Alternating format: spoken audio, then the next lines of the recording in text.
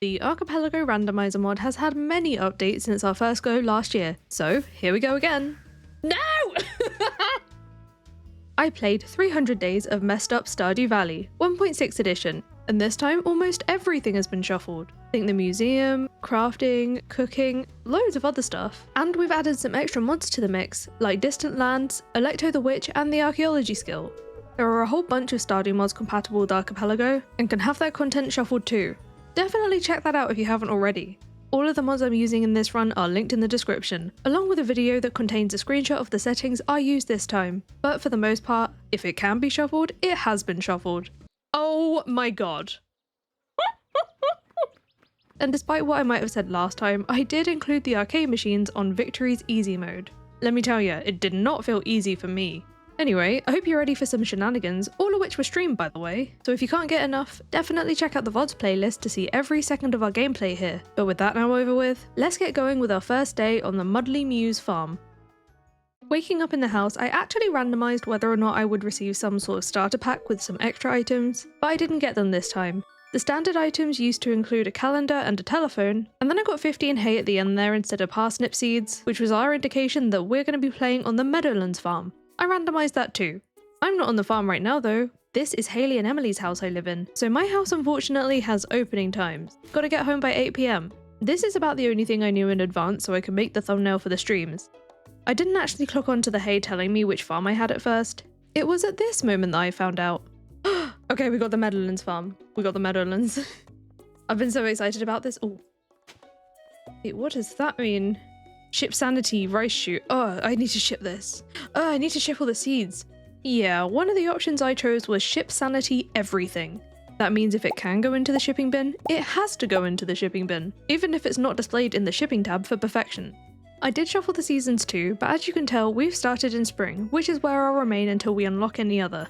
I went to meet Biscuit and Honey, my chicks, and cleared out some farm debris before checking what's in the farmhouse door.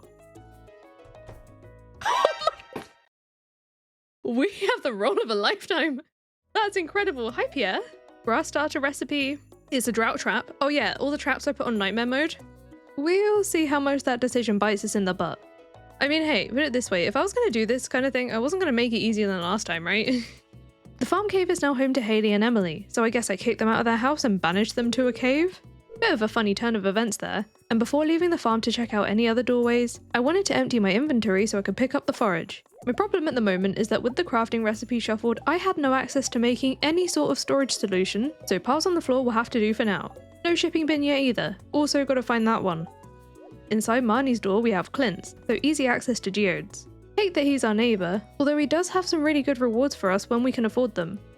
Inside Jodie's house is the Jojo Mart where I can buy bigger packs of seeds I've unlocked, which at the moment is none, and instead of the clinic, this door leads us to the Shipwreck Walnut, which looks a little bit different because that's not a walnut, that's 2 hearts with George. Yep, I've shuffled the walnuts too. Instead of Pierre's next door, we have the Walnut Room. It's cool I can access the key quests on day 1, but since they're targeted at endgame activities, I had no luck with these at all for a while. Even accepting this Junimo Kart one here, I didn't end up doing it. It was wild seeing the perfection tracker say 0% though. George and Evelyn's front door opened up to the spa entrance, and in the locker room was the railroad cave which teleported me to Leah's cabin. And Pam's trailer is looking a lot bigger on the inside than it is on the outside because this is now home to Marnie's. Harvey now lives in the saloon. Then Lewis's place bamboozled me here because inside this door is Willie's shop, except Lewis was visiting today. Oh, Lewis is here. Wait, Lewis... I just got thrown off. That wasted enough time for me to be locked out of Clint's door, but we can still get into the library, which is now the casino instead. Next up, the Jojo Mart entrance, which just had the singing stone puzzle. I went for this there and then to guarantee another check. It did take me more attempts than I want to admit, but I wasn't expecting what happened next. Yes! We did it. Hello? How do I solve this? It's in the wall. What do I do? The chat suggested I try scything out bounds. I don't particularly want to use exploits, like I won't be using the chair skip into the secret woods for example, but this felt like a necessary emergency use. I don't know at what point I can move. Damn it. It's gone! Oh wait, hang on. Oh, I could have just left the room. At that point, my home was locked, so I was going to have to pass out. But to not waste any remaining hours, I returned to the farm in the dark to plant the rice shoots we picked up from the bus stop, as well as any mixed seeds which at the moment will only grow forage until we unlock some actual crops. Day 2, I continued the tour of the map since we ran out of time yesterday. Starting with the bus tunnel, we have the updated witch swamp from the Distant Lands mod. Forgot to empty my backpack before I left, so I struggled for foraging space. I was not passing up on a Morel. Of course, we won't be able to enter the witch hut until we have some void mayo, so I left that to pop home and empty out my items onto the ground, then walked up to Robin's where we can find the gem bird puzzle. What would have been the easy walnut was instead a jukebox ring. Any physical items, by the way, I won't receive till the following day, and that'll be through the mail, though a non-functional jukebox ring isn't exactly an early game win we're hoping for. Linus's tent had better news for us though, because here we can find the community centre. All the rooms are technically unlocked, but I'm still going to have to get the mail from the wizard and actually meet him to be able to submit any items. I made a point of checking Clint's whilst that door is open, only to find the Gourmand cave, which sucks. Then it was over to the beach to get the fishing rod cutscene.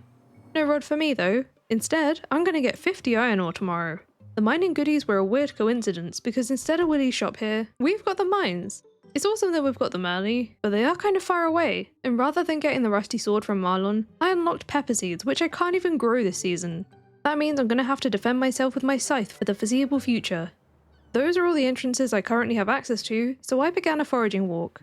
I dug up my first artifact at the beach, stocked up on spring onions at the forest, and I didn't forget to go back for the forage in the witch swamp either. Then made it home before the door was locked so I could have a free night's sleep. I got the wizard's letter on day 3 so I could find out what's inside his tower. This is now the sewer, so we can befriend Krobus nice and early.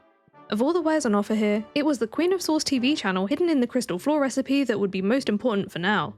Only 500 gold too, though I don't have enough at the moment. The other sewer door comes out at Leah's cabin instead, and once again we're out of new doors to check for now. With so few options for quick progress, my best bet would be to hang out in the mines, even if it's not a good luck day. I'm not gonna lie, this was a little bit torturous between my lack of storage solutions for all my tools, and my scythe being my only weapon. On this day, I hit level 1 mining, which will send us some calico eggs instead, and getting to floor 5 does not allow us the elevator. I got an archaeology level instead. I'm really excited about adding this mod. I enjoyed my time with it in the One Life challenge, but this is another decision that's gonna make my life so much harder. You'll see why soon. I even made it down to floor 10 today, but again, no elevator, it's taxes here. That's all of my money! Can I have a refund? The chest wasn't much better. The seafoam pudding recipe is kind of useless till I can have a fishing rod. Mindful of the time, I called it a day there so I could make it to bed. Clint was waiting on the farm the next morning to talk to me about a furnace blueprint. He left without actually giving me the recipe though. Typical Clint move, that. I collected my recent rewards from the mail, all of which had to go on the ground. Then I brought my bed with me to place in the coop because May, who you might know as my mod and also creator of the One Life challenge, gave us a great tip that a recent Stardew patch allows you to sleep in any building that isn't someone's home. I can actually live on the farm now. I learned the Book of Mysteries power for collecting my first chicken eggs, and got another power shortly after whilst wandering around foraging daffodils. A slight speed boost from Way of the Wind too. I don't think I'll tell you about every check going forward, which if you didn't know, a check is basically us doing something to cause an unlock, reward, or trap of some description. There are 2,195 checks for this seed, so if I tell you about every single one of them, we'll be here forever, and I think this video is already going to be long enough. Anyway, today was another for the mines, gathering copper ore for Clint. As much as I hate Clint, doing the bulletin board requests the checks too, and I don't have too many places to earn those right now. I got all the copper I needed by the late afternoon, then caught Clint on his way to the saloon. The boulder removed? Wait, we got panning? That's helpful. Makes a nice change. The boulder will be removed, but the cutscene will be a check. Oh, I won't necessarily get the pan, will I? I forgot about that. Look at all the stuff everywhere. I need a chest. The rest of this day was mainly chopping wood towards a future beach bridge repair, though some of it did go on my first craftable. Can I craft something with wood for a check? I've only got... I forgot I've got this as a recipe.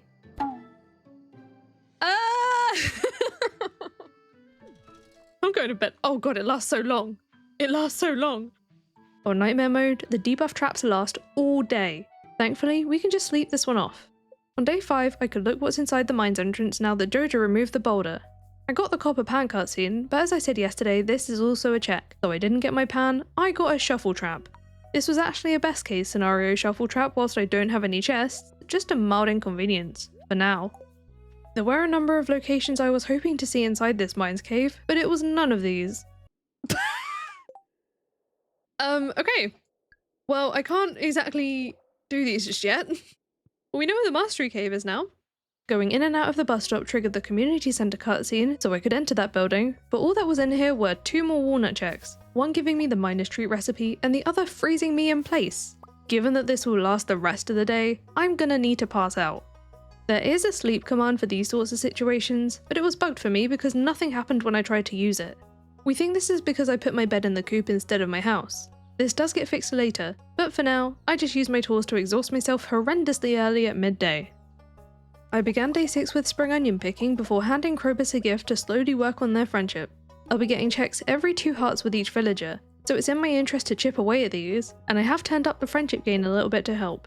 I found a few unmet villagers in town, still haven't finished the introductions quest, but the main one I was worried about here was George, who isn't outside all that often, and I no longer know where he lives. So I scampered off to the mines to hunt down one final slime for the Adventurer Guild initiation, rewarding me with a mining level. Having come down a whole 5 floors to find one, this was actually worth it. Not only that, but I can now find out what lies within the Adventurers Guild. Disappointing just to find the bugler here, but at least I can look in the chest at the top which didn't have the dark talisman. It contained mahogany seeds, allowing us to access hardwood with a basic axe. Even more significant were the Elliot hearts I just got. His cabin is now accessible, but for tonight I stayed focused on the wood chopping for the beach bridge. Day 7 I planted those mahogany seeds I now had from the mail. Then I was hoping to catch George on his way to Pierre's for the Sunday service, but that won't happen today because it's raining. I was showing my available crafting recipes here, and happened to have the cherry bomb materials on me, the first craft giving me a farming level, so we can have access to scarecrows tomorrow. The main things I'm hoping for now from checks are any of the chest recipes, and the shipping bin, but I suppose the tulip bulb here might be nice, a crop I can actually grow this season. Elliot's cabin eventually unlocked at 10 AM, now home to the clinic, not useful to me for now. I didn't fancy another day in the mines, so I hung out on the farm clearing more of the land. At the very least, this will progress the foraging XP, but in the middle of this, I realised I haven't given Lewis his birthday gift. He was at the saloon at this point in the day, and whilst I don't know where that is, he will have to go home at some point, so I waited outside so as to not miss out on this bonus friendship. Ah! Lewis! Hi! Hi! Birthday! Not enough for a new check, but it's something. On day 8, I had to hunt the piles of goods on the floor looking for my coal to craft a scarecrow. I planted the tulip bulb from the mail whilst I was searching. I did dig one up above the farm pot, thank you. See, this is one of the beauties of streaming this. Somewhere above the pond there is a piece of coal waiting for me. Yes, there is! I just threw the wrong thing on the ground. How much fibre do I need? 20. Boom. 4 mystery boxes and 5 mahogany seeds tomorrow. Wonderful. I'm gonna put you here. Ah, basic fertilizer, thank you. Where's my sap? I can't find anything. I need to like collect everything and pile it all up. I think my sap's on the doorstep. Oh, a star drop! We get a star drop tomorrow. I don't know whether to hint the chest recipe because like I want to hint the chest recipe, but what about like the other types of chest recipes that I can get? Because if I hint that one, but what if the other ones are easier? There's the stone chest, the regular chest, and then the big versions of both of them. I checked the key quest now that it's a new week, but neither of these are any good right now. So this was another day stumbling through these early floors in the mines, where I can gather loot, resources, and XP in both combat and mining. My small backpack half full of tools was still messing with my loot goblin brain though, so I did resurface to the beach to leave another dump pile out there. Just a lucky lunch recipe down here today, nothing immediately useful. Day 9's breakfast of a star drop should fuel me well for the day. No, really, it tastes like waffles. I combed through my floor belongings for a spare topaz for Clint. Oh, there they are. I was planning to bring it down there with the mystery boxes I just received for opening, but I decided to hold off on that until I get a chest, just in case something happens for me to lose everything here. I foraged in the forest first, gaining 2,000 gold, which I'll get in tomorrow's mail instead of my next foraging level, then once again defaulted to a day in the mines. I managed to push all the way down to floor 15 this time, where all I got was a roasting. Okay, what do we get? Burnt. Great. Yep. Love that! That was amazing. That was so worth our time. I mean, we have to get past it anyway. I did attempt reaching floor 20, but I had to leave on 17 to escape the bug swarm. I wasn't up for dealing with them with my scythe, especially with the burn reducing my defense. On day 10 I collected 2 grand from the mail and took it straight into Pierre's for the backpack check. I'll be getting a cheese press instead, and now I'm not risking losing it to taxes. Again, not what we're hoping for. In that time, Marnie appeared at my doorstep with a potential pet. I got help from the chat to name our new furry friend. Chaos the cat. Very much suits the playthrough, and aren't cats just the cutest little chaos goblins anyway? I waited in perfect stillness outside Vincent's house for him to emerge so I could hand over a birthday daffodil, birthday. And the friendship gained from that and an axe upgrade. I don't think I originally intended to go to the mines again today, but this copper gathering quest should actually be doable, so here we go again. In the midst of this, we thought maybe I could try hinting the shipping bin. Even if I can't store my stuff, at least I can get more checks this way, and within those, there might be some sort of chest recipe. You can't afford the hint. 219 points? The hint cost is usually about 10% of the total checks, which with 2,195 this is way too expensive considering you get 1 point per completed check. We'll be able to solve this later though, because we have the awesome main dev for the Stardew Archipelago mod, Kaito Kid, hanging out in the chat helping us out. I had more than enough copper by the time I left that evening to find Clint. A golden walnut, okay. Amazing, yes, thank you for that. I really needed that right now, very much. On day 11 I headed straight for Cindersap Forest, not only for the spring onions, but also to collect Robin's lost axe. I still don't know where she lives, so I'll have to catch her while she's outside at some point. I mostly just wandered around town today handing out a few gifts, not forgetting Krobus in the sewers, then returned to the farm to chop the hardwood stumps and some other debris. Robin was outside by this point. Robin! Robin! I have your axe, Robin! Gift. Flint hearts, ugh. Progressive dagger. Okay, we have a weapon. The dagger I got from that the next day was an iron dirk. It's only the first tier, so it's not great, but it's stronger than the scythe. I then went to grab my next lot of spring onions when this happened. Dicky spot. Wow, turtle. I mean, that's going to be good for later. I'm going to be happy that I have that later, but right now, useless. This is when I got a hint that calling Marlon might be worth it. We have his number from day 1 on Archipelago, and he can home deliver not just death items, but anything we've unlocked. This includes a rotating supply of each type of weapon, so there might be a marginally better dagger on offer, since there are multiple tier 1 daggers. He had the elf blade here, but I have no money. Nice to know the options there though. With the egg festival tomorrow, I sold my copper ore to Clint so I can have some money for any potential checks or goodies at the stall. I can't smelt this till I find the furnace recipe anyway, and we still have access to more. I wasn't happy with the amount though, so I went home to collect my eggs to sell to Marnie, but it was quite the battle with all these floor items. Right, if I try it with this one... Oh my god, I can't cope. I'll get there. Run? Right. Marnie, right? Maybe Pierre does? I know Pierre buys sap. I'm pretty sure he buys sap. Take all of these off of my hands. Oh, there we go. We've got money now. Now just don't unlock anything else in case I get taxes. Looks like my storage struggle got to other people before me though. I convinced you? What did I convince you for? Oh no. Give one chest even without quick start?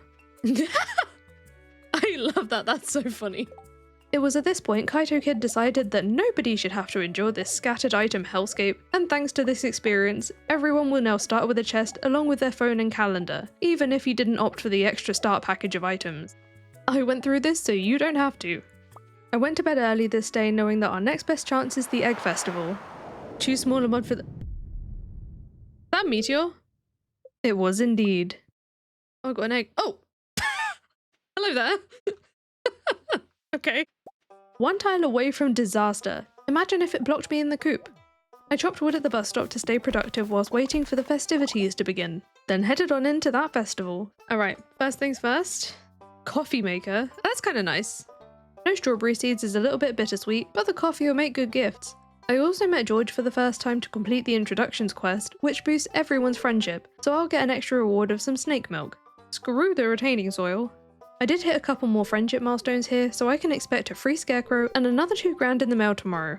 Now for the egg hunt. Come on, shipping bin, shipping bin, shipping bin. With a whole dozen eggs when the time ran down, I easily secured that win. What did I get for my efforts? Pineapple seeds. Pineapple seeds. No. I'm going to bed. Plus a little passive reward. Progressive blood pressure? Correct. The tulip had bloomed on day 14, getting us 1500 gold. Then, in collecting my mail rewards from yesterday, I placed my coffee machine in its usual spot on the farmhouse doorstep, ready to provide us with daily gifts. The rice was also harvestable, granting us a prize ticket. I would be more excited about this, but we don't know where Lewis lives either. I went out to hunt for a fresh daffodil for Haley's birthday, and whilst I couldn't find any, I was reminded that there were probably some in the beach pile of stuff. Handing over that birthday gift simultaneously completed the How to Win Friends quest, so not only did I get 2 real hearts with Gus, I also unlocked the fish pond. The first of each unlocked building is free, but I do have to ask Robin to build it. Not that I know where her shop is yet, so not much we can do with this for now. Talking to Haley again pushed her to 4 hearts, unlocking another reward. The Progressive Lost book refers to those books in the library, another building I haven't located, but I usually pay no attention to these in any other playthrough, so I thought nothing of it. I was much happier with the rhubarb seeds I unlocked for 2 hearts with Linus. I might not be able to buy them without knowing Sandy's whereabouts, but I do get 1 pack in the mail tomorrow, and since I actually have some money, I bought the Queen of Sauce channel from Krobus, another source for checks instead of the recipes they usually provide. I wanted to spend some of the rest of my cash on more tulip seeds to grow, but in Archipelago, Pierre has a much more limited stock, including the stuff you've unlocked, so he didn't happen to be carrying the tulip bulbs this day. I had to get them from Joja instead, who only sells them in bigger quantities, which is fine. It's farming XP and gifts, and these aren't that expensive either. I grabbed the TV from my house next door to put in the coop for easy access, then got all of my tulips planted on the farm, completely forgetting to water them when I went to bed. The following day's rewards added to the florage situation, but I did get that rhubarb seed planted, hopeful for an extra check from harvesting it before the end of the season. This day marks the start of the salmonberry's fleeting appearance, so I wanted to take advantage of some free and easy food. That wasn't until I got distracted by a bulletin board quest I could actually do. I brought a coffee to Harvey in his cabin on my way to the mines. Key seasoning? No. And got straight on with speed prodding the green slimes with my weak dagger. Kill the bugs as well, why not, for the XP. Oh, there's an ancient seed. Hehe. Not that I can donate it, but it's still gonna be good. It took more of my day than I'd have liked to find all the slimes I needed. I was really hoping to hand my tulip to Evelyn as a loved gift, but she already went off home by then. So back to the farm I went to dump more stuff on the floor. My florage I guess covers all of it, but my flyberry, my florzium, my floordrobe, and my flantry. Had a bit of deja vu on day 16, knocking salmonberries off bushes, then getting sidetracked by another slime hunting quest. I did hand in yesterday's as I passed Lewis here, and just got another prize ticket that I can't yet claim. I got done killing the slimes quite a bit earlier this time, early enough to catch Evelyn tending to the town flora to hand her that tulip, better than it just resting on the floor. I picked more salmonberries the rest of the day, stopping in the sewer with a gift along the way, and so reaching my next friendship milestone with Krobus for 10 tree fertilizer. Getting them in the mail the next morning was great to accelerate the mahogany trees for hardwood. I had to pop to the beach to pick up the leeks I left here ready for Evelyn's mail request, then Lewis was outside on my way back up to complete the second slime hunting task. Slime incubator. I didn't let myself stray too far from the town centre, just talking to and gifting the passing villagers whilst waiting for Evelyn to emerge again so I could give her the leek she asked for.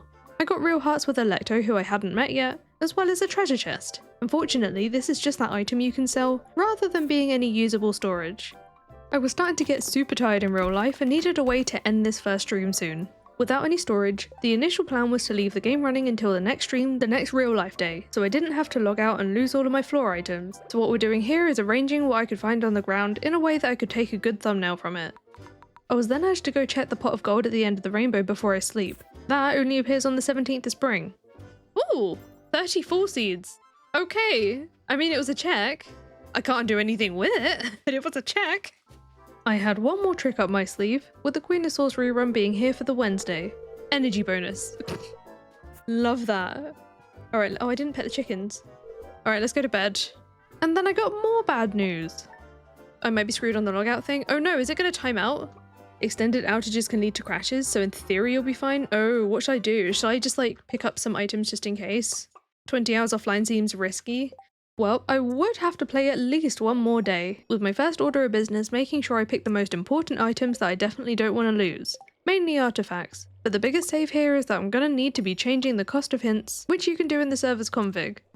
Is there a way to cheat a couple of chests and then delete them later? I'm not willing to do that. Kaito came to the rescue with the command I had to enter, changing the cost from 10% of my total checks down to 3%. The Archipelago room page only shows up in the place you created it though, so I had to run and do this on my editing PC.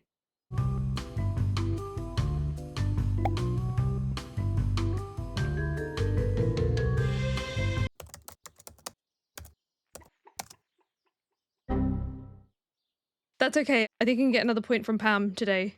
I only have a salmonberry for Pam's birthday, no parsnips here, and whilst the apricot sapling and mystery boxes aren't what I immediately wanted, I could now afford the shipping bin hint. 2 hearts with Emily. Friend her right now. I fetched a topaz from the farm and hung around near the door she'd soon exit from, and I didn't get the amount of friendship I needed just yet, but it was a reachable goal that I was determined to keep streaming until I hit for this day. Might as well hand out some other gifts whilst I'm out too. Coffee? my god. I've never lost my mind so much in this game. Oh my god, I'm gonna throw up. It's not a recipe, but at least it was one place to store my stuff, which I gotta wait for its mail to arrive tomorrow. And with being a normal sized chest, I'll still probably need to lose some of the items on the ground. They won't all fit, but I will lose way less. A day like this warrants an early night. And so on day 19, I sifted through my mail to find the long-awaited prize. You are gonna go right here. It was a bit of relief though that I had a couple of placeable items that didn't need to take up slots, and even used up the basic retaining soil for the same reason. I took some time agonizing over which items I wanted to keep safe. Easier said than done when I need to ship everything at some point, including trash and stuff. But I prioritized the things that I might need lots of, or things I'll have a harder time re-obtaining later. And rather than sacrificing the items I won't be keeping, I sold off what I could. Then, to push on with Emily's friendship, I ran into her door until she was ready to leave. Open the door. Gift. Oh, thank goodness. I went to bed pretty much immediately, so that I could wake up on day 20 to my first mine elevator from Caroline? I mean, that's not what I was gonna say, but it was a nice bonus. No, I was on about the fresh deconstructed shipping bin. Seriously though, I'm so glad this isn't one of the buildings we need to ask Robin for. Still have no idea where she lives yet either. Time to ship one of almost everything I had. Well, not everything. Like I kept the museum pieces for now, and the pineapple seeds since I can't get more of those yet, but anything else I can submit for more checks. You must use the shipping bin to defeat the darkness, yes. I also popped into Pierre's to buy one of everything in here that can be shipped, excited to see what we'd get next when the floodgates open overnight. I did buy the drought trap as well. I've not even watered my crops yet anyway, and this still contributes a point towards hints. My next stop was the beach to scoop up whatever I'd left there, which was going to take more than one trip. Amongst those was a gift for Shane, and on my way to see him I got jinxed by Alex for reaching 2 Archipelago hearts. Shane wasn't even home when I got there. Seems he was already en route to the saloon. Now I thought Shane liked forage. I give him salmon berries and stuff all the time, but it seems what I had on hand wasn't included in that. Oh, he really doesn't like dandelions. Okay, that did not work out. No check for me there then, but I could make up for it by completing Linus's request for an earth crystal, and he really made up for it. Here you go. Greenhouse! We've made up for it. Then when I got back to the farm, I slapped down my apricot sapling in the ground, having already forgotten I should wait for the greenhouse. Then, in trying to be mindful of the chest slots, I got the amazing idea to store a couple of my gems in the gembird puzzle since I only have one of each anyway. That's 2 whole spaces saved. After one last sweep of the farm floor items, I was ready for my overnight check-pocalypse. Oh my god! I couldn't scroll through the in-game chat at the time, so let me play it back in slow motion so you can see the sheer scale of what we're dealing with. I also should mention here that since the game generates mail before it looks at your shipping, you do have to wait a whole extra day to receive most of the rewards and traps from the mail, but things like friendship and levels take effect immediately. Almost 9 grand for all that stuff was nice too. The meow trap, however, that one did trigger instantly. It will go away eventually, don't worry, and I can edit it out for you in this video, which is nice, but you do have to feel once or twice what we're experiencing. Is it actually a meow trap? Oh goodness. Oh, I'm slimed as well. Awesome! I was going nowhere fast on day 21. I collected my Queen of Swords reward order of a slime press before checking my chest for whatever items I missed out on shipping yesterday. Watering my crops at snail speed was particularly painful today, but I still added to it a bit by buying some newly unlocked kale seeds from Pierre. That's pretty much all I did this day. I wanted to sleep off the debuff in game, but I'd also been live almost 5 hours by this point, about 2 more hours than usual, so I needed my bed in real life too, but of course not before one more last batch of shipping unlocks, including my first fishing level. I don't even have a rod yet. Feeling fresher for day 22, I was ready to sift through the mail avalanche and collect all of my rewards. Let's have a look. So, oh yeah. Oh no, my crops have gonna... my rhubarb's not gonna be done. Bit rude that my very first one was a trap that winds the time back on my crops, but there were some good things in here. I got another chest! Oh my god! Yes! More storage! Maybe we'll just stick it in this corner with the other one. Oh my god, we got another chest. Aquatic sanctuary. Oh, fish storage! There we go. Heavy tapper, wonderful. Actually, that's really good because we can then... boop. Oh, I've got a traveling merchant on Wednesdays now. Cinder shards, which we need to ship. Yam seeds for the full... oh, we've got the greenhouse, I keep forgetting. Progressive pan. Ooh, we have the pan now. Thought I'd just give you a few highlights and spare you hearing about all 47 things individually. Amongst those were even more new items to ship. Then I chopped down the big mahogany trees now obscuring my view. Now that I had some storage, I felt better about opening my mystery boxes, hoping to find some useful items here, but there wasn't much variety, and it was mostly stuff I already had, and more importantly, no sprinklers. I was going to have to water by hand even in the greenhouse for now, and thanks to a 1.6 edition, I could also pick up my apricot sapling and bring it in there with me. I didn't want the cactus taking up a planting space, so it got a pot of its own, but fair warning, at this point I confused it a bit with a tea sapling and didn't think it needed watering. I will correct this later. All I really had to plant in here were my summer forage seeds and a few single crops, but at least I'm not locked to the seasons anymore. Here's all the news I got overnight of varying usefulness, which as a reminder I won't receive for an additional day, but the mayo machine is of most interest here because then I can make a void mayo to give to the henchmen in the swamp, and find out what's in the witch's hut. We've got Krobus in the wizard tower where I can buy some void eggs, but we thought it might be a good idea to hint a coop upgrade to see if an incubator would be closely on the horizon for an unlimited supply. I am going to need several after all. It told me I had to read on foraging, and what I thought this meant was to find one of the new 1.6 books related to foraging, so I just had to wait for that. I wasn't sure when I might come across one of those books yet though, so I decided not to wait around for it. I also purchased one of each of the void and solar essences for shipping, but it was just the one void egg for now for that mayo. Not much else I wanted to do today besides hand out some gifts, and I can't resist finding myself some gifts along the way. Ooh, crispy bass, I'm gonna be shoving that in the shipping bin. For my efforts today, I reached 2 Archipelago hearts with Maru, unlocking a Scarecrow, 4 with Evelyn, increasing my travelling cart stock size, and 2 with Sam for 3 bombs. Even with the extra shippables we found today, not a whole lot of stuff to be excited about from those besides maybe the deluxe Scarecrow perhaps. However, the mayo machine had arrived in the mail the morning of day 24, so I could get that void mayo going. You might have also noticed it's my first travelling merchant day. This is unfortunate. It's the flower dance today, so I can't get to her, and she'll be closed when the festival is over. Not the end of the world though, especially because Pierre had 2 checks for me, and whilst they weren't anything I desperately need, they weren't traps either, so I might as well grab the hint points. No need to spend money on the actual Scarecrow either, I've been sent one already.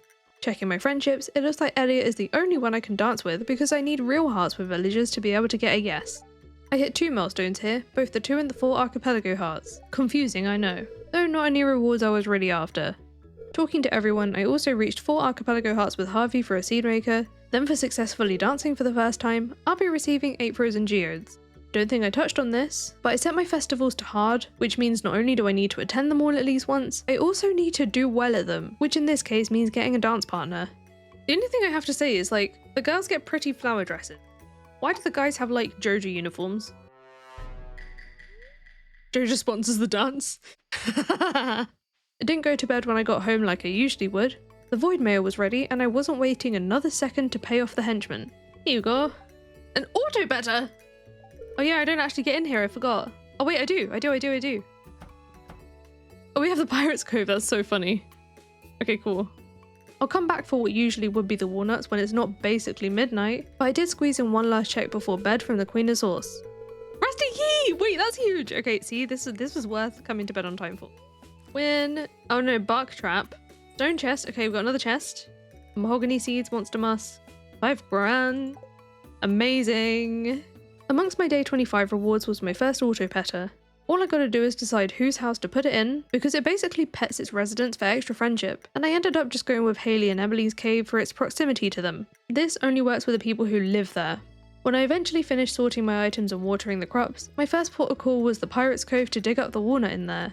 Fishing level! Wow! Then it was over to the bookseller to see what I can afford. Given that I had less than 7 grand, and the books are quite pricey, I wasn't expecting much, but we also have to bear in mind that not only do I need to read each one for a check, I also have to ship one of each of them too. With a price catalogue at 3,000 gold, I could afford 2 of them. Reading one got me a quality bobber for my non-existent fishing rod, and we'll find out about the shipping one later. Next up I needed to know what was locked behind that rusty key. Oh, we have the wizard basement, and then what's upstairs? Oh. That's very inconvenient. Why is that inconvenient? Well, firstly, these aren't useful locations, but secondly, I also needed to check the forest sewer entrance, and this put me at the complete opposite end of the map. When I made it to the forest, I dug up a keg order, great for future new shippables, and inside the forest sewer entrance, we have the museum. Yeah! I'm coming back with some artifacts. And we can get all of our geodes open now, it's actually worth it! And I've missed Clint for today, but back to the farm I went to collect up any other museum pieces, though most of the minerals I was hoping to wait for a Crystalarium for so I could duplicate them first for shipping and potentially crafting. With my settings, I get a check for every museum donation, and I went for the ancient seed first, knowing that chances are I won't get the ancient seed recipe, but I wasn't expecting my crops to ungrow, and I didn't get anything useful at all from these. Not even the prize ticket whilst I don't know where Lewis lives, though speaking of prize tickets, I did go claim the one behind the bookseller, just in case it was a check, but it wasn't. In a funny turn of events going to sleep that night, I unlocked the ancient seed recipe after shipping the price catalogue. Gotta wait for it to arrive in the mail for an extra day, but I just thought this timing was hilarious. Desert wart totems were a much bigger deal though, very excited for those. My keg arrived on day 26, and I wasted no time in getting my first item brewing, some juice which will be ready in a few days. I didn't have anything better than a coffee for Pierre's birthday, but that didn't seem to matter because I got 2 new checks for the Archipelago hearts I gained. The extra keg might be nice, but I'm not bothered about the rice shoot. Then I came back out to Demetrius on the doorstep. The choice wasn't hugely relevant since this doesn't actually give us the bats or the mushrooms. We'll eventually have both. It does give us a check though, so I picked the fruit bats anyway and got an archaeology level. Time to open all of those geodes now that we have the museum, and I was glad to have just received another stone chest in the mail so I could dump off the minerals right outside the door. Still rocking the most basic backpack, and thank goodness for the fast animations mod making geode opening much less tedious. I think I forgot to mention this in my top 10 mods video, but I now can't live without this one either. My first donation run was largely unhelpful. No! I had all that friendship go away. That hurts. Why am I carrying an egg? Where did the egg come from? Both a pariah trap undoing my friendship progress, and a shuffle trap which shuffles all of my items everywhere, including all of my chests, which is why I'm now holding an egg. This one's only this bad in nightmare mode, and you'll see just how much of a nightmare this one is later on. Right now it's just a bit of an annoyance. Oh no. Having to kind of reorganize did throw me off task, but to be fair, I didn't have a huge amount I actually wanted to donate this time anyway. As I mentioned before, I want to wait for a Crystalarium to duplicate my minerals before donating in most cases, as I need to ship them too. Just the slate left to donate today, but all I got was 15 mixed flower seeds. I chopped more hardwood when I got home, which passed enough time for the pirates to arrive at the cove for some games of darts. Instead of the walnuts, I got a coffee bean, the pizza recipe, and the last one will actually give me a golden walnut. I noticed some forage in the backwoods on my way out of the bus tunnel, and when I went to grab it, I got the pariah trap again. Most of my villagers were already at their minimum anyway, so perhaps the timing wasn't so bad on this one. I can't end a day like that, so I brought 100 hardwood to the stump to get it fixed. This was a check in itself, and each of the raccoon bundles will be too. Now we just gotta see what we get for tonight's shipping. Thumbs up for the weapon upgrades, but another shuffle trap looming in a future mail is not a good feeling. Day 27 was when I unwrapped my desert warp totems, along with a bunch of other things of course, like the coffee bean which I planted with some hyperspeed grow in the greenhouse. I crafted some bait for an easy scythe upgrade, then it was off to the desert with one of my totems. With only 5 of them and no other way to the desert, I need to be careful with these, but it's a great opportunity for new forage to ship and a couple of entrances to explore. Sandy's shop now gets me into Robin's. We know where to find her, but it's through Maru's side door, which means I can't actually access the counter until I reach 2 real hearts with her, and I gotta find those in the world somewhere. That makes the perfect candidate for my next hint, the most reachable apparently being to craft a stone fence. Usually that would be easy, but I don't have the recipe yet, which comes from level 2 farming. No idea where I'm gonna find that one either. This was enough of a distraction for me to forget to check the Skull Cavern cave this time. I pondered this a bit whilst delivering Emily a birthday gift. I only had a coffee for her, wasn't willing to give up any of my gems, but decided it was worth spending another desert totem in case there's something important in that cave. Leo. Yes, I will have some cranberry seeds. Didn't come away empty-handed, I suppose, and I'll come back at a later date with my axe for the other walnut in there. A lot of the rest of this day I wandered around kind of aimlessly debating on what to do next. I did check the boat room though to find it still locked for now. Running low on largemouth bass. No. Krobus has love gifts on Saturday sometimes. We go visit Krobus.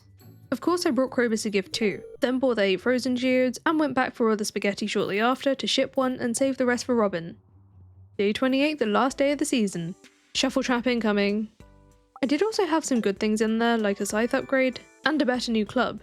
Or wrench apparently. Brilliant. This shuffle trap is like the worst thing ever. I love it. I visited Clint again that morning to open the mystery boxes and frozen geodes I just got, but with all the minerals being my first, there'll be no new donations from these yet. I then crafted my new wicked statue recipe, only getting some fiber seeds.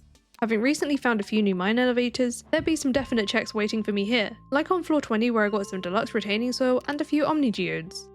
I wanted to push through more floors again as well, reaching level 2 combat on the way for 5 more golden walnuts. And on floor 25, I'll be getting some monster musk followed by a damage bonus for slaying 50 bugs. Have I talked about the monster slayer goals? Instead of one check for completing the whole monster slayer goal, I have multiple, roughly 20% of the way through each time. More opportunities for rewards, but also more opportunities for traps. Not only a loot goblin, I'm a chaos goblin too.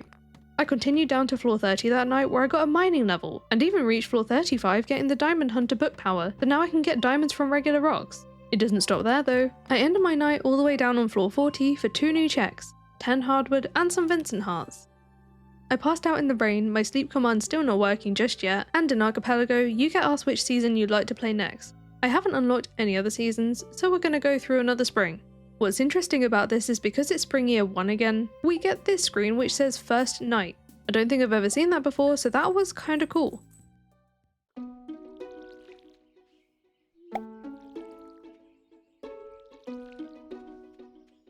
First thing on day 29, I put some effort into reorganizing my chest.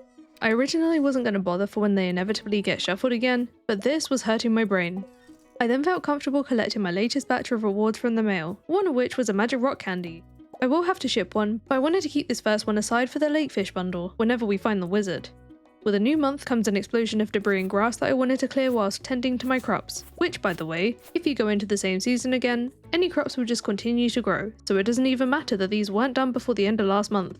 I then popped over to the museum with a couple of new donations. Immunity bonus? And oh my god. Not this nonsense. This is my life now. That means it took till the evening for me to be able to bring my new bed to my actual house in the hopes that I might now be able to use the sleep command in a pinch. Except you can't place a double bed without a house upgrade. This trip was for nothing! Even with that delay, I just about made it to Pierre's walnut room, just in the nick of time to check this week's quest, but as expected there's still not anything I can complete here. I did still accept the key bean one though, because I can still ship one of each of the bean and the fruit for their own checks. I browsed the store whilst I was there for any other easy wins, finding these fireworks costing just 1 key gem each, and I have 55 of them as rewards from other random activities. I did also pick up the key to the town, so locked doors are no longer an issue, as well as the mushroom tree seed for another easy shippable. Now I just gotta drag myself back to the farm. Getting there eventually! Imagine if bathrooms were a thing in Stardew and you could like go and take a shower to get rid of this. Gonna make it to the shipping, but we might even just about make it to bed in time. Key gems, debris trap, golden walnuts, 5 staircases, frozen iridium sprinkler. Oh, that's huge. Shuffle trap. Ew. We don't actually get these till tomorrow from the shipping items. I returned to the walnut room on day 30 to pick up a deconstructor so I can rescue some of the materials from some of the unwanted reward machines. I took a detour to the forest to check the new treehouse for new residents and the Raccoon had moved in. What have you- oh god, what? Excuse me, where do you think I'm gonna get all this stuff? Doing these bundles are checks too, so I gotta do them all over time. I'm gonna forget about these for now, and went home to deconstruct a spare slime incubator for the iridium. 2 iridium bars! Yes, I'm gonna ship one right now. I also put in a loom hoping for pine tar, but we get wood for these which is still fine. And I was after the iridium ore from an extra deluxe Scarecrow, but again, we just get wood, so I probably won't do that again. We just thought it might be a good way to get new shippable materials whilst I don't have access to gather them. I chopped some of the trees for the rest of this day, but it was actually from the rocks that I got my first key beans. One got planted to grow into fruit, and the other got shipped as is. In addition to the day's shipping checks, we were notified of the overnight earthquake which takes place a couple of days into the second month. I wasn't excited about this though because I already knew that the railroad opening is a thing I have to find separately somewhere else. A whole load of tulips were ready on day 31, but before harvesting those, I wanted to collect my mail rewards. Unfortunately, one of those was a frozen trap I was warned about a couple of nights ago. Iridium sprinkler! Frozen trap- oh no. Oh no. Is there a way I can get out of this? I don't think there is, you know. Well, no travelling cart for us. A restart the day. I'm not willing to do that. That is not my style. I don't know why I'm trying to think my way out of this. I'm frozen. It lasts 20 minutes, which is longer than a Stardew day. Put it this way, if I was playing this on my own, without being on stream, this is what I would have done. I would have just been like, okay, well, rip today. I'm gonna have to pass out. I wouldn't have reset it. I would have just lived with the consequences of my actions. This is the part of the thrill of Archipelago, right? Like, again, it's not in like the spirit of the challenge, the playthrough, if I were to reset the day. The mail was a lot more pleasing the next day. Life Elixir, we can ship one of those, and a Galaxy Soul, which I should probably also ship. I cleared up some more debris from one of yesterday's traps, then harvested my crops, which included my first kale, so I'll be sent a solar panel. I had to empty my inventory to pick all the tulips because of all the different colours and qualities, but they did get me to level 4 farming for the wood floor recipe instead. I shipped some of them off, but I will definitely need to keep the gold ones because I need 5 for the trash bundle. I only got 3 in this harvest, so I do need to grow more. Rather than buying more seeds, I opted to put some of the basic ones in the seed makers, with the silver ones being kept for gifts. I got 18 seeds back in the ground, then popped over to Willie's to check out his shop where I bought a targeted bait to ship, then 2 checks for the fishing rods. Still yet to find an actual rod, and also a trout suit to ship. Forgetting what I knew about the railroad boulder, I went up there to check it anyway. Then whilst shipping my earlier purchases, I found out I need another 10 targeted bait for the chef's bundle. Thankfully, Willie had more than enough left in stock. I had 2 more items I was willing to let go at the museum, getting a hopper and some Jody hearts. Then I sorted my stuff yet again, recovering from a previous day's shuffle trap. Or I tried to. I guess I'm keeping my tools in here now. In that case, I'll move on my crops because this is hurting my brain. You can all go in here. I just opened the same chest again. No. And wait. How have I just opened the who promised to share their brain totems with me? I'm not sure they're working correctly. Feeling a bit more organised again, I could tend to the greenhouse I'd forgotten in the morning. In addition to my reward hopper, I could also place my first solar panel on day 33 from the mail. Then got a load more summer forage and my first cranberries. We'll ship one of these, and we'll keep one. Do I need it for a bundle? No. Maybe I'll turn it into seeds, just in case I want to plant more. Maybe I should just plant more. And one of the cranberry seeds need to be shipped too. I cleared up some more farm debris before taking a stroll around town with some gifts. But even though I made quite a lot of deliveries, I didn't unlock anything else new today. Definitely did from shipping though. Cask, fishing level, another fishing banana sapling, and 2 triple shot espresso. Golden egg? I can't even incubate it yet, but we got a golden egg. On day 34, I got 25 gold ore from the pizza recipe on TV, and unlocked potato seeds when I harvested the key fruit. We'll get the shipping prize the day after tomorrow. Shipping ones are fun, because I often forget what they are by the time I get to retrieve them from the mail. Island totems. What's the time flies trap? Oh my god, it's 4 AM. Ooh, a barn! Wait, I can't build it yet. When we find Robin, we get a free barn. I got so distracted reading my mail that the entire day passed. Hey look! Simulation of my Monday stream. Huh? What just happened? I didn't exactly clock on to what happened here, but basically, the time flies trap in nightmare mode skips more than 24 hours, so not only did we lose the rest of day 34, we also lost the whole of day 35. That means it's now day 36, which is when I planted a pomegranate sapling from the mail and harvested a few crops in here for the first time for various rewards, and thankfully, no traps. Got the first potato seed planted in here as well. Then with the yams being out of season meaning I can't buy them just yet, I put my first in the seed maker hoping to get more that way. Didn't bother doing that with the spangle because I can get them from the mixed flower seeds. I got 3 yam seeds from the seed maker and got all those planted. Maybe should have shipped one of the seeds here, but I can do that another time. This day was our first trip to Ginger Island with a totem. I didn't bring everything I usually would, still lacking in backpack space, but let's see what first checks we can get over here today. First thing was to collect the tent kits to ship, and as an option to extend my time here. Then I broke any fibre for potential useful items, and raced through all the reachable walnuts while searching for any entrances. I found the saloon where the gembird puzzle would usually be. We found the saloon! Hello saloon! Hi Gus! An awesome place for some well-priced checks instead of the recipes. I ended up grabbing them all, which included access to the island's walnut room door, some new seeds, and a farming level, and for now I left the food I need to ship behind, in case I need the backpack space for other things. Leo's treehouse wasn't so great, just Sebastian's room. Then I made my way over to the west of the island. Didn't need any of the walnuts, we removed this turtle from something else earlier. Gotta know what's in this walnut room door. No! Oh, that could have been worse. To explain the screech that just came out of my mouth, on nightmare mode, the random teleport trap can literally send you anywhere, so it was extremely lucky that I was still in an accessible spot on the island. Okay, we're not touching the walnuts until we... No. Why did I get excited for this? This is not exciting, this sucks. We have the shipwreck over here too, which ended up being Caroline's tea room. And in the singing stone puzzle cave was my farm cave. The cave is a cave. Last thing I wanted to do was look at the island trader I'd previously unlocked, but the turtle's still blocking the path. Gotta find that unlock somewhere too. Now that I've looked at all the entrances, I was comfortable enough to resume the walnut hunt. No! Oh, that sucks. Let me use the no, that really sucks. Time to exhaust myself again. At least it's late, I guess. There we go. Level 2. Oh, we got all these recipes. Wait, I can't make this. I can't make... Stone fence! This is a big deal. Let's see where we end up first of all. We ended up back at the old house in town on day 37, because I've not unlocked the island farmhouse yet. I don't know if you remember why I'm so excited about the stone fence, but... Maru hearts. Maru hearts! We can get... Wait, they take effect now, right? So we can actually go into Robin's shop and buy stuff. We're gonna do that today.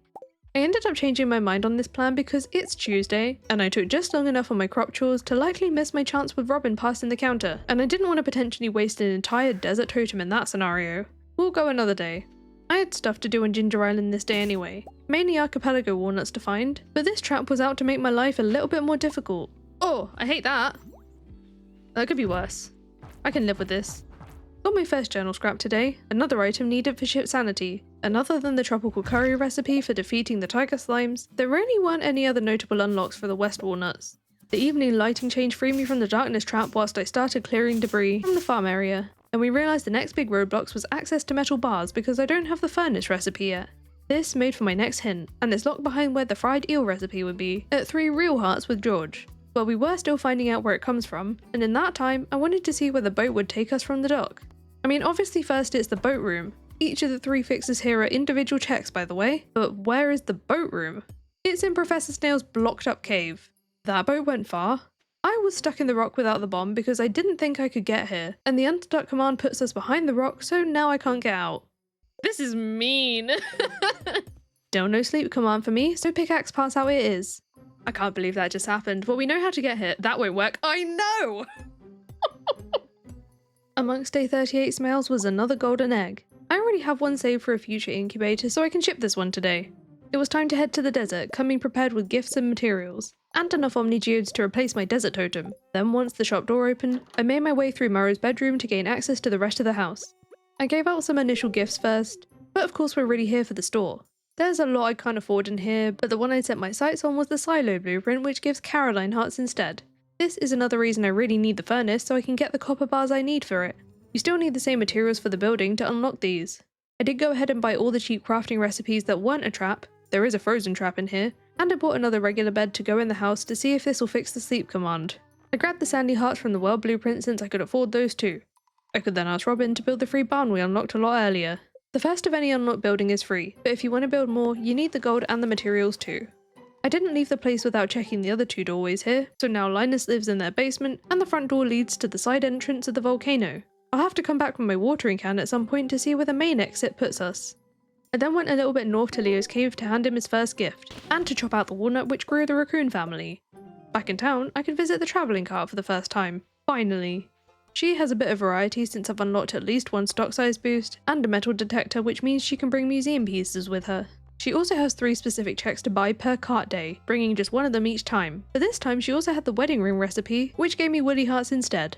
This week's special cart item was a ringing ring, which is actually an immunity bonus. Another easy purchase. I didn't have a huge amount of gold, but she had a good few new items for me to ship, so I grabbed the cooked dishes, the lead bobber, and the ruby. Though the ruby I might keep for a crystalarium.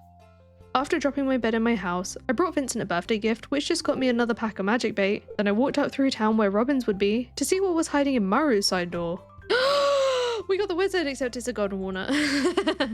Wait, hang on, no, because we can do the community center now. We can indeed now speak Junimo, so I brought my first donation to the community tent, the well-known legendary fish, a daffodil. I went straight back to my chest to look them over for community tent items, and with still only 1 line of backpack space, it was going to take me a few trips, but the reason the items don't seem to correspond to any sort of theme is because I picked the shuffled option for my bundle randomization, so they really are completely nonsensical. I love this level of chaos personally, but the general recommendation is to pick the remixed option, which adds even more possible bundles, some of them unique to the Archipelago mod, that just make a little bit more sense. There's a remixed anywhere option as well to potentially move whole bundles between rooms instead of each item. Once I fully understood this, it did become a slight regret that I didn't pick the remixed anywhere option, so I could enjoy seeing the newly invented bundles, which all have unique artwork for them too. I was glad to have hoarded my items now because on this first day, I completed the legendary fish bundle unlocking a stable, and with some spare key gems from various rewards, I could buy the keys helper bundle, but all that'll get me is a cask. I did find a bit of bad news on my second trip though. Oh, it needs albacore bait. So this is incorrect, right, okay. It's because it's seen targeted bait, but it's like more specific.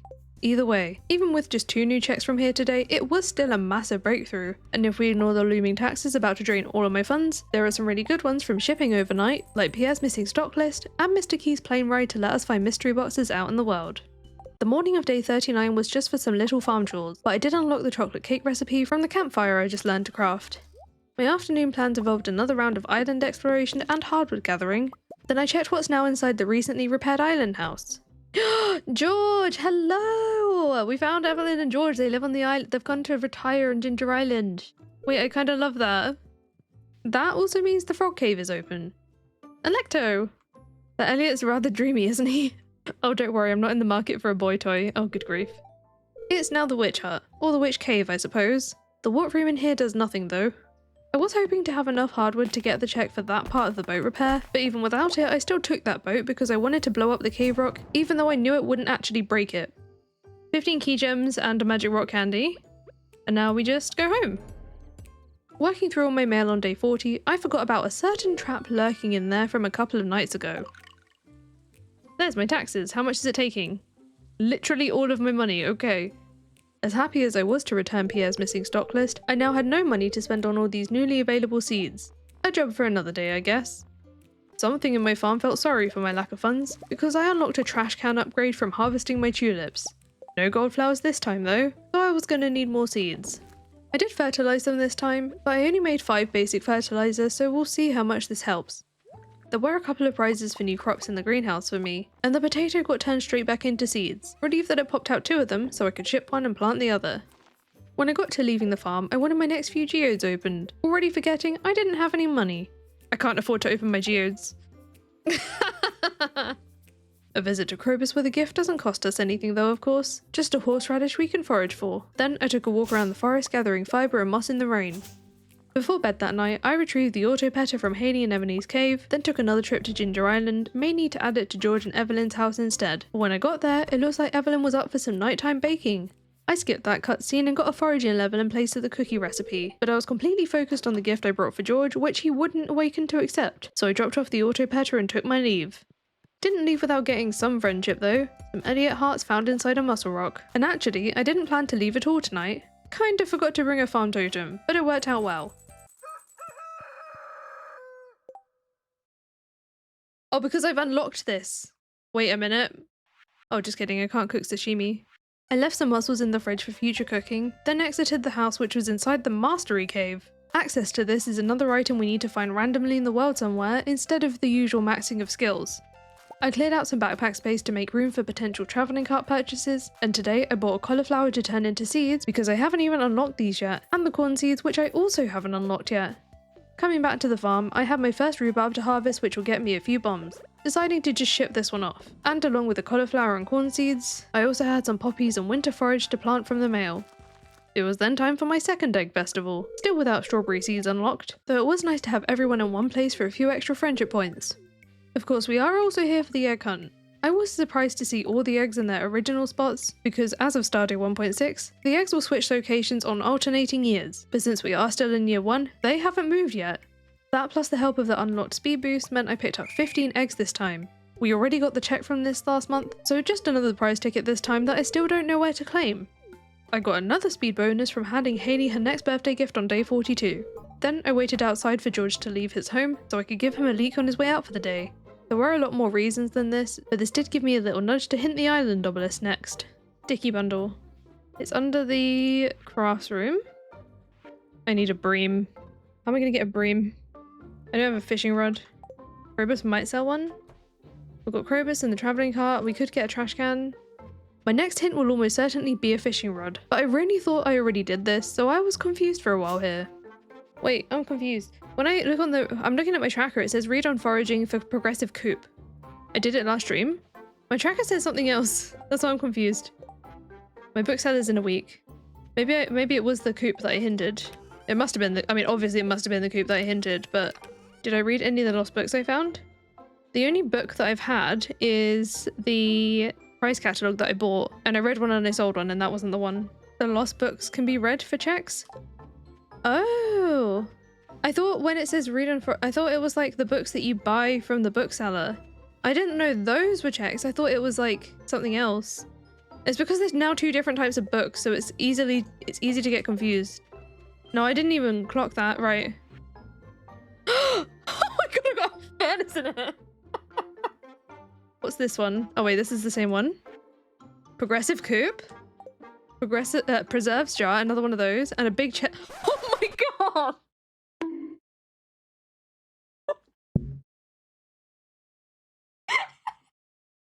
How long has this one been there? When did we get our first lost book? Flashback.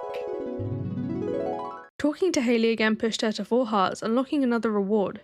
The progressive lost book refers to those books in the library, another building I haven't located, but I usually pay no attention to these in any other playthroughs. So I thought nothing of it. End of flashback. Okay, hang on.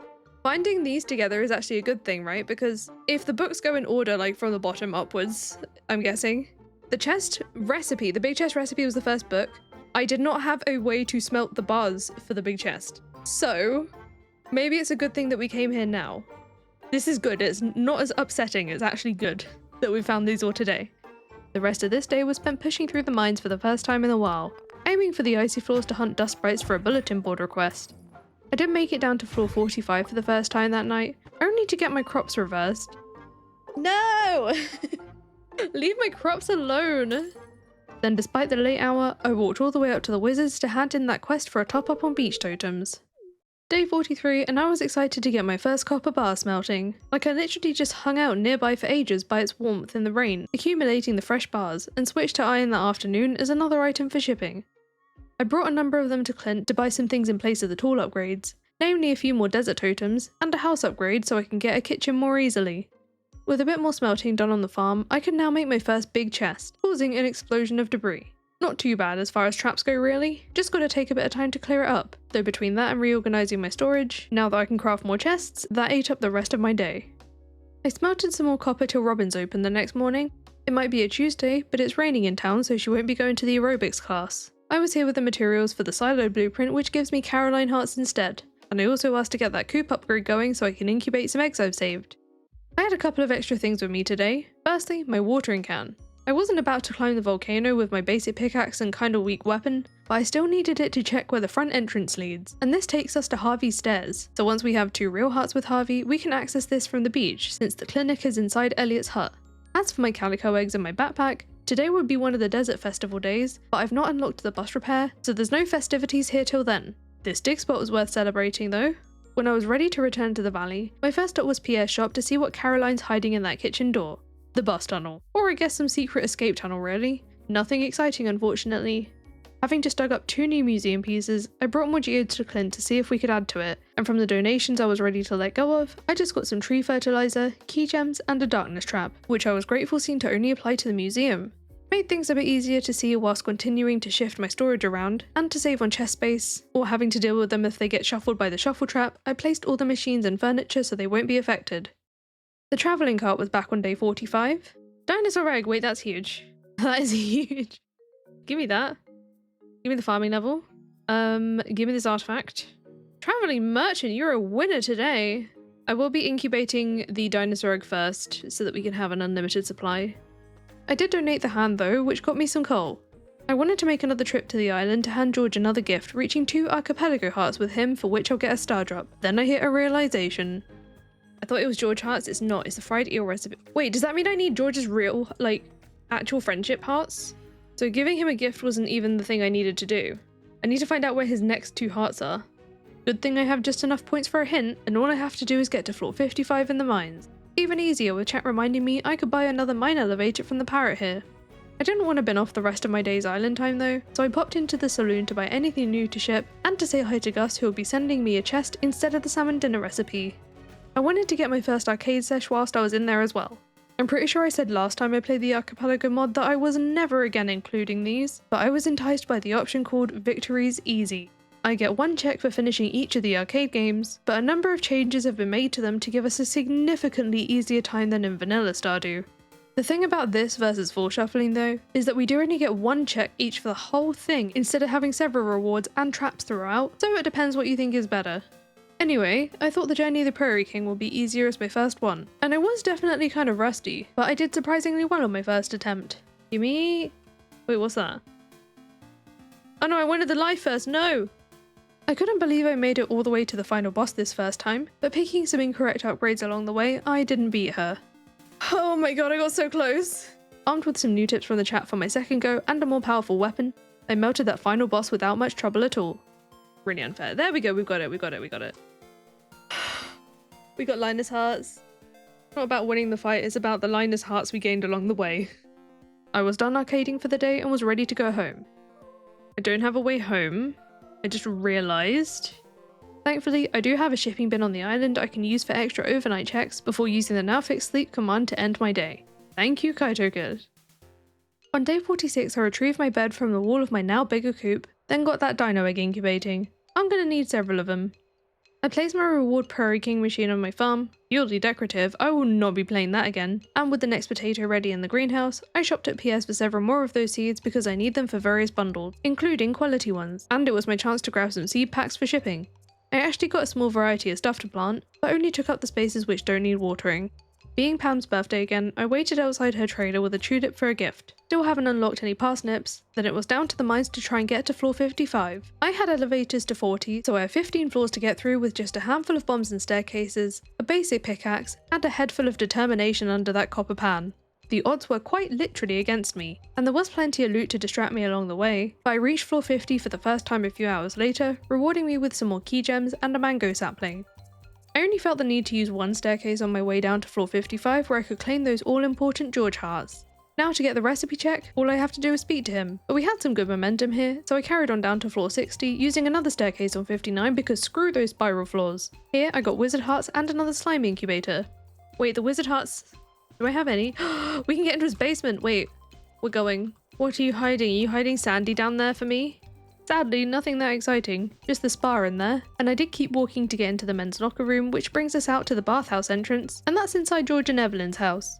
I got the cutscene with Linus getting caught searching in the trash, and I told him it was a shame for food to go to waste, hoping it might give me some friendship points, but apparently none of these choices here matter, so I could have skipped it if I wanted to. I'll be getting a whole bunch of stuff in the mail in an extra day for all these shippables. Some good, some bad, but all I could think about on day 47 was crafting my first crab pot, because this is the only way at the moment I can do any form of fishing. With fish sanity active, each first catch will bring a new unlock or trap. There were 2 new crops in the greenhouse today, increasing my fishing bar size. Not much use right now, and I also got another banana sapling. I've lost count of how many of these I got at this point, but other than the 2 currently attempting to grow in the greenhouse, I'd just been shipping the rest. The museum then got its next few donations. Again, nothing of real note here, but there's a few more points towards my next hint, which I'm still quite away from. Caroline somehow found out I was after some crab pots because I got another 3 of them in place of the parsnip soup recipe. Just a lucky encounter whilst I was on my way to Marnie's trailer to buy some animals. I was streaming this in the lead up to Christmas, so welcome Matcha the cow because that was the type of advent calendar I had. Then we also have a much more festive mince pie for the other cow, and Blueberry the duck for reasons I truly can't remember. Like I have watched this little bit back several times and I just can't figure it out. After shopping at PS for some cooking ingredients, I bought a 6-pack of Joja Cola from the Joja Mart because Abigail wanted one for a bulletin board request. Zik, who I haven't even met yet, seemed to approve, but I also unlocked bean starters, so that's pretty huge. With 1100 gold left, I spent more at Marnie's on a milk pail for when the cows grow up, but also because taxes are going to take all of my money tomorrow. I then wanted to drop all of my ingredients in the fridge, completely forgetting I'd not actually asked for that house upgrade yet after unlocking it. Robin would have left by now, but that's a job for another day. For the rest of this one, I wandered around foraging again and visited Krobus with another gift. I did want to buy some solar essence here too for a glowstone ring, but I could only afford 2 of the 5 I'd need. All that spending was kind of for nothing really because I made another 3.5 grand overnight, but remembering about the tax bill waiting for me, I put off opening all my mail. I had some sprinklers to place for my outdoor tulips, still short on gold quality ones. Then I visited the travelling cart with the goal of spending most of my money. I bought the garlic seeds which I haven't unlocked yet, as well as the prehistoric tool for the museum and the archipelago item which was a prize ticket. I've now only got 187 gold to lose. I got that garlic seed in the ground and ignored my mail even longer, instead exiting the farm to bring Shane another birthday gift, which unlocked another library book and another bee house. I needed to go to the library anyway to drop off the prehistoric tool, gaining an energy bonus, and inside that book, an apple sapling. To spend more of my funds, I brought Krobus a gift on my way home, and bought 2 more solar essence. Then with just 27 gold to my name, I was ready to open the tax bill. Well, there were some better things in here too, like some extra crab pots, even if I need to ship one, but then I got a letter with 2 grand inside. This money's gonna go away, no, I need to go spend it. We're gonna go to Krobus again. It was nice being able to go back for the salmon dinners for sale here. Great gifts for Alex, and I need to ship one too. Then the rest of my money went on solar essence again. That meant I also now had the materials to craft my first glowstone ring, and for that I'll be sent an ancient seed to plant. I did get through the rest of my mail that afternoon so we can get those taxes over with, but on my second to last mail, I found a random teleport trap. Wait, was that a recipe for the grass starter? Random teleport trap. Oh god, where are we going? Where are we going? Can I do anything with this? I don't have my tools. Talk to George for recipe. That is very smart. Wait a minute. Wait a minute. Oh. No! Just to understand the confusion here, we really thought this was going to be a backpack upgrade. My memory really sucks. I never hinted the backpack. I mean, at least we have the furnace. No, I mean, it's still a good thing. To make full use of being here on the island today, I gathered the beach forage and found a sea urchin to ship. And I bought the trap bobber from this parrot for 10 walnuts instead of the Parrot Express, because we need this for a tent bundle. I could also say hi to any saloon goers, but got hit by inflation from Emily. This day just gets better and better. Definitely wasn't feeling Junimo Kart today, and thanks to some farm totems I got a few letters before the random teleport, I could get back home. But the rest of the day went to chest reorganizing again because at some point in there we got another shuffle trap. These can be much worse now that I've accumulated more belongings, but on first glance it looked like most of my stuff was unmoved, just the odd item here and there. But which odd items? Did anyone see where Mechanico eggs went? Do I not have them anymore? There's the rest of them, but I had like over 100 of them, so I don't know where the rest went. Also, where's my pickaxe? Is there a chest that I'm forgetting exists somewhere? The one down here is still a thing, or did I move it already? No, that chest's not there. I've checked every chest I own, and my pickaxe is in none of them. Oh, it could be in the Ginger Island fridge. That was the least of my problems for day 49 though. The fences either side of the gate had decayed, so the gate was now completely non-functional. I didn't have my axe on me either, so I was stuck in the chicken pen. That puts an abrupt end to this day, so very grateful in this moment that the sleep command got fixed so I could wake up in the other house on day 50. Before heading back to the farm that morning, I stopped in at Marnie's trailer to pick up the purple shorts now that I had some real hearts with her from shipping the sea urchin. I'll track Lewis down later to return them. All I could think about right now was grabbing my axe and destroying most of the fences to stop this happening again. I got nothing really of interest from the day's crab pot catches, similar vibes with the day's new greenhouse crops, but they do free up space for the ancient seed I just got. The apple sapling got planted too, and when grabbing the forgotten cranberries, I unlocked another library book instead of level 6 farming. Lewis was out and about by then to reclaim his shorts. I really didn't want another banana sapling.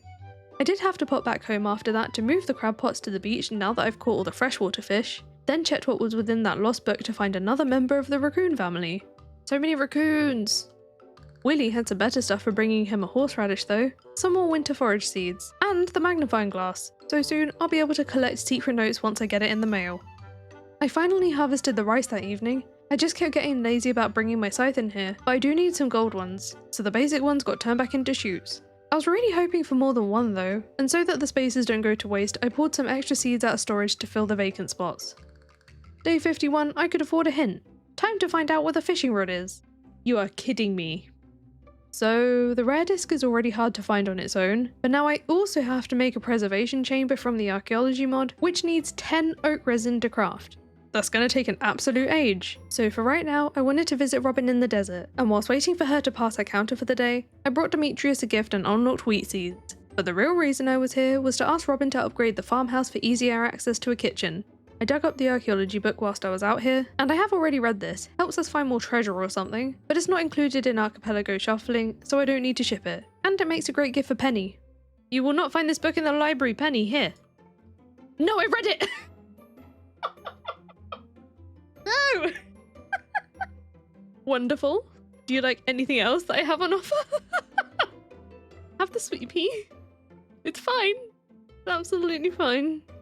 A foraging level from the crab pots cheered me up a bit, and having forgotten to bring my own bait, I had to buy some from Willy to refill them. Opening another geode and trove at Clint's, I had to spend some brain cells deciding on whether to save certain artifacts for the community tent, or if I can get away with using other items in those bundles. In the case of the rusty spur, I can use other items instead, so this one went to the museum. For these 2 donations, I just got a golden walnut and the fish taco recipe. Prober's got my business again on the way home, buying a few more void essence for the community tent, plus some spares, and I bought the Omni Geode on offer. Back on the farm, I realised I hadn't checked the greenhouse today. Cauliflower! No! That's actually really upsetting. Okay, I'm just gonna ship this one. At least we don't need it for any bundles or anything. The way we just watched my crops go back in time. No. Let's go to the community centre, surely nothing bad can happen to us there, right? I was right, this time. The only bundle I could afford was the 2500 gold one, which made another library book available. That only feels like half a reward, so I sprinted my butt down to the sewer library to read it. Book. Bomb trap. Sorry, Gunther. Oh, okay. I was worried about potentially getting a bomb trap again in the mail given its huge radius, but I was distracted from those worries by seeing the skull key come up in the shipping checks that night. Woo! We got the skull key. I don't know where Skull Caverns is, but we got the skull key. Unfortunately, something went a bit wrong the next morning, and apart from the initial 500 gold, the rest of my mails were broken. They shouldn't look like this, with the underscores, and I wasn't actually getting the items. I tried restarting my game, which didn't fix it, but on another note, we did just activate the sprite randomizer, a feature I couldn't believe I forgot about until almost halfway through the year. This too needed a separate fix though, so you won't see it again for a little while. What the? My cat is... I ignored my broken mails for this day and headed into the forest for the flower dance. I didn't need anything from the store, but I enjoyed the friendship points with everyone and had enough real hearts with Sebastian to ask for a dance. This earned me another Archipelago heart, unlocking a barn upgrade. Kaito Kid very kindly rescued my save file, which was actually corrupted, and sent a fix for the mod, so we were back up and running on day 53. Cannot thank him enough for everything, honestly. For this occasion, he did confirm that I would then get the bomb trap a second time in the mail, which won't occur again after this, but because of what happened he gave me a fair warning about it that I should probably move some of my belongings out the way, although any chest with items inside will be safe. Wait, the cactus, we have to save the cactus. I was also reminded there'd be some taxes coming up, so I spent all of my money on hay at Marnie's before I opened my mail, which were all back to normal now. Here's the bomb trap. That is large. Rest in peace to every single crop on this field. I'm really hoping- I don't think I unlocked garlic seeds, I'm pretty sure that was my only garlic seed, okay. I even put some bombs on my own down to make quick work of the debris trap, and to prevent this sort of thing happening to my crops again, I cleared some space at the bottom of the farm. I'll be honest though, even though I do plant stuff here now and again, I do end up neglecting this little area for the most part, and the rest of this day was mainly spent just getting the farm back together again. My kitchen was built on day 54, so I could start bringing ingredients to the fridge, and cooked what I could of a few recipes I had. I didn't have everything I needed for many of them, but I managed 8 recipes, the highlight being the shed unlocked from the miner's treat. I needed to ship one of each dish too, but was also reminded I'll need some extras for the community tent later. I geared up for a day in the mines, no pickaxe might I add, just went in to slay some monsters, and on my way down I collected 3 new crab pot catchers, unlocking a new mine elevator to help us. I had a dust sprite quest to do today, and the monster slayer progress was another reason I wanted to focus on this, hitting 100 dust sprites that afternoon for an extra 10 grand to come in the mail. Feeling accomplished, I left the mines after that and dug up some glass shards on the beach which got donated to the museum along with a new dwarf scroll I got from a monster. A sprinkler and my first Crystalarium with some decent wins here. I wanted to visit the wizard that evening and dug up another skeletal hand which I can ship. Then I collected my quest reward from him, but it was just some key gems. I was also going to drop off my maple seed to the community tent while I was here, but I didn't realise I needed 10 of them, so I went home and chopped any branches littering the farm, whilst keeping my eye out for fallen seeds in the ground, to avoid cutting down any trees. Got halfway there by the end of the day. I received so many checks from shipping that night that I couldn't catch them all as they passed, but the one that caught me off guard was the progressive movie theatre. I hadn't realised what this meant yet, but the chat clarified things for me the next morning. Can do missing bundle now? Oh! Wait, does that mean the Jojo Mart's gone? No more Jojo Mart for us, I guess? There was one particular prize I was looking for in my mail that day. Crystalarium! Let's go! Excited to be able to duplicate all of my minerals for crafting and shipping before I donate them to the museum, instead of potentially having to open hundreds of additional geodes. This is still going to take a while though. It seems that most of them need about 3 days to process. I walked by a panning spot as I was leaving the farm to get to the travelling cart. Glad I didn't pass it up because it had an artifact trove in it, and inside that was a brand new artifact to donate. I checked the cart before dropping it off and found a certain item there I'd previously been told I needed a hint. The cool thing about these hint items is that the cart then has a higher chance of bringing said item. What an awesome little detail in my opinion. I could— Red! No, it's 60 grand! It's 60 grand! That's so expensive!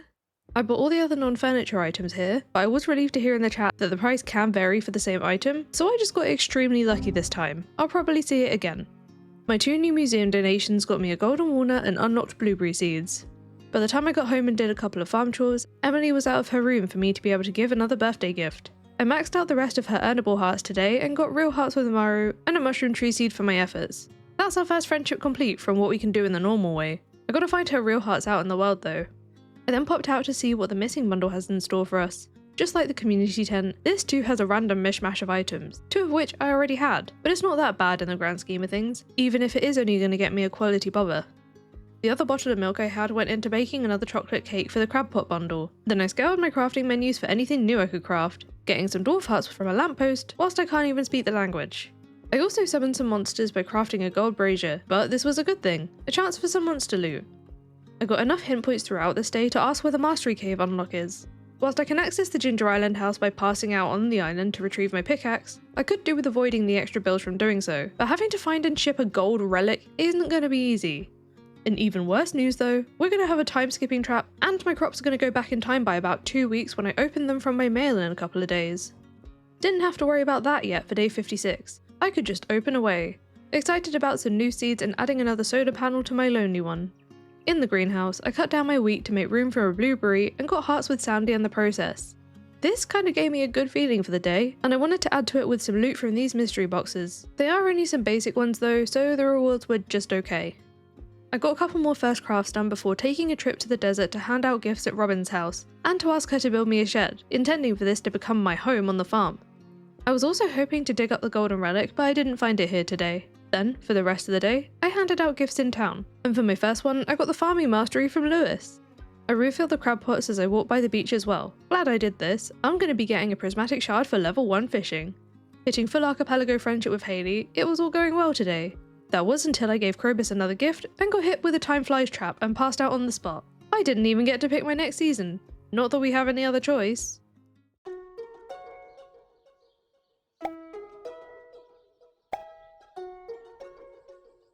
Day 57 did not begin in the usual new season way of planting new crops. Why? Because we slept all the way through it and it's now day 58.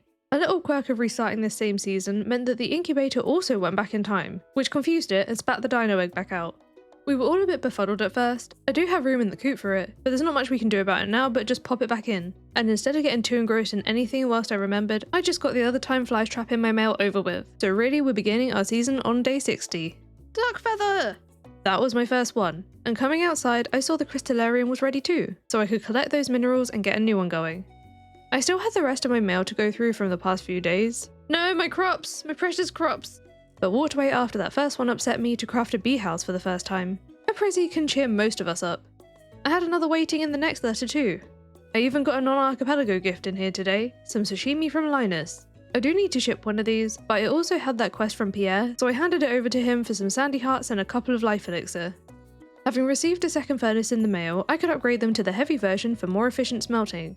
I got a peach sapling for it too, and all that sleeping really passed the time for my shed to be constructed, so I could now give my coop friends their space back and move into my new, very bare-bones house. At least the move didn't take very long. A good thing, because I wasn't expecting to be in the museum as long as I was. It was the monsters trap that did it for me here. Oh my god, I will save you. I will save you, Gunther. I'll save you. Wait, oh, read this. Secret in the dark tunnel, I have found that. I haven't got everything for it, wow. Wow, my health. I forgot how horrible void spirits are. Bear in mind I have no boots. What is that? What's up with that slime? Is that slime? Oh, I hurt. Ow. What's hurting me? Wait, what? Wait, why am I still taking damage? I'll go back in there in a minute. I need to go get some food, but I kind of want to kill them. I think some of the monsters went invisible or something. That was scary. Iridium quality eggs. Let's go. Go away. Oh, level 5 combat quality sprinkler. Don't breed. Not the place. That's a green slime. I think that's all the monsters. We got them. That was worth it. Look at that. I cooled off a bit with a moss hunt in the rain and gave Leah one of my spare eggs as we crossed paths for another golden walnut. It was getting dark when I got home, and whilst I was still unable to clear rocks with the usual tool, I used a bomb right outside my new house, just in case that stone spreads in front of my door and traps me in. Chances of that were low, but they weren't zero, so I had to be sure. My evening was then spent in the greenhouse setting up a shiny new iridium sprinkler, including a first hyperspeed grown rare seed, some summer forage with basic fertilizer as I need some quality grapes, the potatoes we got from the mystery boxes, then some mixed seeds and any remaining sprinkler spots. Day 61, I had a number of desert errands to do. I had treasure to dig up, gifts to hand out, which the auto grabber instead of the poi recipe was pretty awesome, but I also wanted Robin to build my free unlocked fish pond to work on extra shippables. With all that out the way, I was ready to take my freshly delivered prismatic shard to the pillars here, though you should probably know by now it's not going to give me the galaxy sword. We got a sashimi recipe. Wait, I'm happy with that. I was happy that didn't derail my day, because I could now go on my first volcano adventure. Might not have my pickaxe, but I do still have my weapon. I kinda forgot that it's not great in here, and I was too stubborn to change my plans. Even on this bad luck day, it was like the volcano heard me, finding a defense bonus in place of my lack of footwear, as well as a dwarf dagger, which I wasn't even sure was better than Morel's wrench really. I will say though, this is not the place you want to be without any backpack upgrades. Still, with several more checks under my belt, I was happy to be in here. Mostly. What did I just get? Star drop tea? What just happened? Oh my god. Mariah trap, luck bonus, fishing bar size, 5 warp totem islands. Look at how many things I just got at once. That was wild. I was really hoping to make it all the way to the top this day, but hit a literal roadblock on floor 7, without my pickaxe, or any bombs, or the materials to get them. Can't complain at the amount of progress made today, and any leftover time was spent slaying monsters I could reach, then used my hoe to force a pass out, worried that the sleep command would send me back to my townhouse. Why was this so important? Well, I wanted to wake up on the island house on day 62 to get my hands on my lost items from my fridge. I almost forgot to check it, but there it was. My pickaxe. And there were many more items here than expected, which doesn't mix well with a full backpack. I prioritised my lost tool of course, the rest can wait. And I checked the travelling cart on the way home to find something incredible. Sandfish. I do see the moss, it's just okay. Yeah, I think I'll have that. I need to come back for other stuff as well. I can't believe that. I have to put it on a display, don't I? Now we just need oak resin. I might just get all these items. So I need that to donate. That to ship, that to ship. I'll just buy that for the hint points. Of course, I did go back for the rest of my new items I needed shortly after, including a new museum donation for a movement speed bonus. Then it was back to my shipping bin, enjoying having my favourite tool back. Oh my god. I removed that rock. Look at me removing these rocks. Look at that, look at that. Glorious. And I had to open all that mail. What is this? Oh my god, can I not have... Isn't that like my third one? There's so many of these beds, go away. Fishing bar size bonus. Island totems! That's huge. Oh, star drop tea. I'm gonna ship this one. Sashimi recipe, that's huge. Auto grabber! That is going in the barn immediately. Some fun stuff in here as you can tell. There was something not quite right about this dark cyan I crafted. Nauseated. Alright. That's not the end of the world. Good thing I wasn't planning on doing anything too strenuous today. I had some bundle items to donate, but even this task had some risk of danger. Bomb trap! Leave me alone! My next stop was the sewer to see Krobus with a gift, and buy a couple of void eggs. One to hatch in the coop, and the other to ship immediately. I'm too impatient to wait for the unlimited supply for that. Then with just one more bundle left in the vault room, I headed for the casino because I was gonna need 10,000 key coins. It was so much easier rolling those slots with the fast animations mod, and once I hit enough lucky spins, I could step away from the machine and buy the boat repair here in place of the alien rarecrow. I then trekked all the way up to the community tent to buy the gambler's bundle. I'll get a treasure chest for it and 25 gold ore instead of the bus repair, and that is our first room in here down. Day 63 and I was ready for another hint. How I made it over halfway through the year without asking for this one is beyond me, but it is about time that we find out when my first backpack upgrade is hidden. Ship glass shards, that's so annoying because I donated them earlier. No point dwelling on that though. I moved on to other things for now, like crafting this restoration table from the archaeology mod, which gives artifacts a quality a bit like casks would with cheese and wine, and it therefore increases their value. You might have spotted the Prizzy in my hotbar that I got in the mail this morning.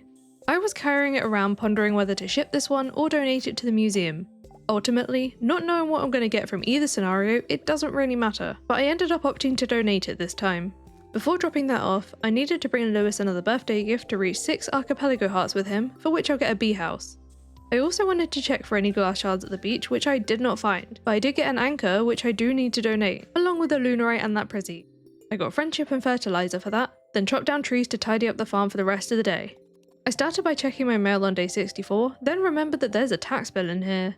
Luckily, the first letter had an iridium sprinkler inside, and when I went to place it in the greenhouse, I found a number of crops ready for harvest. Nothing new though.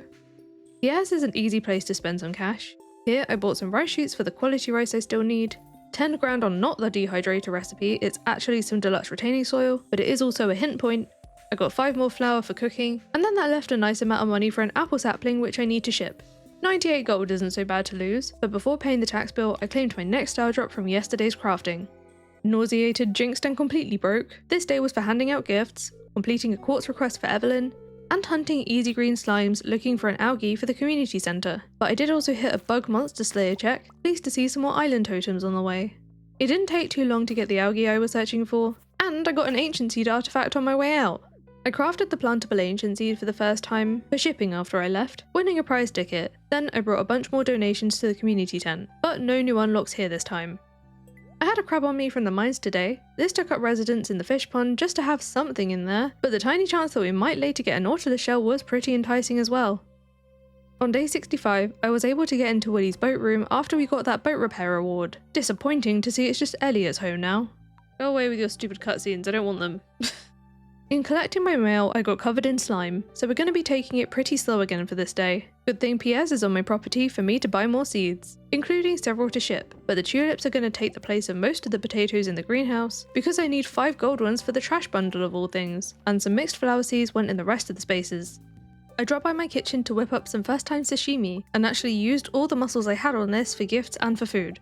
I got the Living Off the Land TV channel for that. It's a fun one, because there are added broadcasts to let you know about some fun archipelago features. Don't ignore this channel when you unlock it, especially if you're new to the mod. Not a huge amount to report for the rest of this day. I did check the beach for dig spots for the glass shards, but didn't find any. Then did a few chores on the farm and crafted my first mystic tree seed. I unlocked taro tubers for it, and I will need another later to ship, but this one got planted so I can get its syrup later. Day 66 I ran straight to the travelling cart and found something I've been looking for. That golden relic I can ship to access the Mastery Cave. I also grabbed the malachite. I already have one at home so I can donate one and ship the other. No museum trip today though. I planned to spend this one on Ginger Island. I had enough walnuts for the resort parrot who will give me a cherry sapling instead, but it was mainly the hint point I was after. Then breaking open the muscle rocks, I actually got a golden walnut, as well as another tent kit. At least they weren't traps. I was also wanting to chop down more hardwood here for the boat, but the trees hadn't regrown yet. I sailed over to the boat room anyway because I had the iridium bars to drop off, and for some reason it seemed to please Haley. I used another island totem to get me out of here, and without a direct way home, I collected what I could from the beaches, then broke all the jungle fibre where I found another journal scrap, one that makes a walnut location available. I still got the quality bobber as usual, but instead of the walnut, I got a pack of coffees. I then felt ready to attempt tackling Junimo Kart, but instead of committing to staying here till I win, I just wanted to have a few goes on it at a time and come back later if I don't make it. Something about the way it's constantly side-scrolling makes me a little bit dizzy after a while. As you can see, we start off with a lot more lives in this easier version, and even on my first go I did surprisingly well, losing my last lives on level 4. I did quite a bit better the next time around, actually making it through the Ghastly Galleon level, but the last 2 levels do not play. The second to last level gives you a random pick of the 2, and I much prefer Red Hot Roller Coaster to that stupid mushroom one, but that doesn't mean I had any sort of easy time. I had to keep reminding myself, and keep being reminded, to stop reading the chat and focus, but something about feeling near the end of something makes me feel so flustered. It took 9 lives just to get to the first checkpoint, and then I immediately jumped into the lava, soon losing my last life halfway into the level. One more go. We got to that same level again, but it was going much better this time, mostly. Actually sweating, I'm not even joking. My hands are very sweaty. And I actually made it to the end of that Red Hot roller coaster. Is this the last level? I think this is the last level. Sunset Speedway, here we go. This one's horrible. There's too many choices. I don't decision very well. No! That one. Get the checkpoint. Give me one of those. Nope, can't make that. This one, then that one. Top ones seem to work every time.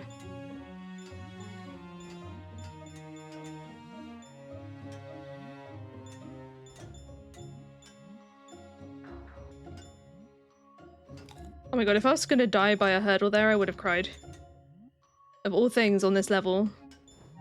We're halfway? No, oh my god, how am I messing it up this bad now? I'm choking. No! I didn't think I was making it. Nope, come on. Give me a life. Strategic life there. Some of it is just like, don't think, just jump. I mean, some level of thinking is obviously required. I'm not going to make it past this jump. Look at that. Did you see that at the end of that big string of jumps? There was a perfect jump I have to make there. Nope. I got so close. My heart is racing. We'll come back again another day. Without a way back home, I scrambled to make best use of my time on the island and found a mahogany tree I didn't see earlier. Chopping it down brought me just 3 hardwood away from the boat donation, so I thought maybe I could get one from the saplings here. Nope, they only drop regular wood. I don't have access to the other trees in the north of the island, and my axe isn't strong enough for these logs here. The only productive thing I could really do now was hand out some gifts, then I used the command to get some sleep. On day 67, I brought a few little things to Clint to open and found an auto grabber in my first golden coconut. I had a couple of things to drop at the museum. The rewards weren't much in the way of progress, but it cleared me some space to be able to get to my now unlocked cave home to pick up some stuff I left on an earlier day after that pickaxe fridge fiasco. It's still going to take a couple of trips to grab everything, but I made sure to take the frozen geodes in that first trip so I could get them open. One had a hematite in it, and being my second, I could donate it, which unlocked tomato seeds. Whilst I will get a free pack of them in the mail, they become immediately available at Pierre's, so I bought one to ship, along with some more kale to plant for fun. There were a variety of crops ready in the greenhouse, 2 of them being new. The sunflower got us a Scarecrow, and the green bean unlocked the desert obelisk. When shipping some of that stuff off, I realised I still need to check my mail for the day. I'm so glad I went and did that, because guarantee my crops are all gone backwards again. Yes, they have. Goodbye, crops. I'm so glad I went to harvest. Most of the rest of what was in there was good, the best thing of all being a burglar ring for having shipped some wheat seeds. Up at the Wizards, I was pleased to find the desert obelisk was immediately available. I did not hesitate to get that one built, and whilst I was up that way, I dropped off some more goodies at the community tent. No bundle completions, but progress is progress. Dorado! 2 gold quality Dorados, are we joking? Distracted by a new request in town, I walked right past the missing bundle with the Nautilus fossil I intended to donate to visit Krobus with a gift.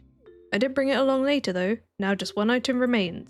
Then I refilled the rest of the crab pots, earning 8 more frozen geodes whilst waiting for Pam to leave the saloon so I could give her the amethyst she asked for an extra 1500 gold. The best prize in the mail for day 68 was my next auto grabber. This one is going in the coop. No more picking up eggs for me.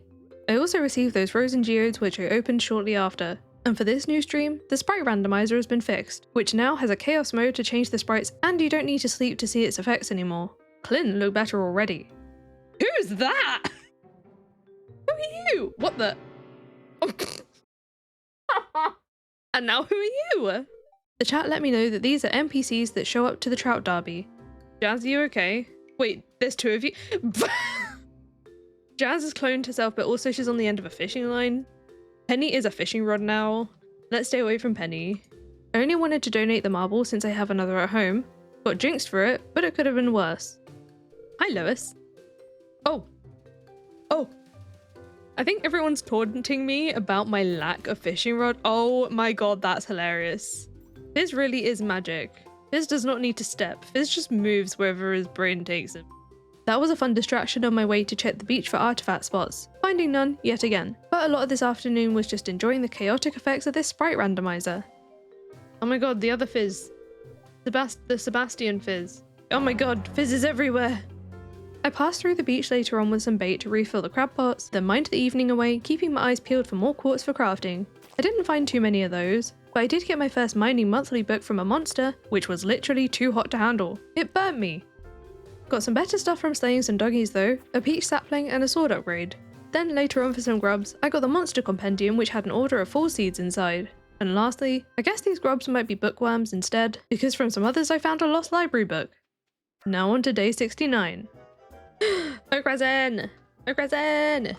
Why am I so excited about this oak resin? These were the last 2 needed for the preservation chamber I've been saving up for. Obviously, it's not the quality bobber I'm after. This is the machine we need to start putting artifacts of wooden displays. Just basic wood ones. There are hardwood ones too, but that needs a whole other machine I've not unlocked yet. That doesn't matter right now. Right now is all about the rare disc. Not only does it make artifacts, especially quality ones, a lot more valuable, you might remember I specifically needed to ship this for something. That's going to take most of the day to process, so onto other things, which thanks to a fun little trap, I'm going to have to do in the dark. And that wasn't the only trap. No! Go away with that! Oh no, rip my furnace. Going into PS to grab a couple of seeds ready for crafting later, I forgot what day it was. Oh no! Oh wait, it's only in 10 minutes. Have I got to do the egg festival in the dark? Oh, I've got to do it in the dark. This is not fair! The sprite randomizer makes festivals hilarious, by the way. Oh my god. The way that Linus and Pierre are locking eyes. Leah, are you okay? I feel like the dialogue matches the head tilt. This is my favorite one so far.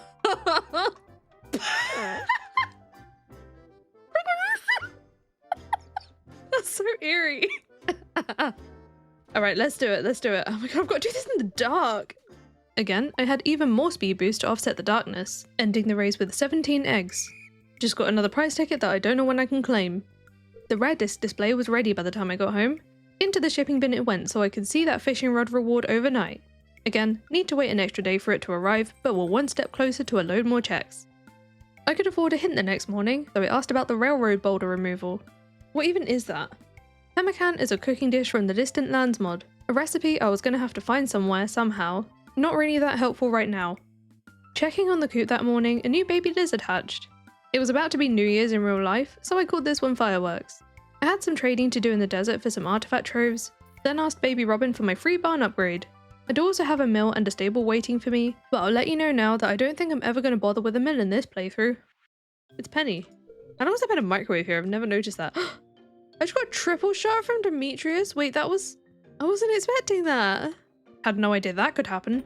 Re-brightening my day before I had to visit Clint to get those troves and geodes open. Good thing I felt bright on the inside today, because my next museum donation made my world dark again. Somehow still able to read though, finding my tortilla recipe in a lost book. Oh, I'm going the wrong way. I couldn't see the bridge at all. Most of the rest of today's artifact finds went into the shipping bin, but I was going to need to go back to the museum again because the Crystalarium had its next mineral ready for me, and I missed this dig spot on the way last time with something extra. I ended up keeping this bone flute for the community tent, but the calcite got me some monster musk. Hoping for another check in its place, I mined for iron for a board request, and got what I needed just in time to leave so I can catch Clint on his way to the saloon. Oh my god, what is occurring?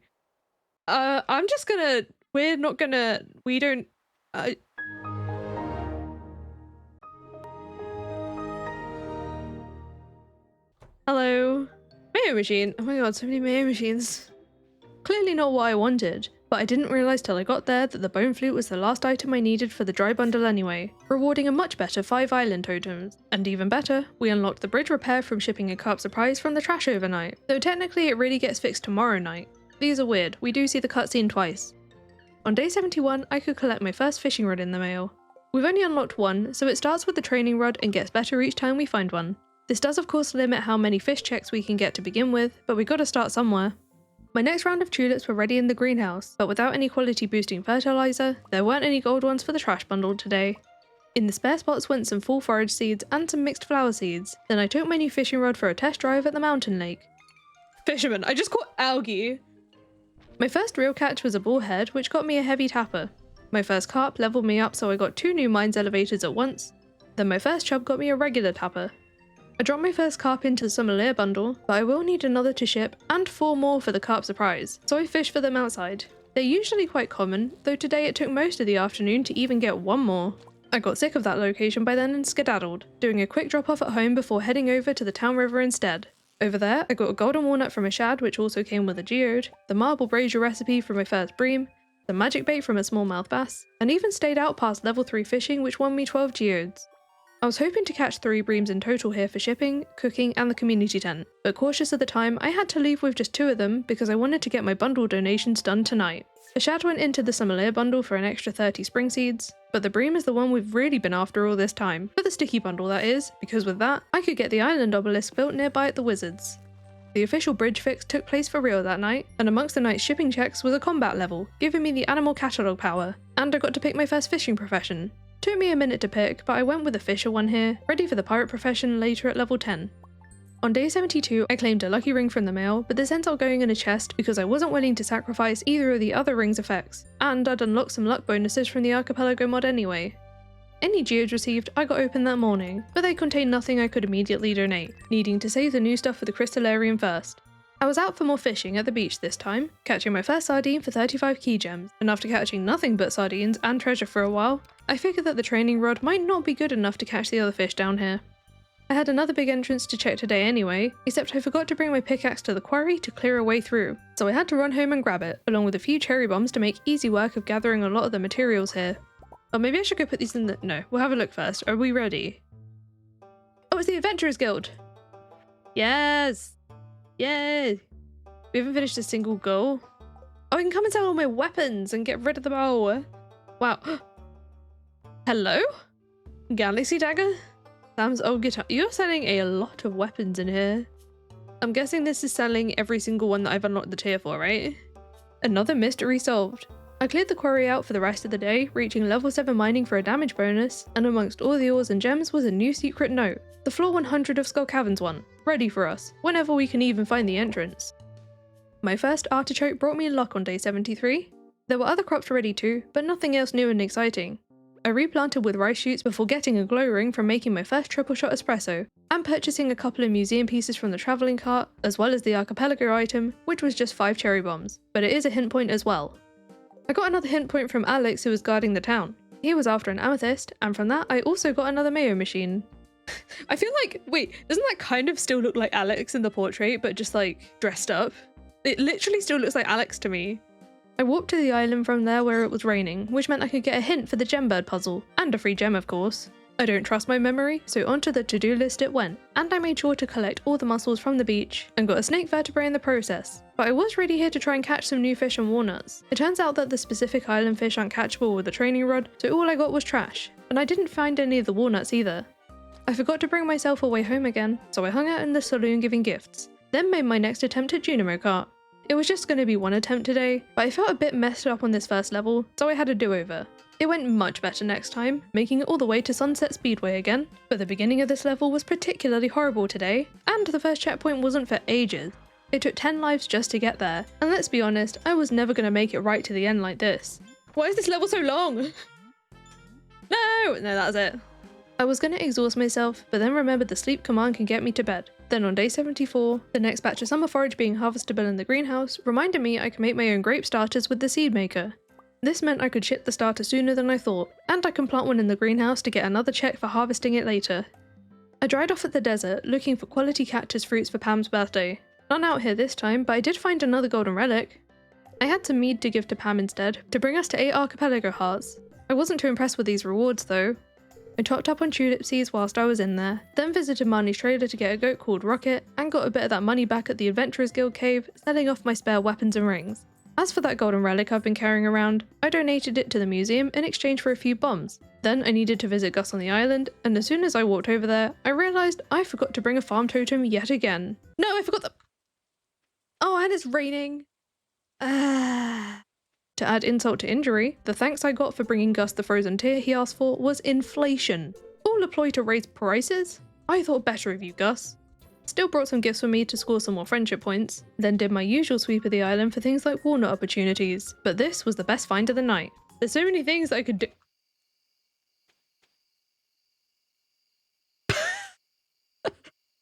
that's happening. A bit of iridium ore from level 9 foraging is nice too, I suppose. I had my next star drop for breakfast on day 75 for reaching level 6 archaeology, and got a couple of fun rewards for some new craftables, a foraging level from a tapper, and an auto grabber from a mushroom log. I needed to see Clint today to ask for my fruit bats instead of the axe upgrade, but also left with a mini obelisk recipe instead of the iron trash can upgrade. I wouldn't mind buying more, but I was low on funds. Didn't need any funds to request Robin's services today thankfully, first of all to move the farmhouse, or Pierre's shop, but more importantly the mailbox with it. I wanted to move it to another location on the farm away from all of my machines and stuff, but whenever we next find a bomb trap in there. Kind of forgot to clear the space for it though, so I had to pop home to sort that real quick, so I could get it situated just below the farm pond. But I was also there to ask Robin to build my free stable. With the house struggle earlier serving as a wake-up call for the more neglected areas of my farm, I thought I'd better spend the rest of this day trying to tidy things up a little bit. And it wasn't till almost bedtime that I remembered to check on the greenhouse. I had a few crops ready, including some quality rice, and even if the reward I got instead sucked, I also hit my 8th archipelago farming level. That real foraging level from this morning's crafting was actually my 5th. I haven't really had any trouble with wood in this playthrough, so I opted for the chancel double forage. I was notified that I could afford a new hint on day 76, which got spent right away finding out how I can unlock the Parrot Express to potentially reach the inaccessible parts of the island. All I gotta do is ship some hash browns, which sometimes Gus can sell, or I'll need to find the recipe. Probably had a chance of finding it at the travelling card too, but she didn't bring one today. The omelette and the prehistoric skull were still of benefit, both of which got shipped. I was told by chat that Krobus can also sell cooked dishes on Saturday. Perfect timing. I brought over a gift as well, but there were only omelettes here too. That kinda sucked because they were much cheaper than the cart. Still made some purchases here, emptying the stock of solar essence because I'll need quite a few to craft the mini obelisks later on. That recipe was actually in the mail this morning, with the fiber seed recipe and a couple of auto grabbers amongst everything else. I don't have all the materials for the mini obelisk, but I do have the stuff for the fiber seeds, which just got me a pomegranate sapling. Shane was looking a bit different for his next birthday. I had a hot pepper for him this time and maxed his archipelago hearts. The summer seeds were fine, but he's also going to be sending some crows our way. Bit rude really. Good thing his friendship is maxed, I don't want to give him any more gifts after that. Moving on to something different, I collected my dresser and phone from my original house to move to the still very empty shed. Now I have easier access for gear and clothing storage, and I can check with Gus when I get out of bed to see if he's carrying the hash browns that day. He's only got ice cream today though. And then got the shock of my life for this day's greenhouse visit. Oh my god! I think I need some crows in here. I mean scarecrows, I don't need more crows, I really... My pineapple seed! No! I've had crows before, I was not expecting that though. Oh my god! That's hilarious. Rest in... Wait, my ancient seed is gone as well. Ah, brilliant, actually brilliant. Learn from me. Get your scarecrows placed everywhere, even indoors. Your stuff is not safe. With my plant chest getting full, I added a new chest for storage to help regulate my brain after that disaster, and I was happy that the travelling cart was still open so I could get myself another rare seed. This was a lesson learned. I'm going to start trying to keep spare seeds in case something happens to them. Then for the rest of the day, I slay grubs in the mines as a desperate attempt to get a hold of another ancient seed, and I actually picked one up before the end of the day. Did take me a few seconds to notice though. Oh! Oh, my luck is on my side. My dino laid its first egg on day 77. Gonna need a number of them, but my first will be going to the lakefish bundle. On my way up to the tent, I popped to the gembird puzzle because it's raining on the island, and used the one clue I had to help cycle through guessing the rest of the podiums. I just got a charcoal kiln for my efforts, and the mixed flower seeds from the lakefish bundle are no better either. I had another ruby spare after that, so I dropped it off to the museum, unlocking another mine elevator. At first I planned to go straight there, but I got sidetracked checking the bulletin board, and noticed that the bookseller was in town. I couldn't afford much here, but I grabbed the Combat Quarterly, and this first read doesn't give us combat XP, instead I got some Harvey Hearts. I did also want the Stardew Valley Almanac, so I made a couple of stop-offs to sell some spare goods to be able to afford it, and got quite the surprise when I was handing out gifts in Pierre's. Everyone can have coffee. What?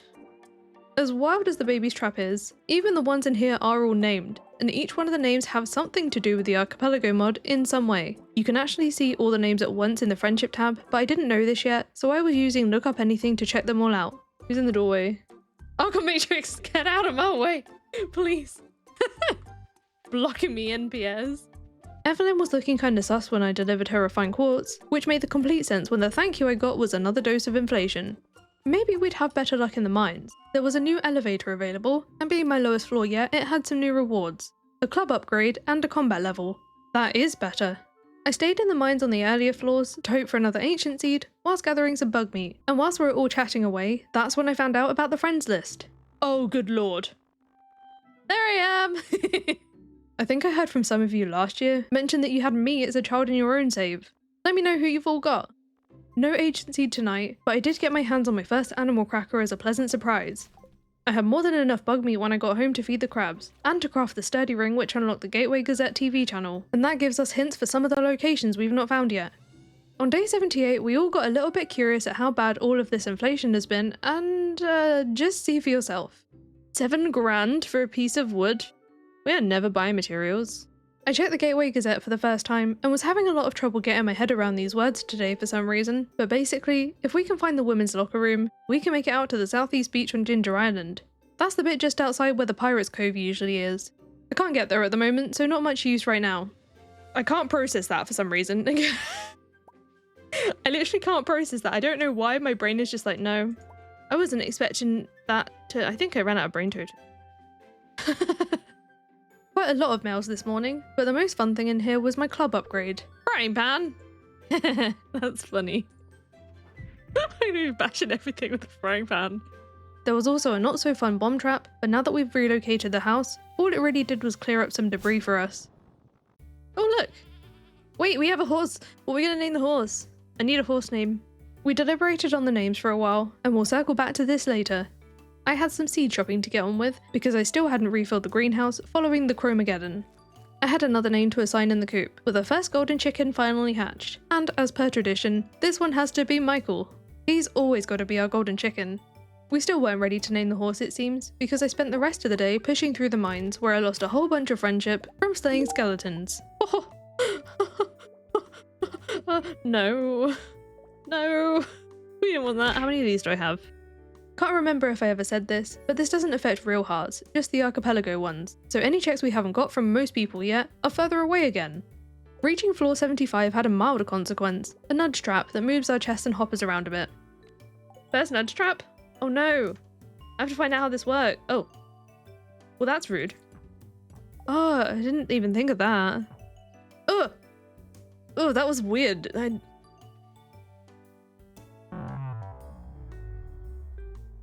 grossed me out. I don't know. The hop is a minor inconvenience, but I can rectify that. Didn't take me too long to rearrange stuff, and it was a bit tidier in the end. And it was like, when I came back, it was the physical movement of like all the chests just jumping that like, I almost gagged. I don't know what it was. Sounds very dramatic, but like, my hands are sweating. I did a bit of crafting after that, hoping to redeem the day's checks in some way, and it worked. An ancient seed for this deluxe Scarecrow. Not so much with the treasure totem. With the treasure totem, Instead of shipping this first treasure totem, I brought it to the beach to use. Glass shards? Glass shards? Glass shards? Glass shards? No. Please, I'm begging you. I really want... Stop giving me anchors! The clay is even not ideal. Okay, we can read this.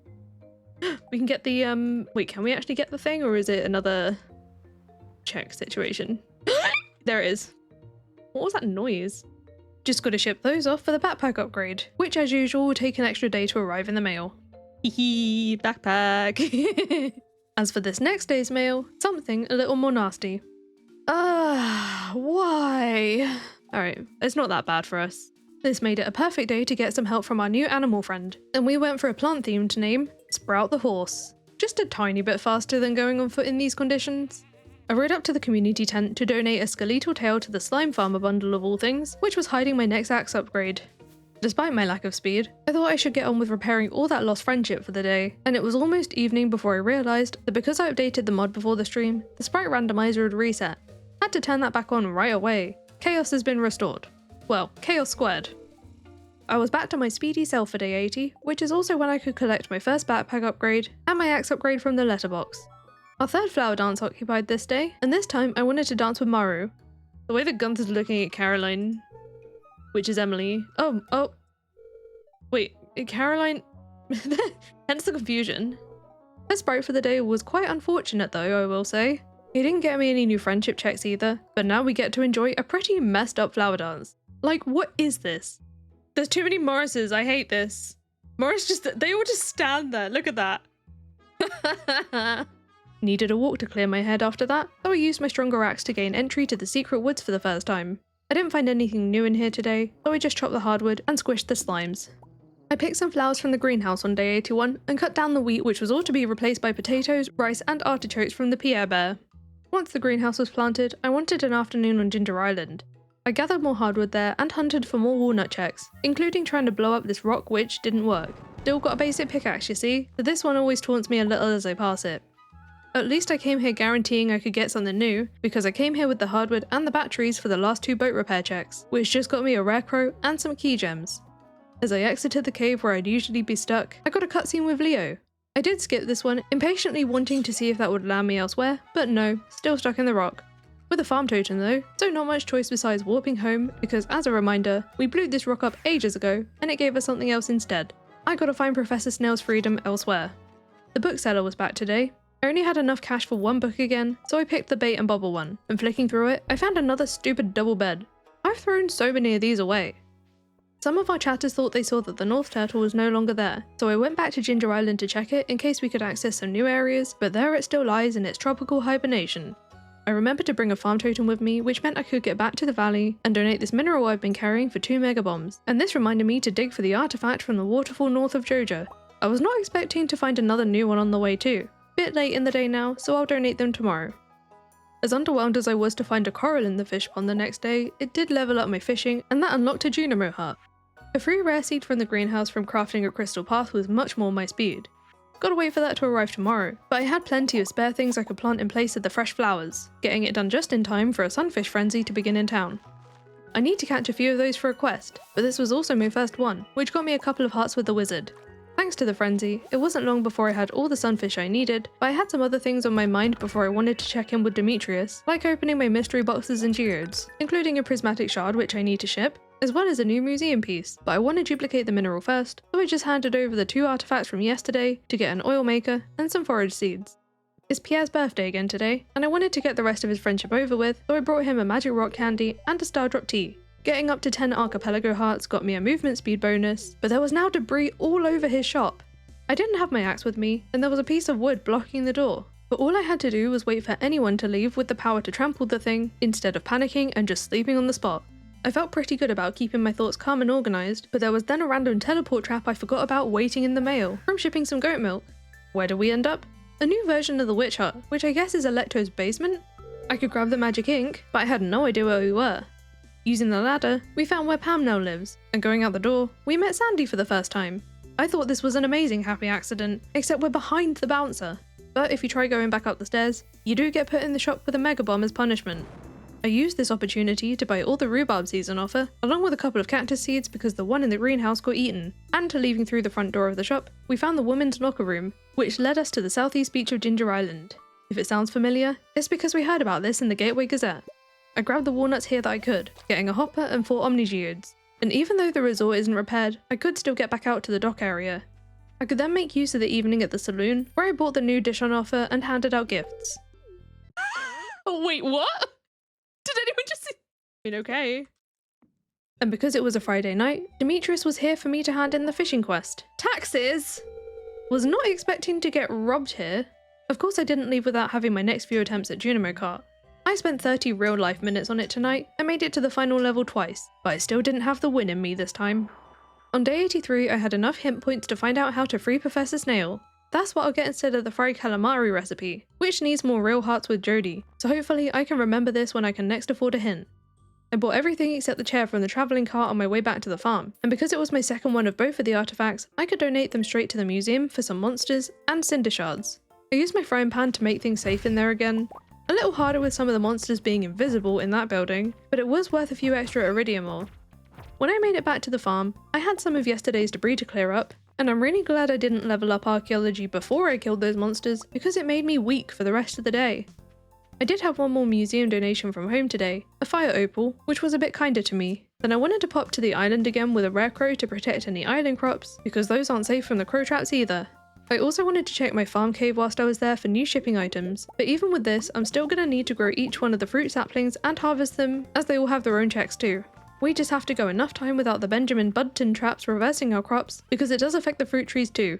Anyway, here's a brief break for something more fun and silly. Oh my god.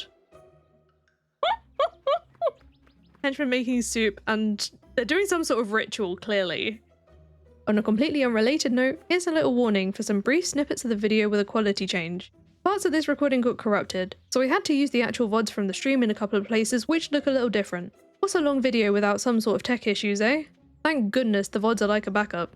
I actually then planned to spend the rest of this day in the volcano, but forgot about the weakness affecting me, so I better sleep it off instead. Day 84 had the next rice harvest, which got planted with the rhubarb and some more summer forage. Now that I have my strength back, I wanted to take care of a monster slaying quest for the wizard, but not before sorting through my mail. Oh no, we're going to do it in the dark. Alright, that's fine. Stepping stone path, we can do that too. To be fair, this wasn't too bad for the task of dust sprites. It was funny having even more monsters appear from a trap on this already busy floor, but I had the quest done by then, and could head to the wizard for my next reward. Completely forgot I had the magic ink, so I got the cutscene for it, but it gave me the monster quest reward first of some deluxe speed grow. The magic ink one was much better, the water obelisk, which I was conveniently here to build right away. I did also get the free Junimo hut built because why not? Despite my lower vision, I decided to give the volcano a go again anyway. My weapon is also not ideal for this place, so between that and the darkness, I had a bit of a hard time. Finding my first mummified bat made it worth being in here on its own. I do need 4 of them, but it's a start. And we got a Prizzy and a Coop upgrade from this Mystic Stone. Since I wasn't very good at finding the exits, I didn't make it to the top today, passing out on level 9 with a last minute 500 gold. I didn't find any seasons though, so we're going back to spring. It's like I'm cursed with a full year of the same season, and look at Electo trying to cheer me up by leaving me a gift of a void egg.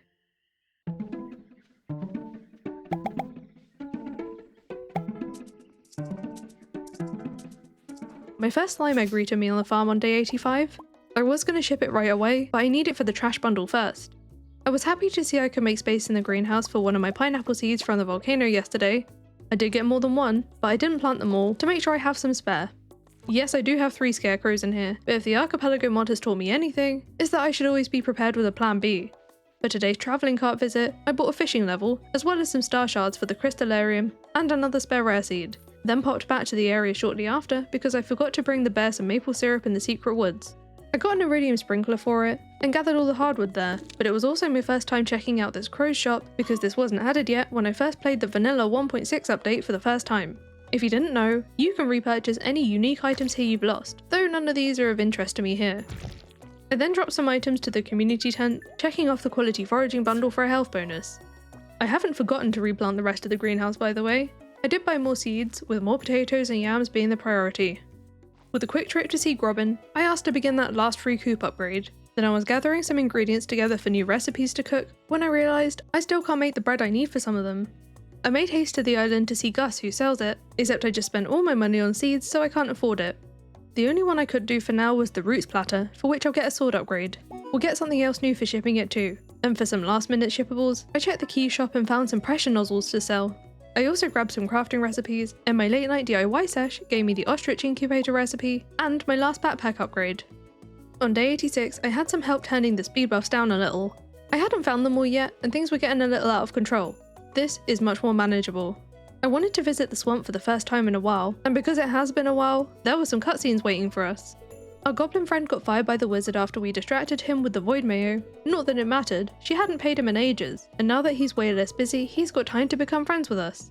New friend! Goblin friend! Oh my god, a dream, what a dream. I then observed all the crops growing here when I got something nasty. Those fruits look odd. Am I exploring? Shuffle trap! No! I still stayed for a snack, even after that happened. Then checking what was still in my backpack after that shuffle, I was still carrying the red mushroom I wanted to give to Abigail, but for a moment here, I forgot about the doors being shuffled. This isn't where I'm supposed to go. She lives in the farmhouse. As soon as I got back to the farm, I did take a moment to assess the damage from the trap and reorganize things, because this tends to shuffle my brain along with it, and some chests were definitely better off than others. I think there was something up with Abigail by the time I gave her the red mushroom. Maybe she was working on a cure for whatever she had going on here, but a nudge of all the chests just as I reorganized was the thanks I got. Why is everyone so determined to mess up my stuff? Returning all my items to where they belong ate up so much of my day, between my chests at the mines, Ginger Island, and both of my fridges, though I did forget that I intentionally left the island fridge empty to keep it safe from this very thing. I took a stroll around the forest and dug up an ancient doll I need. Ancient doll! I need that! For the chef's bundle. I donated it that evening so I don't accidentally use it for anything else, and came back out to something quite disturbing. Oh. Maro, I'm not sure that's how you use a telescope. I'm surprised to see you here so late. I wouldn't put my face too close to that. Get me out of here. I don't want to put my face on that. Oh, a book. Oh, I need to ship it. If this is how one gets pink eye. That can't possibly be the last thing I do that day. so I donated my pyrite to the museum and got a quality sprinkler for it. On day 87, I could buy another couple of artifacts from the cart. Could have done with a book as well, but I couldn't afford it. Even though that rusty spare was an option to donate to the exotic foraging bundle, I decided to ship this one instead, hopeful that I could get some of the other items in its place. I could also ship a jamborite because I already had another which could now go to the museum. Foraging level, I'll take that. I checked Willie's shop for the first time in a while for anything new, and seeing these bobbers for sale reminded me I had a few new ones I could craft. One of them? Great. Wonderful. The other two I made were a little bit better thankfully, but those weren't all I crafted. I found several things I could get off the list with decent results. The mushroom boxes here are fun. It means we never have to pick between the fruit bats or the cave really. We had a few first harvests over in the greenhouse. The fairy rose, the blueberry, and the tomato, which sent me a pressure nozzle, the weather channel, and the fish stew recipe, but there were also some more quality potatoes, giving me enough of them to give to the raccoons to complete one of their bundles. I got 12 geodes this time, and because I've unlocked a few progressive raccoons, we can see the next bundle right away. The golden mystery box was no problem, but I didn't have access to the other two options yet, so I held off handing anything in. I did get a Nautilus shell in the day's mail though, and I wanted to bring that to the community tent before I accidentally use it on something else, but I got a very rude furniture rearranging when I said hi to little Linus for the day. After leaving the shell behind, I fixed my chests at home, and brought all my spare weapons and rings to the Adventurers Guild cave where Marlon was hanging out in crow form. The head tilt portrait has got to be my favourite. Day 88 I had some skeletons to squish in the mines. This worked out well with the good luck, because I was also able to progress through some deeper floors. I got a whole load of totems on floor 80, got the dig site bridge fix on 85, found the bread recipe and the silo on floor 90, learned the spaghetti recipe on floor 95, and instead of the usual star drop on floor 100, there was a pressure nozzle and a watering can upgrade. It was at that point I made my exit that night, because I still wanted enough time to make the walk up to the wizard to turn in the monster request, where I claimed a fishing bar size bonus. What an incredibly productive day. On day 89, I could afford another hint. We really do need to find another season somewhere, and believe it or not, after the horrors of my last playthrough, the next best season we could possibly look for is actually summer, for its huge friendship game potential at the luau. Raccoon Quest 6? Perhaps that one isn't in our near future. I brought a fire quartz to the museum from yesterday's mining adventures, and got the wood sign recipe. I then replanted the greenhouse with yams in place of the ripe summer forage. I didn't have enough yam seeds, so even more summer forage it is. The kitchen got a fleeting visit for me to cook a couple of new things for a hoe upgrade and a slime egg press, and returned to my greenhouse after that, having just got a tip from the chat that I might want to replant my fruit saplings. The Benjamin Budton traps have also been reversing the fruit tree growth, sending them back several months. Of course they usually only take 1 month to grow when freshly planted, so now that we can retrieve the saplings after the 1.6 update, I could uproot all these trees and plant them again, so I don't have to wait another 62 days for them to grow. I then asked Robin in the desert to build my silo. It didn't really fit anywhere I wanted it, so for now it's going near Grandpa's shrine where it's out of the way.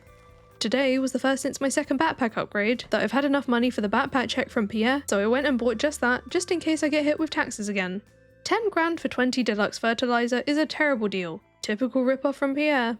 I guess this is Pierre's own goblin mode, but I also engaged mine tonight. I've had all these extra auto grabbers stored up, and a fun thing about the Archipelago mod is that they can grab items from the townies' houses. A literal thief device. It will lower friendship with said people though, so I wanted to pick a location where I already had all the Archipelago hearts I needed, and right now, that would be Haley and Emily's. Spoiler alert though, after checking it a few times in the future I never got anything from it, so either I'm really unlucky, or this isn't a good spot. Probably the latter. The Lewis icon. I was just spat out my drink. On day 90, the cart had a book for me to ship. Then for my new dish of the day of the maple bar, I got an iridium sprinkler. While checking my journal, I found I had a quest to bring 10 deluxe fertilizer to the swamp, so I went and did just that. I was not expecting a pickaxe upgrade to come of this, so worth it. Electro was grateful that I brought them, but she was expecting them to magically work instantly. I explained that they do take a bit of time, which really set in the reality that farming requires patience. She asked me to follow her inside for a reward, which was to teach me to make a special brew. This must be super secret if she's hiding in the wall for it, and taking a sip it was thick, spicy and sweet. Did we just make a hot sauce or something? I mean, given it's good for digestion, I'm not so sure. Anyway, back on the farm, the void chick had hatched. I'm literally gonna call this void chicken January, because like, January is a void for a lot of people. I then had a go at making that ginger tincture recipe Electo just taught me, and got another hopper for it. Not brave enough to sample my work myself, it went into the shipping bin. I also got the wood sign recipe in the mail that day, so after crafting it, the travelling cart will come to town on Thursdays too. I was hoping for some new items amongst these geodes and mystery boxes I opened at Clint's, and even though I got nothing new from the geodes, I could ship the marble I got, along with a bunch of cooked dishes I got from the boxes. Don't worry, I did already have another marble to craft the brazier, and it'll be nice to get some magma geodes in return. Much better than the Jojo Cola I got from this wild bait. Speaking of bait, the only other thing I already did this evening was take a supply of bait down to the beach with me to store in the mines chest for close proximity to my crab pots. On day 91 I got my copper pickaxe upgrade in the mail, along with some surprise seeds from Electo. What are those? New seeds! Void mint and vile ancient fruit. I wasn't sure how to get more of these yet, so I only planted one of each, in case anything happens to them, and shipped one of each too. Those magma geodes from yesterday's crafting got me double jaspers. Kinda perfect because I could just ship one and donate the other right away, without having to wait for the Crystalarium, and got even more geodes from the museum. I had some errands to run on the island next, but when I got there, it seems it was time to bring a suddenly aged Leo to the pier to see if he wants to move to town. Took me a moment to really take in what was going on. It's the sprites! It's the fashion show one. And this face actually fooled me for a second into thinking he might not agree to move this time. Okay. Right, skip from here. Oh, I didn't bring it. Yeah, so I literally came here mainly for Alex's request for a horseradish that I forgot to bring with me, so I paid the ADHD tax in farm totems. Of course I handed out some gifts whilst I was there, but Alex was still working out in his room which I was locked out of. I didn't want to miss my chance to complete the bulletin board request, so I just waited in the house for him to emerge. Wasn't sure I wanted another movement speed bonus for it though. Lewis was at the saloon by that point for me to give him another birthday gift, and I got a Jojo Cola for hitting 8 hearts with him. Then it was time for my next go at Junimo Kart. I made it to the last level again on the day's first attempt, so let's see how it goes this time.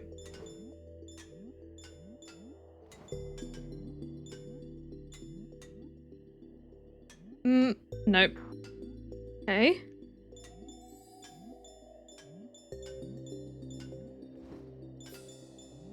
I keep holding my breath, which is definitely not helping. I can't help it. I feel like there's so many occasions in this where I shouldn't have lived, but here I am living. Damn it. Oh, that went back so far. No!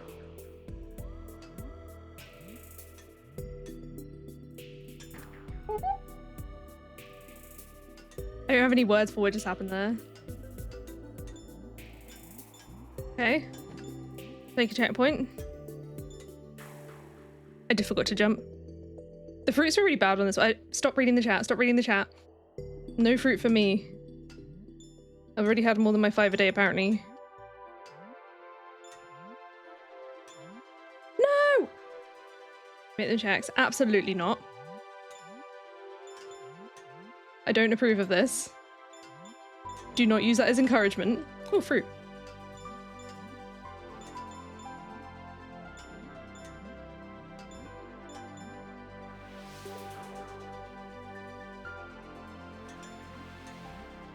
No!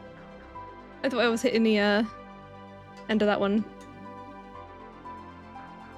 I need to stop trying to make that specific jump. Right, I know what I'm doing.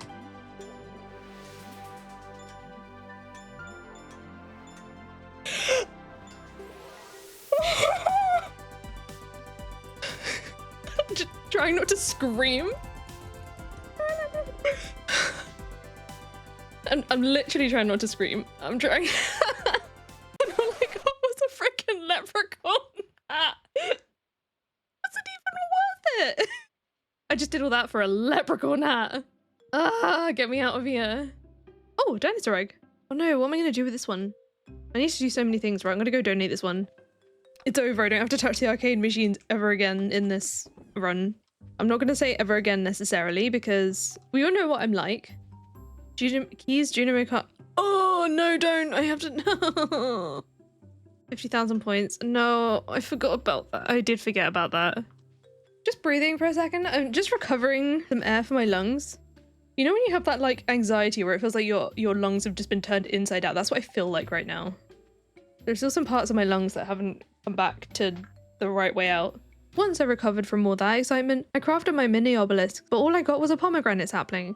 I put one by the farm entrance and the other by the greenhouse, but honestly, I rarely ever use them. I awoke to a confusing sight on day 92. Oh. Oh. I was like, wait, why is Kent here? It's not Kent, it's Gus. Good morning. Leave. That got me a new crafting recipe, the mini jukebox, earning me a mini fridge. Love it. Amongst the mail pile were my personal Junimo Kart machine and my leprechaun hat. I mean, I just have to wear it now, right? Perhaps it will bring me luck for the travelling cart today. Well, that and the fact that the lovely Caitlin in the chat just decided I was going to find a certain something in here. I don't have a particular favourite, but I don't like him. As a reminder, the reason we're so excited about the hash browns was that shipping one would unlock our Parrot Express on Ginger Island. Ooh, I can get this other mudstone, it's only 25 as well. Just about lost my mind. I darted straight to the kitchen to cook it, forgetting I don't actually have the recipe yet until I receive it in the mail tomorrow. Still a good thing I came over this way though. I got a free eel in the trash. It was then over to the museum with a mudstone to donate now that I had a second one, and all this time something extremely important was just sitting in one of my chests. Ooh. Season jump scare. No way. Okay, we're getting another season. This is a really good 24 hours in Stardew Valley. We're actually going to start our second year with another season. I circled back to the farm and emptied the crab pond. I didn't make it to the special 10 crabs for Willie's approval, but I really wanted to start breeding these eels for shipping and recipes. I then wanted to chop some more hardwood in the secret woods, and got stunned by this on my way there. An eye trap. Oh, it's jazz, isn't it? That's... Look at that for an animation. The slime here will be good towards pressing into eggs too. Like, look at all the slime-related activities I need to do. I then wanted to turn in early that night so I could grab the hash brown recipe early on day 93. Crafting my first one got me some extra cups of coffee, and then I made an extra one to go into my first dish of the sea, which got me some mail order nausea. The other dish of hash browns is of course going in the shipping bin. Checking on my animals, I realised I was out of food. How's this doing? Oh, I need to fill my silo. I can fill my silo. It just dawned on me. Didn't take long to get that sorted. Then I went for a rainy forest walk that afternoon to collect moss and fibre, and to remove some of the building up debris. I could also make another museum donation on my way past. 5 grand for this ornament. I made sure to grab the secret woods goodies too, and hit level 10 foraging, instead unlocking cauliflower seeds. It's always a good day when we unlock a new crop seed.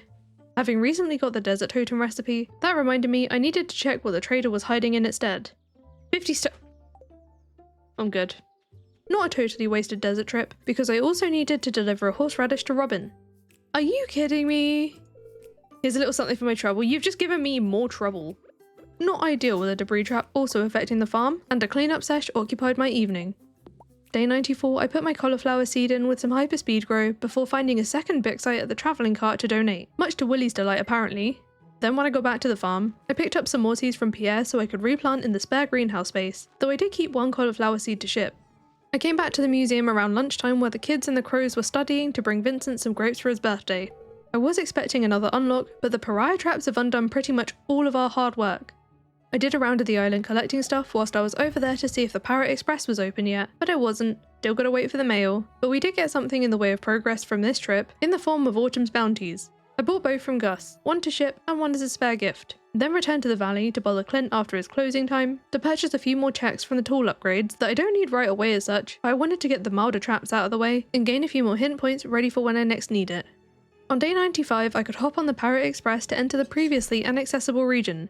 We're in the north! Give me the walnuts. Give me the walnuts. I didn't bring a slingshot. We already got the dig site bridge fixed some time ago, but I still needed to buy the check. 10 walnuts for 10 hardwood. And it was such a relief getting to clear out all the bones and rocks that are built up here. What a good little progress burst. Now for the entrances. The tent is now covering the quarry cave, and inside the volcano entrance is where Professor Snail will be based whenever we manage to free him. I located the rest of the walnuts from this area and checked on the island trader where my bok choy seeds were hiding behind the deluxe retaining soil recipe. I don't have any cinder shards right now, but I did have the bone frags to get the Scarecrow, and before disappearing to get the materials, I paid the nearby parrot for my shed upgrade. I was also going to grab my slingshot at home, but then I realised I hadn't actually unlocked any of these yet, so that walnut will have to wait. We thought our next big progress burst would probably be behind fishing checks. The next hint got used on a fishing rod upgrade, which I can get by shipping a cherry. I haven't checked the bat cave in ages! Oh, we have both! Ooh! We can dry fruit and stuff now. Oh, let's dry some mushrooms. I'm going to take it home actually, because I'm going to forget that this is there. Well, isn't that an unbelievable stroke of luck? And of course, I grabbed my bok choy seed unlock from the island trader. I also found another journal scrap when clearing out the dig site earlier, the one that makes this walnut diggable, which got me a pearl, and the Jewels of the Sea book power. It was then over to Pierre's to buy some bok choy seeds to plant in the greenhouse. Good thing some crops have grown to free up the space. I need quality ones though, so I had to reset some of the spots to replace them with deluxe fertilizer. The gold grapes I just harvested meant I now had enough to donate to the Calico bundle, which just got me a rubbish lupini painting, as well as being able to complete the missing bundle next to my other house. A quality— Stop with these quality bobbers! I then squeezed in a couple more wins for this day, trading a diamond for a star drop with Shane, and got a luck bonus from cooking some stuffing. Got a decent haul from the night shipping checks too. Day 96 was the start of a new stream, so it looks like we got the rod upgrade earlier than expected. It is just the bamboo pole, but it does give us more options. Before starting work on that, I asked Robin to upgrade my shed house, then picked the beach as my first spot to test the new rod. It took ages between the bite time and the luck of the catches to find anything new, but I eventually got my first herring on the line, which came with an iridium fireplace. I got level 5 fishing for a pack of speed grow, though this treasure chest was pretty good, the magnets I need for a bundle, then I also caught my first anchovy for some frozen geodes, and a flounder for an extra treasure chest. I was sure by the evening that I'd caught everything catchable there for now, and donated some of the day's finds to the community tent, where I completed the green rain bundle. Hey, a mayo machine, I did not need another one of those. Oh, I need more bream as well. Maybe I should go catch more bream. Oh, ghostfish. Ghostfish and bream, they're two easy ones. Let's go do that. I'll do the ghostfish first, because that's not the mines. Never mind. I'll go to the bream first, I guess. 2 breams. It took me till midnight to catch the 2 gold bream I needed. Bit late to donate them now. One of the night's shipping rewards was a farming level from the magnet, which meant I had some new craftables on day 97. So, fences? No! Oh, okay. Well, that's not the end of the world, although if I exit now, I'm going to be in the egg festival. Thankfully, I had the materials still on me to craft the preserves jar, which got me a worm bin, and some basic retaining soil for a couple more artifact troves. I was then ready for the 4th and final egg festival of the year. I still haven't unlocked strawberries, so no seeds for me again, but being even faster than last time, I amassed a whole 18 eggs, and added another prize ticket to my growing stockpile, but the best part of this day was finding out that the island resort is soon to be restored thanks to shipping some raisins that morning. By day 98, I'd accumulated enough geodes and stuff to want to get them opened at Clint's again, and brought 3 new donations to the museum.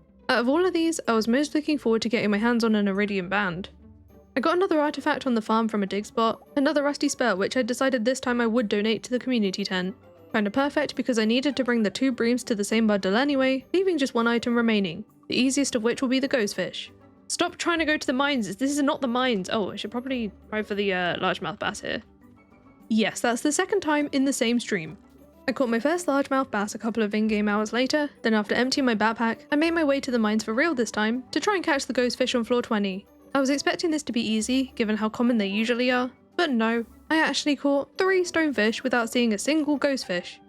I moved on to floor 60 instead to change things up, and had some better luck catching 2 of them that night, 1 to ship, and 1 to complete the exotic foraging bundle. Heavy tapper? I mean, that's okay. On day 99, I asked for a hint for the railroad boulder, forgetting I'd already done that earlier. Thankfully, it doesn't waste the hint points if you ask for something twice, so I used the opportunity to hint for the pemmican recipe it's gonna need. I need to ship a fish stew, and checking my recipes, I didn't realise I already knew how to make it. Good thing there were tomatoes ready for it in the greenhouse, and I could also harvest my first bok choy, which gave me the art of crabbing book power, as well as my first void mint, which just came with some basic fertilizer. Sadly, I am missing the crayfish for the stew, so it's time to move my crab pots back to the farm. Gotta get on with other things whilst we wait for that, so I went shopping at the merchant's cart for the new artifacts before whizzing off to Ginger Island. The resort is now open, which grants us easy access to the southeast beach, where Sandy's shop is hiding out. I bought a few rhubarb seeds whilst I was in there, then hunted for new fish, finding a library book from my first lionfish, a lecto hearts from fishing a walnut, and another crystalarium from a tuna. I headed to the dig site next to clear out the new nodes where I hit level 9 mining, and brought a couple of treasure totems to use there for more artifacts and geodes. I just about managed to catch Crow Clint at home to open everything I got, and amongst the loot, I found 2 copies of the treasure appraisal guide, so I can read one to get the skull brazier recipe and ship the other. Then in this next string of donations, I found lots of rewards and no traps this time. Day 100 had the next major crop harvest. No first time picks today, but this was progress towards various bundles. I still need more quality yams and bok choys, so I refilled on those seeds to replant, then brought the day's crops to the tent to complete the crab pot bundle. No extra crab pots for us though, we get a ruby ring instead, and with the farm fossil completing the demolition bundle, we earned some Alex hearts. I did a bit of DIY back on the farm for a few new rewards of mixed usefulness, but as goes what feels like the motto in the Archipelago mod, at least it wasn't a trap. It's been a while since I've remembered to check the key quests. Oh my god, Pierre inside Pierre's except it's the walnut room. And here we found one that we've been dreading. Oh no. I accepted the quest reluctantly. Might as well try and get it out of the way this week. Not right now though. My immediate plans involve mining for some more copper ore so that I could craft my first furnace. I'd forgotten about this, having got several pre-made ones as a reward, so I got a long overdue quest completion with it. Some more treasure and money coming my way. I also had another round of museum donations on my person, one of which unlocked my first slingshot, which I'll get tomorrow. And I had to come back to the library before I even got home, with chat reminding me of a book I hadn't read here yet. Just a golden walnut, but also a hint point. Then I could get back to what I was about to do, which was sort through my letterbox. Didn't appreciate a bomb trap lying within my very first package though. No, the crab pots. Oh, it doesn't affect them. Okay, that's a relief. Some much better things followed on after that, like this friendship bonus with everyone. Whoa! Oh, Island North Turtle, there we go. Now we can just freely get around Ginger Island. Unfortunately, there was also a budton trap in here, so my crops were all seeds again, and I had to reset all my fruit trees. Will they ever grow? It's all good though, I was very much cheered up overnight. Hey! Oh, minecarts, wait a minute! The crab pots finally graced us with some crayfish on day 101, so I could go cook up that fish stew. That alone unlocked carrot seeds, but obviously it's the shipping reward we're really after, so we can learn the pemmican recipe soon. I had 51 mails to sift through today. Got a star drop in one of them, and no paper cuts fortunately, but you could argue that there was something worse. We made it through the mail. We made it through the mail, but I'm frozen.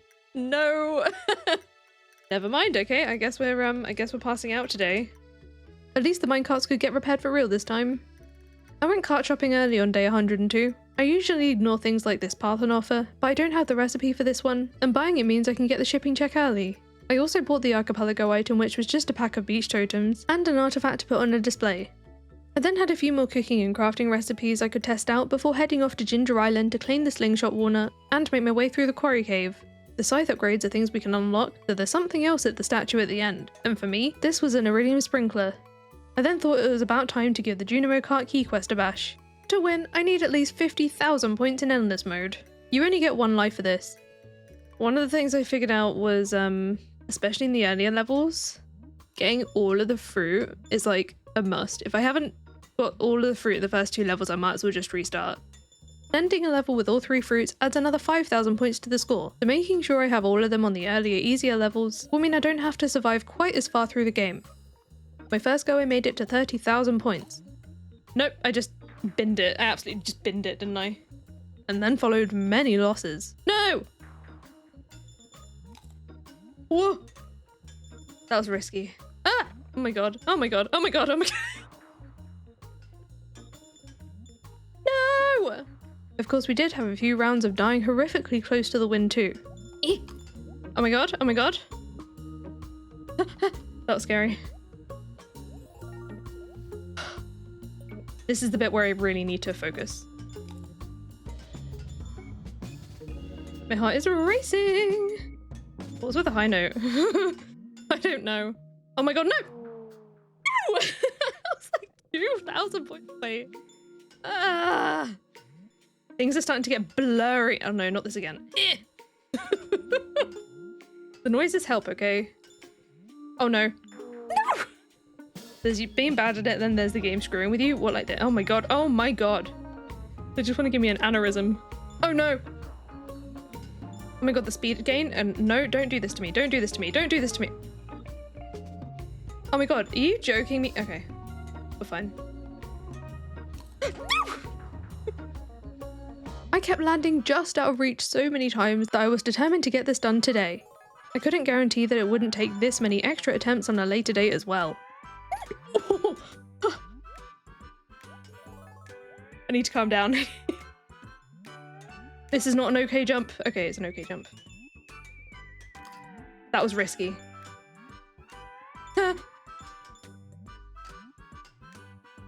Oh my god. Please. Just get through. Just get through the level. Oh my god, I've done it. Oh my god. Get me out of it. Okay, let's just see how far we can go now, I guess. Oh, we did it. We freaking did it. Oh, there we go. We got a dagger for that. I'm okay with that. Oh my god. Literally trying to breathe. Yeah, that's my heart rate, but a whole half a real life hour of sheer stubbornness got us through. Just taking some deep breaths, allow my body to calm down. I can't believe I chose fishing as my calm down activity, but I knew I had a check waiting for me here for catching my first discus. There's a discus. Oh, Emily hearts. Oh my god. Once I grabbed all the hardwood and said hi to the island house residents, I could leave the area to get to the Pirate's Cove via the swamp tunnel, but I had a cutscene when I got there. Seems Electo was pleased with the produce from the fertilizers we brought her a while back, and if we did find any crops here, we're now welcome to harvest them. For some reason, that then triggered the Wizard Railroad cutscene. Oh no. Am I going to be put here now? This did actually land us at the railroad, so even though we haven't cleared the boulder yet, we can still find out what's here. Fizz and the island cave are now inside the bathhouse, but we can't check what's inside the railroad cave till we find the dark talisman. As is the way with Archipelago, it's not in its usual spot, so I used a hint to find out how to get it. Ship the glacier fish? Well, that's not good. I got what I could from the area, so it was time to leave. Oh, I do be stuck now though. Thankfully, the unstuck command helped us out this time. You should be more careful. I didn't intend to be here. On day 103, I harvested a bunch more bok choy in the greenhouse, which gave me enough gold quality ones for the Raccoon bundle, except I was so excited to get to the sewer that I forgot to hand it in. That railroad cutscene last night means we could ask Krobus to open the bugler entrance for us, so we can find out what's inside instead, and that's where we found Skull Caverns. All this time, so close to home. I came out to hand the raccoons the rest of their supplies, wasn't fussed about the deluxe speedway reward, I just wanted to know what the next bundle would be. Tiger slime, sweet gemberry. Oh my god.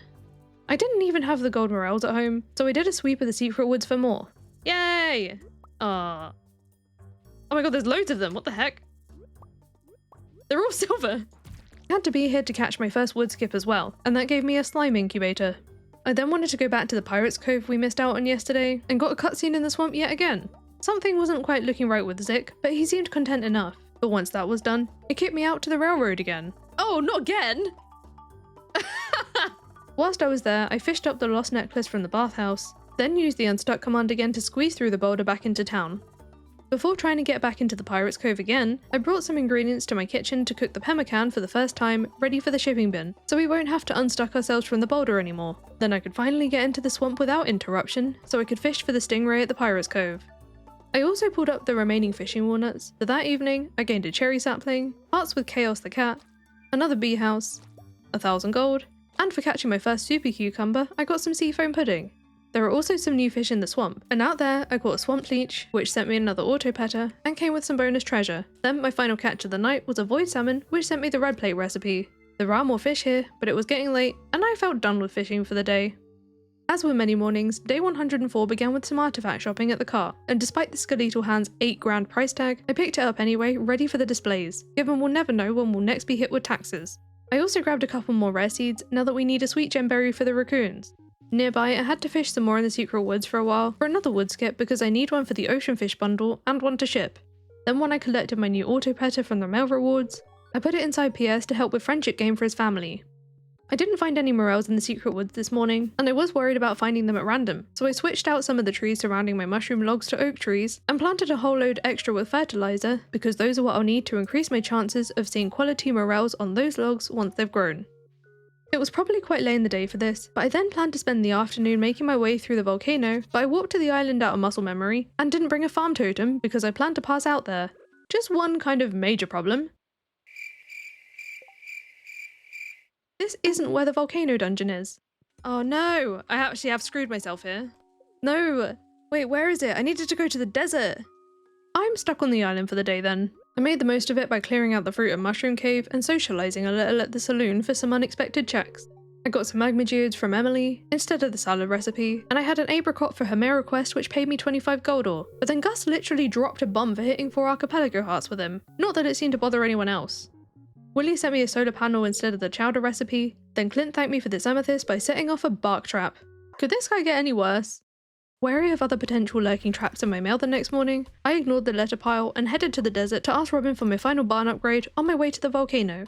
Armed with a lucky lunch, my pickaxe, and no darkness trap, this time I was hopeful that I could make it to the top today. My pickaxe is still only the copper one though, and I did forget to bring much healing food besides what I just foraged, but that was the least of my problems. No! Slaying a 30th magma sprite brought on a time flies trap, so I instantly slept off the rest of this day and the whole of day 106. We awoke again on day 107, and I let myself have a moment to sulk.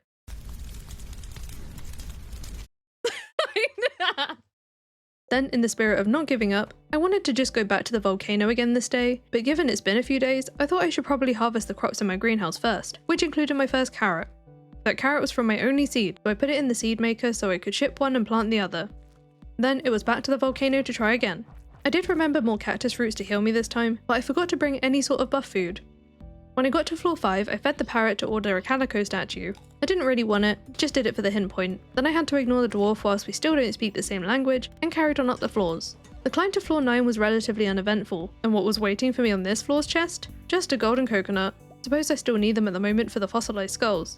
I reached the top of the volcano with plenty of time left in the day, where I claimed a couple of walnut checks and unlocked the gate at the entrance, and for those walnut checks I got some fiber seeds and a bark trap. Before opening the chest, I merged my lucky ring and my burglar ring at the forge, then in the chest where we usually get a prismatic shard, I got my entire bank balance obliterated. How much money did I have? 68,000 gold. Disgusting. To end the day on a better note, I paid the new parrot at the volcano bridge for a monster must to get another hint point, then came home to collect my mail. The reason I wanted to do this at the end of the day was because I knew that there was a freeze trap waiting for me for having shipped a peach, which will grind any day to a halt. I wanted to work on Jodie's friendship on day 108 and brought along gifts for her entire household. I need the fried calamari recipe from her so I can free Professor Snail, but then I was reminded that I need real hearts with her, not archipelago ones. That's what I used my next hint on. Just need to ship some energy tonic, which I can get from Harvey. It was supposed to be the last flower dance of the year, but I kind of forgot to bring a farm totem to the island, so we're stuck here for the day. I made the most of what I could, at a snail's pace, since Vincent covered us in slime earlier. Then I joined Sam and Seb in the treehouse to have a go at the Solarian Chronicles. It looks like they went all out with some cosplay this afternoon. Hopefully, I'm not getting slime everywhere. I chose the wizard for my character as I would in this sort of game. I'm always drawn to the magic. Then we ventured forth to defeat the terrible Dreadlord Zarth, who really did the job for us after his beam reflected off my shield and vaporized him. Wasn't impressed with getting a B rating for my performance though.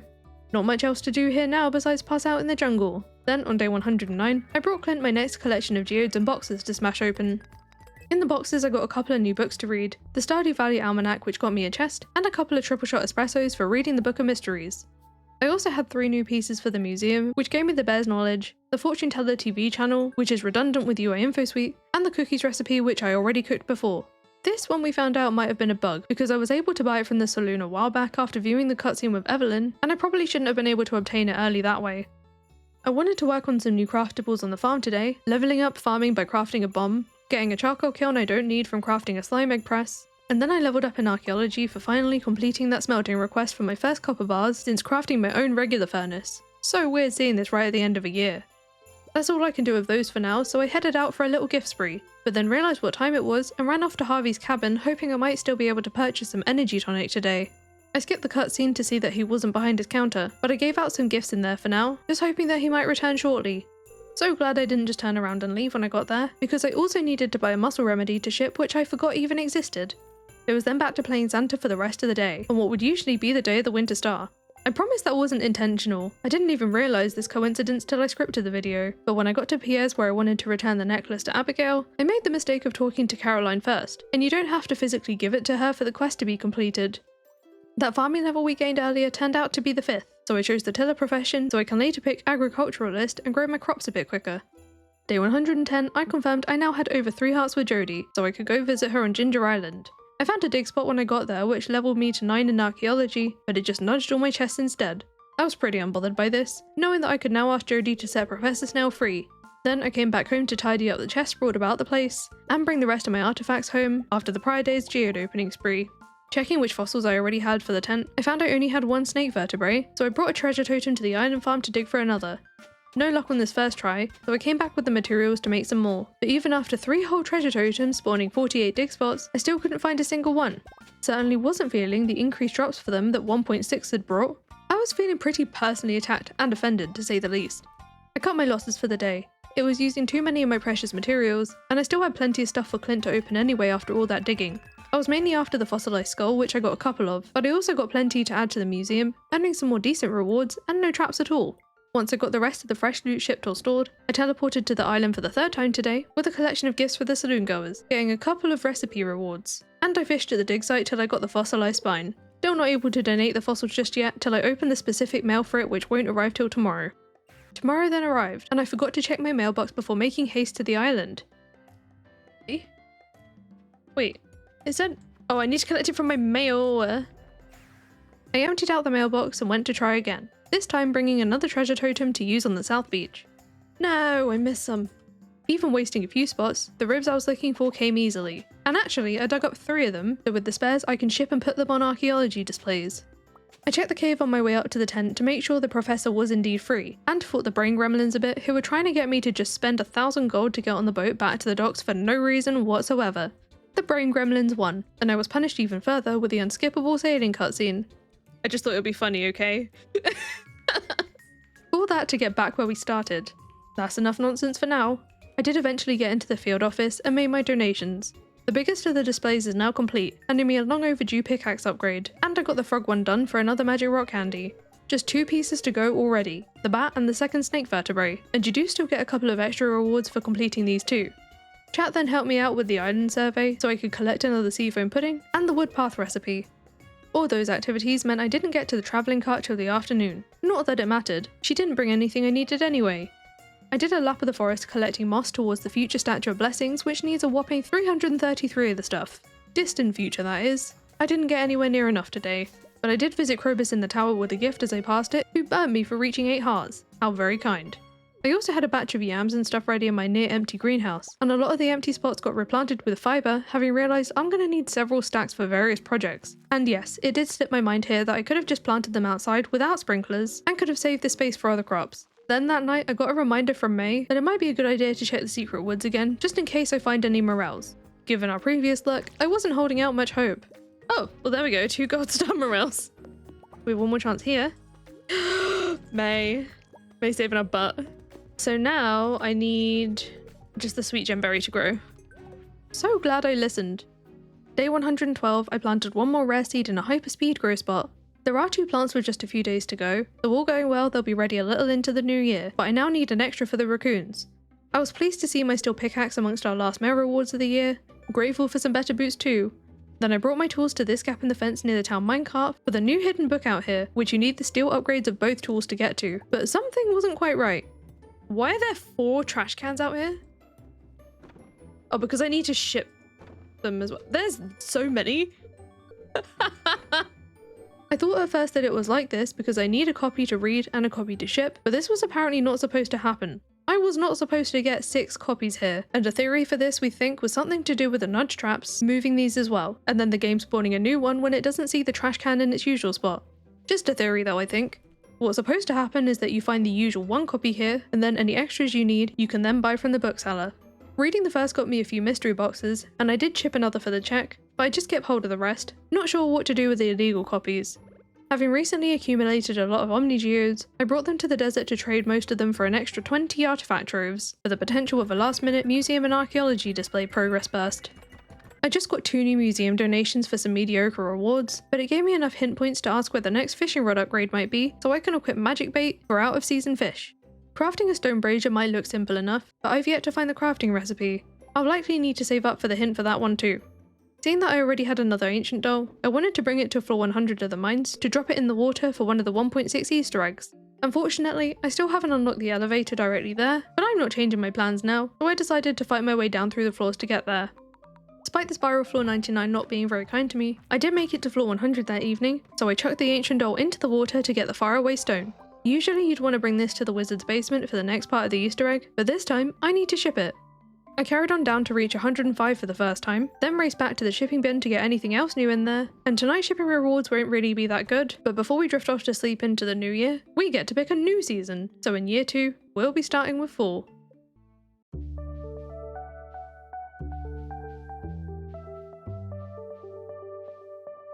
Welcome to year 2, Happy New Year! Of course we begin the year with Kent on Pierre's doorstep to kick off the year, who is looking a little bit different thanks to our beloved sprite randomizer. I still kicked him off the farm, it's too early to socialise. Not that Jodie got the hint. She got the boot too. Diving straight in, the travelling merchant brought a new check with her, just a pack of tree fertilizer, but it's another one off the list, which, as a reminder, we had a total of 2,165 checks in my run, and my goal this year is to hit them all. I bought some more blueberry seeds to plant on my quality fertilizer for the community tent, then took a stroll down to the sewer library to read my next couple of books where I found another magic rock candy and got jinxed. Good thing I didn't have any combat planned, though I suppose I had to fight with these fish on the line a little to catch them. And here I reeled in a salmon to get another bee house, but it also leveled up my fishing skill and I got the geode crusher recipe instead. Now that Kent's moved to town, I could speak to him properly for the first time, and thanks to all the real hearts we earned via other means last year, I had a couple of recipe checks waiting for me from him. I got some quality retaining soil and 1,000 gold. It was then over to the desert for a bit to catch my first soundfish, and this unlocked the movie theatre. We completed the missing bundle last year, I just had to find this to get it built. I planned to catch the scorpion carp as well, but after another couple of sandfish, I decided I was done with the desert heat and returned to the valley to visit Krobus for some shopping. I bought some slime here for crafting, and the butterfly powder I needed for shipping. Don't worry, Chaos the cat is not going anywhere, and whilst I was down here, I approached the skull cavern entrance because I'd not used my skull key yet. We do unlock the caverns, but it is also a check, so I'll get another pomegranate sapling too. Then for some last minute pre-bedtime checks, I cooked a few first time dishes, one of which gave me the idea for another recipe to cook. What an awesome start to the year, I think we can all agree? Day 114, I had a couple of upgrades in the mail for my hoe and my weapon. Never gonna turn down a whole galaxy hammer. It was Penny's birthday. I brought her a spare archaeology book, being very careful not to read it this time. If you know, you know. Looks like she very much loved that book because I maxed out my Archipelago friendship with her for some resources, gold, and a new crafting recipe. With the movie theatre open for business, I bought 3 tickets, 2 to bring someone to a movie with me, and an extra I needed to ship. My first movie invite went to Leo, though I kind of forgot I didn't even need a ticket for myself. I only needed to buy 2. The entrance is at Jodie's house, and there's no one inspecting tickets here, so I could just wander on in and bought Leo some licorice to snack on. I went with the cheapest choice here because he has no loved snacks or even disliked ones, so it didn't really matter what I'd pick. And after this showing of the brave little sapling, we hit 4 archipelago hearts with him and earned another Scarecrow. Just outside, I caught my first tiger trout who taught me how to craft fairy dust. And even better, it came with an artifact I need to put on a hardwood display to ship. Fishing was a good reminder to check Willie's shop. I'm still rocking a bamboo pole whilst waiting for my next upgrade, but I could buy some electro hearts here in place of the iridium rod. Thankfully, I've already unlocked several permanent buffs to my fishing bar size, and some permanent trap bobber-like effects to negate my flimsy rod, and this meant I was willing to attempt catching the angler. I mean, to be fair, this one's arguably easier than some of the regular fish, so I didn't have much trouble with it at all. Well, other than the fact that it burnt me. Sadly, I can't boost its income with the smoker because I have to ship it raw. That being said, the Archipelago mod does allow you to catch multiple legendaries in case you need extras for the community tent bundles and stuff, so I returned to that spot, not specifically for the angler, which I didn't get again tonight, but I might as well be here if I'm fishing anyway. I need some more bream. I had to use one of those to cook some baked fish. I got a sword upgrade for it, but given I have the galaxy hammer now, I'm definitely not using it. Day 115, the merchant brought a nautilus shell for me to purchase for shipping, and even though I didn't really want any more inflation, I still bought it for the hint point. I began the year's friendship grind with a backpack full of gifts. Thanks to all of last year's pariah traps, I had quite a ways to go with so many of our villagers hiding a good portion of the remaining rewards, or they could be traps. The ones we've yet to reach are indicated by the bigger multicolored bubbles above the hearts. The red bubbles show our current archipelago friendship level, which we've been gaining through gifts, talking, quests and all that, and the heart-shaped hearts underneath are the ones we have to randomly find in the world. I reached 4 archipelago hearts with Crowbergale today for some beach totems, and as I passed Marnie's trailer, I checked her shop to find the animal catalogue for sale. We unlocked the power from this instead of the roots platter recipe, but I still needed 2 copies of it to read and to ship. Reading it restored another lost library book that I forget about for a while, then I had an afternoon on the island for the next round of gifts. And not only that, my pickaxe is now strong enough to break the rock here so I can dig up that walnut, instead finding an order for a new pair of kicks. That reminded me to squeeze in one last errand late that night. I handed the war memento to Kent, who gave me some gourmet tomato salt for Gus, who gave me a rose for baby Sandy, who first wanted to spread her curse by littering her own shop in way too many babies. Oh my god! There's so many! She could still exchange that rose for a TV remote, but George will be asleep at this point, and I need to sleep off that nightmare too anyway. My new shoes arrived on day 116 with next day delivery. They were the mermaid boots, so some pretty top tier footwear. My first wheat gem berries had ripened in the greenhouse, but before harvesting those, I cut down all the fibre just in case picking up the berry reverses our crops again. Seems I didn't have to worry though. I got the cone hat from it and hit level 10 farming for a fishing bar size bonus. I replanted a couple more because why not, as well as a few more pineapples and a whole load of fibre. I kinda still forgot about the fibre not needing watering, but I did leave some space free in case we needed them for proper crops. One of my first sweet gem berries went to the raccoons to finish their 3rd bundle. I'm not interested in the cherry sapling reward. I need to work my way up to Raccoon Quest 6, where another one of my seasons is hiding. Challenge bait, rusty cog, and spice berries. Okay, that's not too bad. That we can handle. What the heck? Lewis is very angry at the ground. Before handling that, I wanted to deliver my other sweet gemberry to Old Master Cannoli, who gave me the omelette recipe instead of the star drop. On my way back to the farm, I went back to the raccoons with a stack of fibre for their shop. I am going to need another later to ship, but I traded for a raccoon journal to read this time for a bite rate bonus. I did bring the bundle of goods by shortly after. Okay, another bundle, complete. Progressive pickaxe, yes! Oh my god. Honey and a truffle, and a lead bobber. Can we make the lead bobber? You can't actually craft this one. I need to buy it from Willy. That next raccoon bundle did remind me, I've yet to obtain truffles though, so I bought a load of spare golden eggs to Pierre to sell to fund my first pig, who I called Winter. And then chat reminded me I also need a rabbit, so our new long-eared friend I called Blue, because I was streaming this on a day in January nicknamed Blue Monday. I could then catch George during his waking hours with a leek as a gift, getting a foraging level for reaching 6 hearts, and I could hand over the new TV remote to him to get the Arctic shard in return. I was surprised to find Evelyn could teach me some combat skills too. Then I left that house to clear out the dig site on the hunt for new artifacts. Even though it was late by the time I sorted through all that loot at home, I still brought the shard to the wizard so I could collect the worm for Willy. He doesn't have a bed in this mod pack, so I could bring it to him at the shop, but I could also buy the lead bobber for the raccoons whilst I was there, and completing their bundle earned me another furnace. We're now on Raccoon Quest 6, a really easy one, which I handled after some sleep. I did briefly forget why exactly this one was so important though. Oh, there's our summer! Oh, we knew this. This one we knew. No more raccoon bundles for now. Gotta find them out in the wild again. In my mailbox today, I unwrapped my pickaxe upgrade and my new cone hat amongst other things, and this hat meant I was ready to retire the leprechaun one. I don't need any more reminders of the tribulations from Junimo Kart. No, this was a symbol of successfully harvesting a long-growing crop without any new Benjamin Button traps in my way. I hung out in town for a while waiting for Elliot and Pam to emerge from their homes for requests and gifts. But I soon got bored of that and returned to the farm for the morning to tackle the growing mess of trees. Elliot made his way to Pierre's by that point, so I could present him with an iridium duck feather, finishing his archipelago friendship. I got another combat level and hearts with Marnie for that, and Pam was there too to receive the bream she asked for, though perhaps it was for Leah instead. Whilst on my way to bring Birdie the pirate's locket, I used the treasure totem on the west of the farm to search for the second snake vertebrae. We used 3 of them here last year, but this one? It was no different. Maybe Birdie has something better in store for me. Here we go. Slime incubator. Alright, skipping the cutscene. I think my lack of reaction says it all. An afternoon in the mines can usually lift my spirits, and this week I've got the Danger in the Deep key quest to do, except in Archipelago it doesn't reset the elevators. I've still got the ones I found out in the world, so I could start all the way down on floor 95. Much easier than I thought, and it was my first opportunity to gather radioactive ore. I reached floor 110 for the first time late that night, and got a bomb trap and an archaeology level. We were a bit confused about the lack of explosion, and figured it either spawned at the top of the ladder on my way down, or I might get it in the mail later, so we'll see which it is quite soon. Despite the hour, I was holding off on using my staircases to reach floor 120 as long as possible, so I could save them for skull caverns. I don't want to talk about this ring I got for reaching the next elevator, but it was at that point I thought I'd better pick up the pace. This isn't the way I like to reach the bottom floor of the mines, and the game knows it. Nauseated and prismatic shard, nice. And a burn trap, oh my god. Wonderful. The day's archaeology level was our 5th, so I got to choose my first profession. I don't tend to utilise the pan nearly as much as the ground's dig spots, so pioneer it is. Was the Prizzy worth it? No, not really. Not really. My ancient plant was finally bearing fruit on day 118. We planted our first one months ago, but between the Budton traps and the Chromageddon of year 1, it took so long to see a harvest. Give me all of that. Ah, ancient fruit. Fairy dust, nice. Raccoon, oh I need it for a raccoon bundle. How many do I need? Just 1. I need to ship it as well. I haven't donated a single thing to that 10 bundle yet, so I decided to ship this one to get an earlier check. I then ran over to my other house for some cooking. Why don't your chickens give golden milk?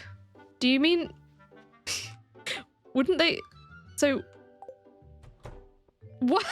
What just happened? That was weird. You'd want a golden cow for that. Like, I don't think that's how chickens work. Why am I here again? Pudding. That really, like, threw me off. And a flounder. You own 0. Just kidding, I don't have any. Having forgotten some of the ingredients and then seeing what was on the calendar, I got sidetracked from that task and checked the merchant's cart where I found a new mineral. Only 40 gold too. I dropped it in the Crystalarium so I can have 1 to donate and 1 to ship. I also wanted to bring Zik a birthday gift, but he wasn't in the swamp at that moment, so I'll come back later. In the meantime, I cooked up some new dishes for some new rewards that proved to be mediocre at this point in the run, but it was just enough time for Zik to be out and about again, getting some much better rewards for the 3 new friendship milestones. Always love to see the opportunity for a new recipe. With a few more hint points under my belt, I asked where my stone brazier recipe would be because I need to craft one to get a fishing rod upgrade. For that, I need to craft an iridium band, which I can't do yet either. That ring's recipe comes with a level 9 combat, and I've only found 8 of them, but that took its place in the back of my mind for now. Before exiting the farm again, I wanted to go through the day's mail. No bomb trap here, so it must have triggered at the top of the ladder. I did get my next prizzy in there though, and that went into crafting a wedding ring. Bark trap? No. Oh no. Don't worry, I won't make you suffer through it with me in the video. The rest of the day went to gifting. Who's this? Caroline, a meow trap. Oh my god. Really? Thankfully, I did get some friendly rewards later on. Freaking oh my god. That's amazing. Here you go. Eggplant seeds from Clint. That's not weird at all. Though not all of them went to plan. Not again! I wish there was a like, do you want to read this prompt? Who are you? Were you both like honey, honey, and honey? Oh, there we go. Vincent's done. Once I was done with gifts for the day, I crafted the statue of the Dwarf King and got some real hearts with Sandy for it. And it was a good thing I shipped that ancient fruit that morning, because now the merchant will be in the forest on Tuesdays too. Day 119 saw a harvest from the cactus plant. I don't even usually plant these, but I'm glad I did this time. Magic rock candy! I was also happy to have left spaces free in here so I could plant my first eggplant. Then I brought a movie ticket to Zik, seeing as we're almost done with his friendship, and I guess it was an exchange of gifts because he gave me a prehistoric tool. I did have a Morel on me, so I gave that to him too. Too lazy to go home for a love gift. I took a detour to the beach to move my crab pot so I could catch a lobster for Gus's request. I didn't particularly fancy carrying those into the theatre with me. I couldn't help having a few goes in the claw machine when I got there, because if this was a jack-o'-lantern, it might have been an early chance to get pumpkin seeds. I didn't get one on my first go, but there was another on my second, and if it doesn't look quite right, that's because it's just a wall sticker. Just slightly though, seems that Zik doesn't love any of the snacks here, at least today, but he does like them all, so I got him some jasmine tea. I was glad to see that he liked the movie, so now we just have 1 archipelago heart to go. Movie break over, back to running errands, a couple of them for money. The cave carrot got real hearts with Robin, and the amaranth scored me an auto petter. I'm just gonna ignore the soil, and I was very glad I got these done first. Willie's was my next stop to deliver an eel, but I also bought a trout soup as an extra gift for him. Not that he's gonna get it. Right, take that for your quest. A deconstruction. No! Willie knocked me out so hard that I slipped through day 120 and woke on 121. The cart was here for its first Tuesday, and whilst I didn't need any museum pieces this time, I did snap up the plum pudding recipe.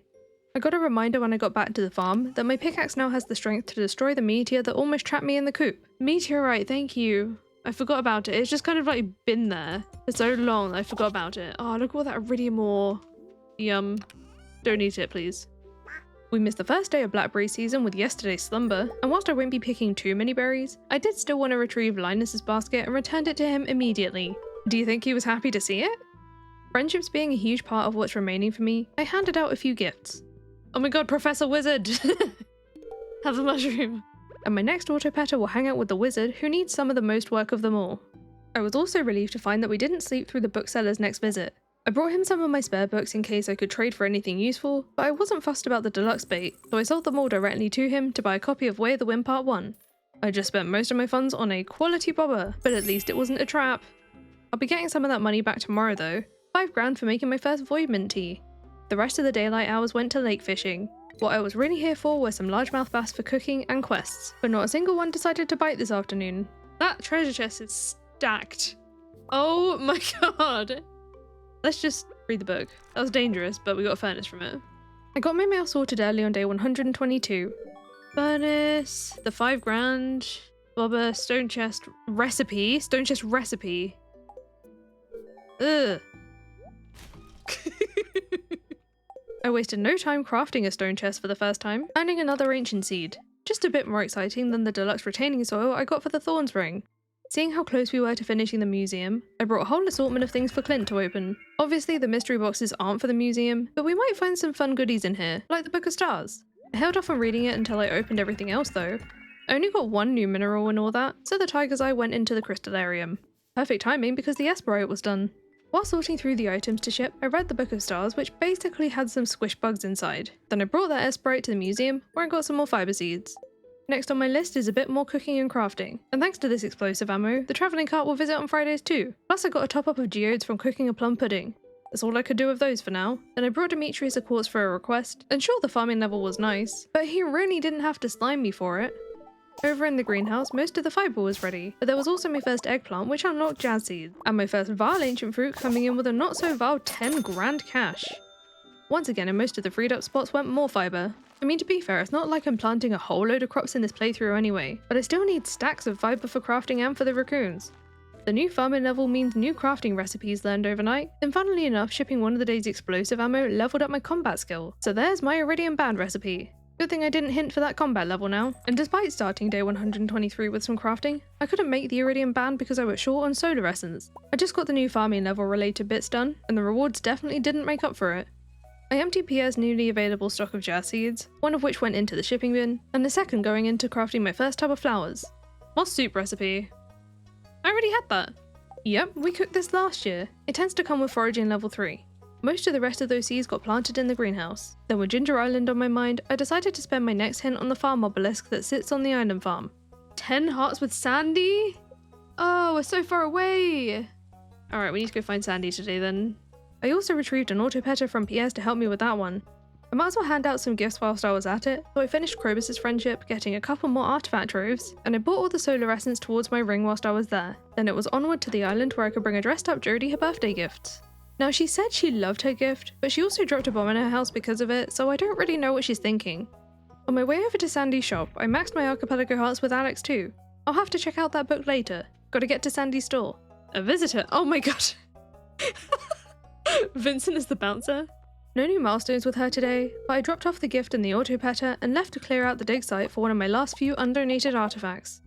I dropped it off that evening for 100 key gems, and it turned out I had 2 books there to check out, unlocking melon seeds and 2 real hearts with Willy. I didn't remember till the night time to refill my crab pots and found the lobster I was hoping for. Zik was pleased to find I brought it straight to Gus, then I promptly got whisked away by a random teleport trap and ended up at the island farmhouse in the Mastery Cave. There's a bed nearby, I might as well crash here.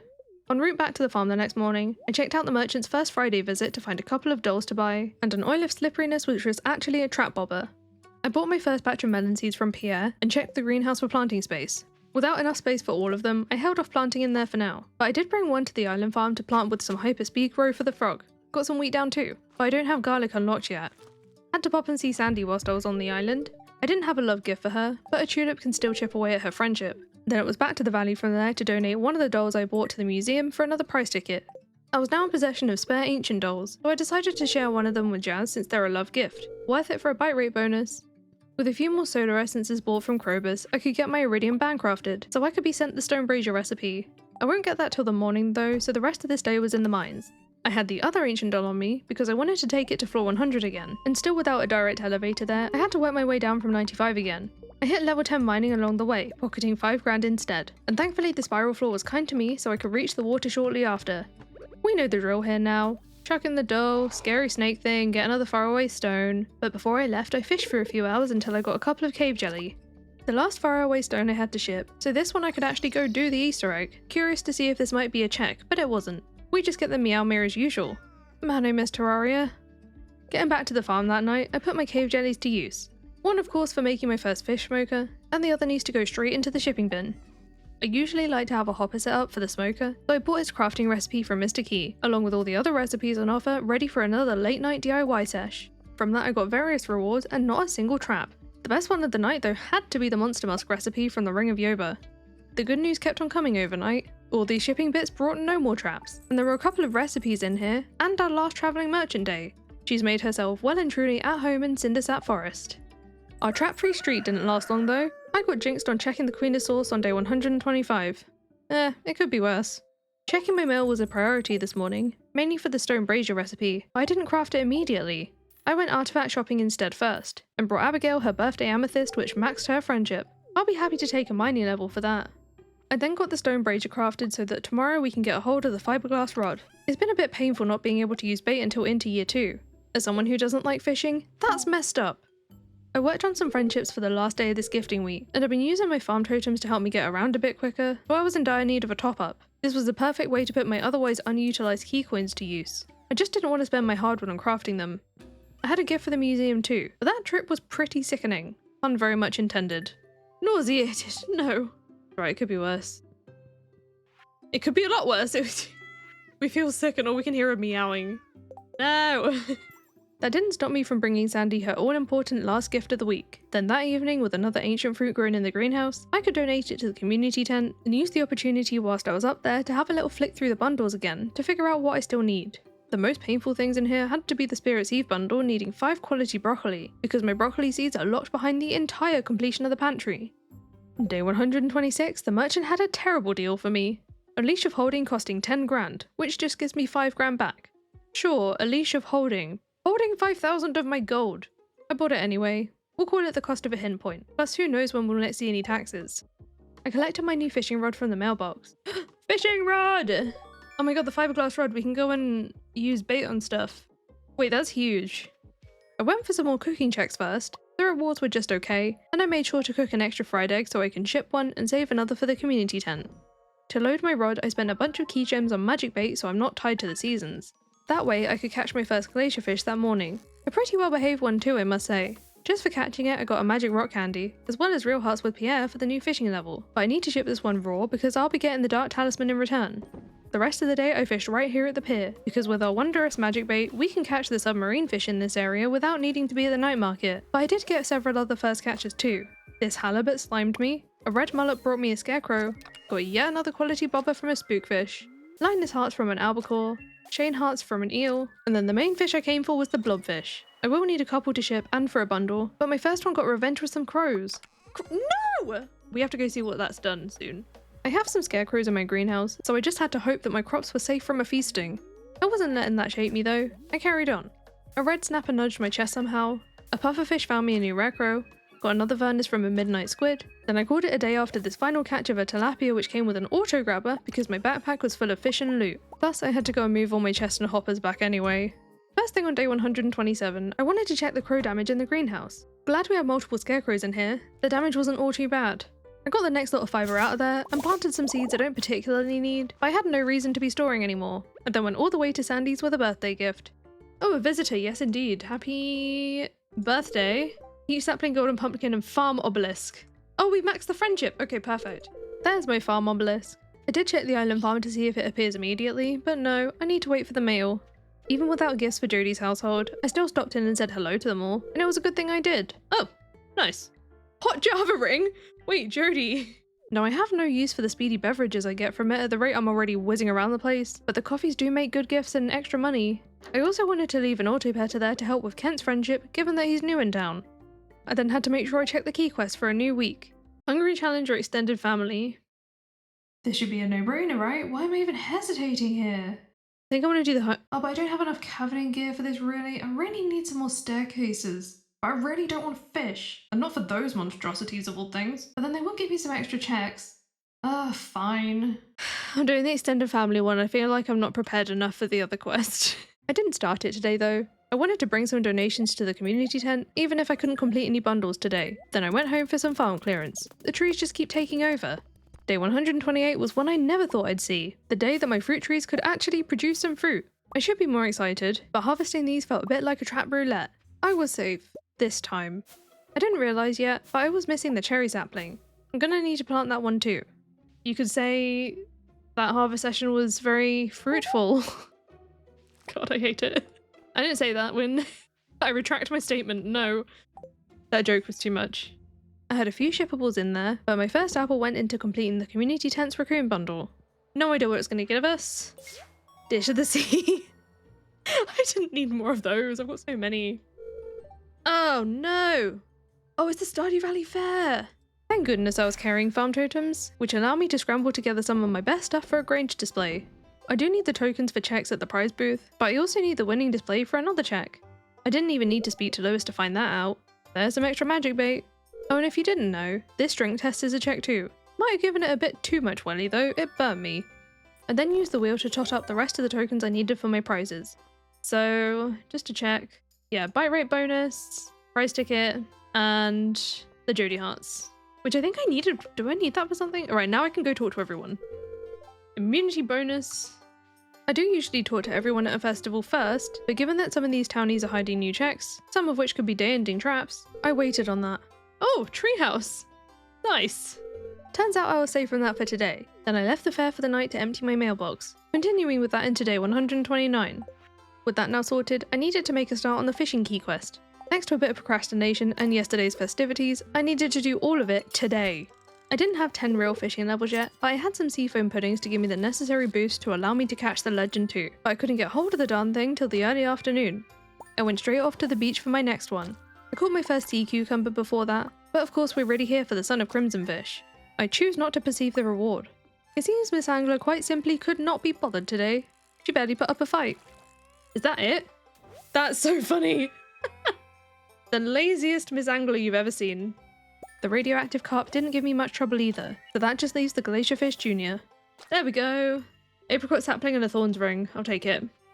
As with all the other fish, I need to ship these special ones raw for their own shipping checks. Then believe it or not, I continue to fish at the beach. That's a sight. We're gonna fish here next to that. I needed some more community tent fish, but the albacore was for bait for the chef's bundle. Do I need a jack-o'-lantern? Oh, was that one outside? Got another reason to love the 1.6 update. People now leave jack-o'-lanterns outside for us to steal. Wait a minute. Can I deconstruct that for a pumpkin? So we'll ship one of those and then... Yeah! Oh my god, it works! Now I can get my hands on pumpkins early, but the night shipping checks were quick to snuff out the happiness. No! Two pariah traps! What of my friendship? But it's in the mail, so I need to go and take advantage of as much friendship as I can before opening my mail, not this day that we're about to play, but the day after. Day 130, I kept deconstructing jack-o'-lanterns, with my first pumpkin going straight into the shipping bin. I brought Marnie a birthday gift to finish her friendship. She's been holding on to my pan upgrade. Not that I use it much anymore, but that's another friendship complete. It was up to the community tent after that to complete the chef's bundle. Didn't care about the bajillionth mayo machine, and then whilst I was up that way, I could use the dark talisman from shipping the glacierfish a few days ago to at long last gain access to the railroad cave, our final door. And in the cave, yeah, it's Lewis's. So, 19 prize tickets, are we ready? Speed prize collecting.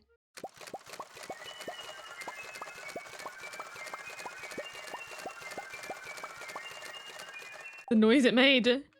Oh, we got some Stardrop teas to help us too. Oh, I need to read the book. I need to ship this book.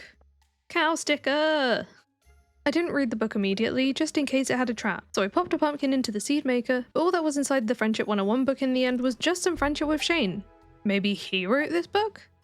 Speaking of friendships, that's what I had planned to work on today. With a gift and a red mushroom delivery for Evelyn, I completed her friendship, and that meant I could move this auto batter along. When I made my way to Zik that day, he seemed to be in some sort of predicament, and I don't mean his extra youthful appearance. His well-used and loved cooking pot cracked whilst he was making his favourite soup. I can see why that would be devastating. It also happens to be his only pot, so I offered to help source a new one. A replacement lunch of a dish of the sea cheered him up, and maxed our archipelago hearts, unlocking starfruit seeds in return, which was pretty huge. I hit several far less exciting milestones with lots of villagers today, but their quantity definitely outweighed their quality this time. Then I wanted to put the auto petter in Pierre's for Caroline, but I had a cutscene first when I got there. A cooking pot? Sorry, we don't sell kitchenware, unfortunately. Wait, what? Pierre has superpowers, confirmed. Why did you just parkour over the counter? That was so funny. It's all rusty and covered in dust, that's gross. He's gonna charge me outrageous amounts, right? Did you just take an old pot from your kitchen? You can say so, but a pot is a pot, right? It's still good for cooking. Caroline doesn't use it anyway. 2,999, no thank you. Not for your nasty old pot. No, not for 1,900 either. Still no? But it's made of high quality metal with non-stick coating inside. Fair price for that kind of thing. No, it's gross. 999, final offer. No, thanks. We're gonna go to Gus. Non-stick rust and dust. Yeah, that is the secret, isn't it? Is your food gets coated in dust, and therefore it cannot stick to the pan. Wait, I was going in there for a reason.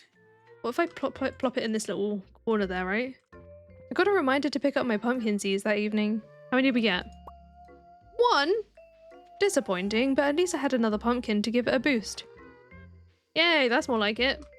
So what we're gonna do is we're gonna ship one. We're gonna keep one in case anything happens to it, and then we're gonna plant the other. One of my first blue jazzes could make space for the pumpkin. Then I wanted to ask Gus about the cooking pot, but he had nothing to say. I guess I'll have to keep trying another day when it's light out. Didn't leave the island without bringing the gorilla a banana, and as a thanks they taught me how to make maki rolls.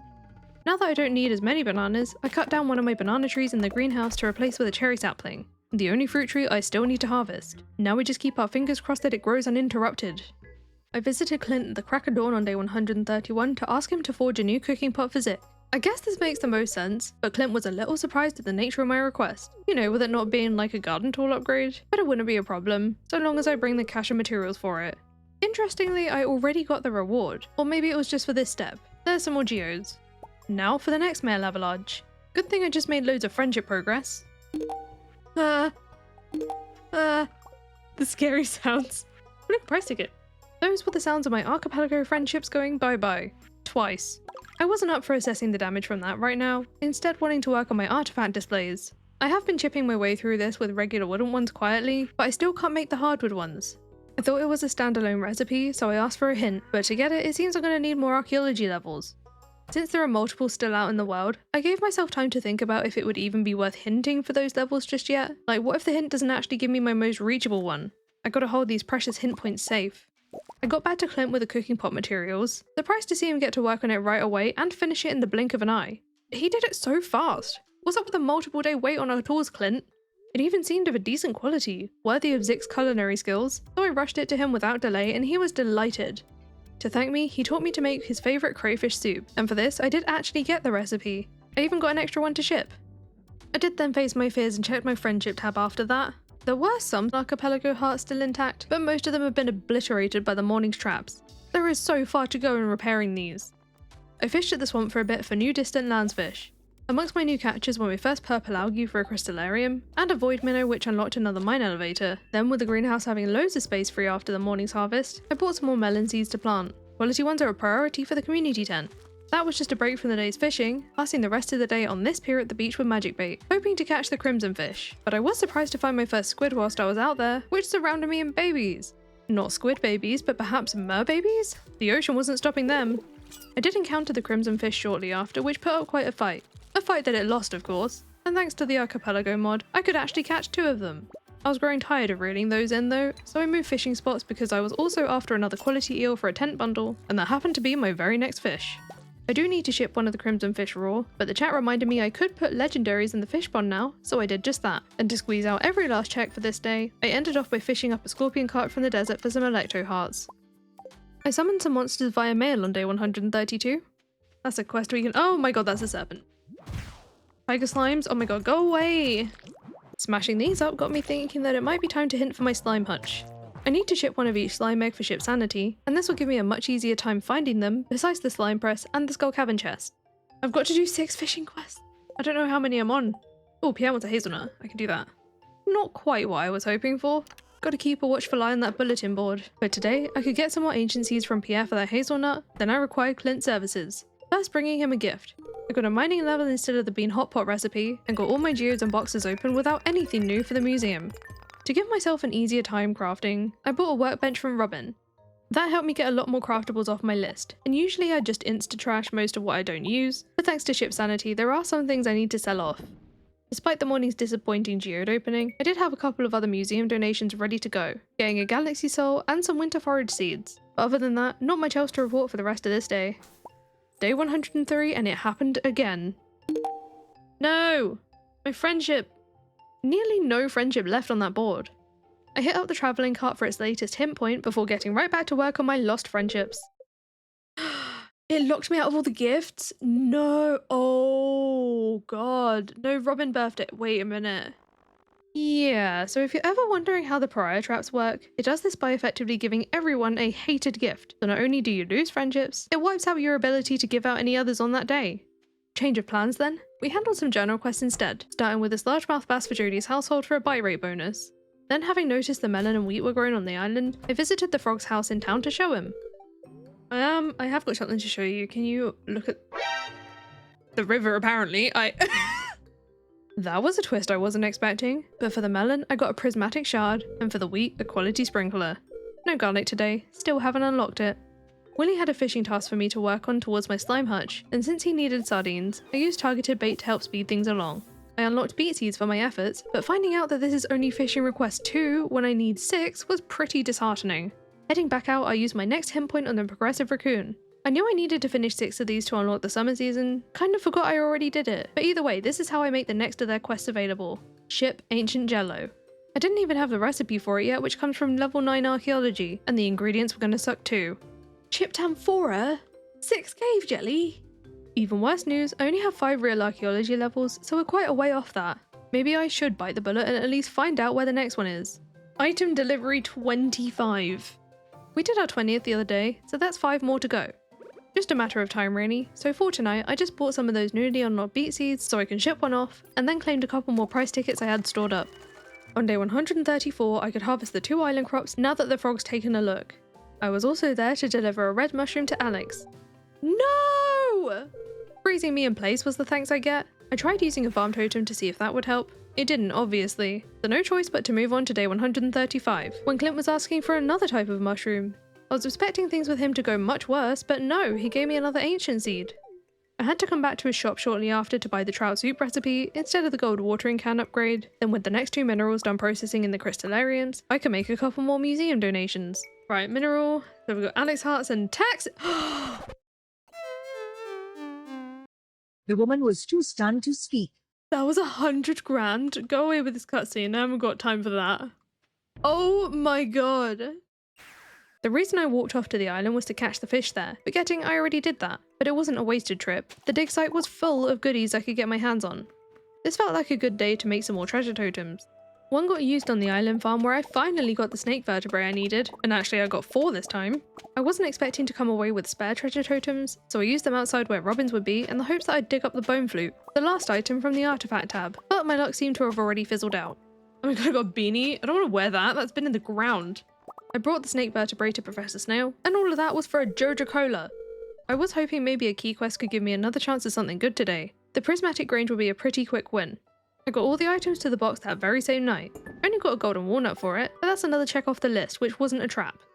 My spirits were very much lifted by the merchant the next morning. Oh look, bone flute, we needed that. That's the last artifact for the museum. At 40 gold, an absolute bargain, and I wasted no time in handing it over to the museum. Alright, bone flute. Complete collection. Oh, it was the last thing at all. Fishing level. No star drop for us. Those we've been finding along the way at random. George got a leak for his birthday. No new friendship milestones thanks to all the pariah traps. But nothing a star drop T couldn't fix. That's another friendship complete, even if it is just another slime incubator. It took long enough, but this was the day I finally got my head around the idea of planting fibre outside where they don't care about the seasons and they don't need watering.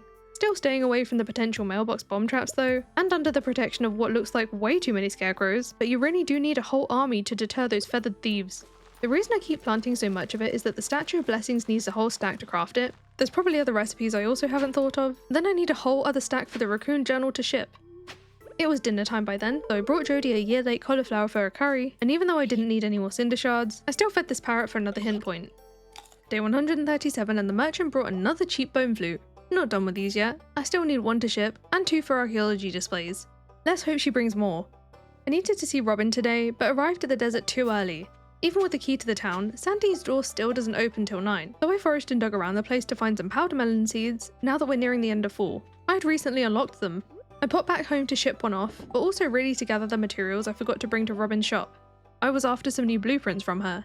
Thanks to the earlier taxes, I don't have a huge amount of funds for this, but I had enough on me to unlock the corn seeds, get a handful of cherry bombs, and to learn to cook artichoke dip, and I could also ask her to make a start on another free house upgrade.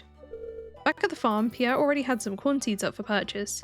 I only grabbed a few since they were regrowable, and I wasn't expecting to get this incredible gift in the mail from his wife. 5 speed grow, more cinder shards, and a parsnip. Wait. Parsnip! Parsnip, parsnip, parsnip, parsnip! Parsnip! Parsnip, parsnip! Wait, why am I trying to deconstruct it? I want it in the seed maker. I planted both of these this time since I can't just buy more, along with 3 of my full corn seeds, and both of these powder melon seeds. In some other freshly freed spots, I switched some basic fertilizer for the deluxe stuff because the community tent is still in need of gold egg plants, and melons which I didn't get enough of today. With the crops now sorted, I checked the bulletin board to see Willy asking for some red snappers.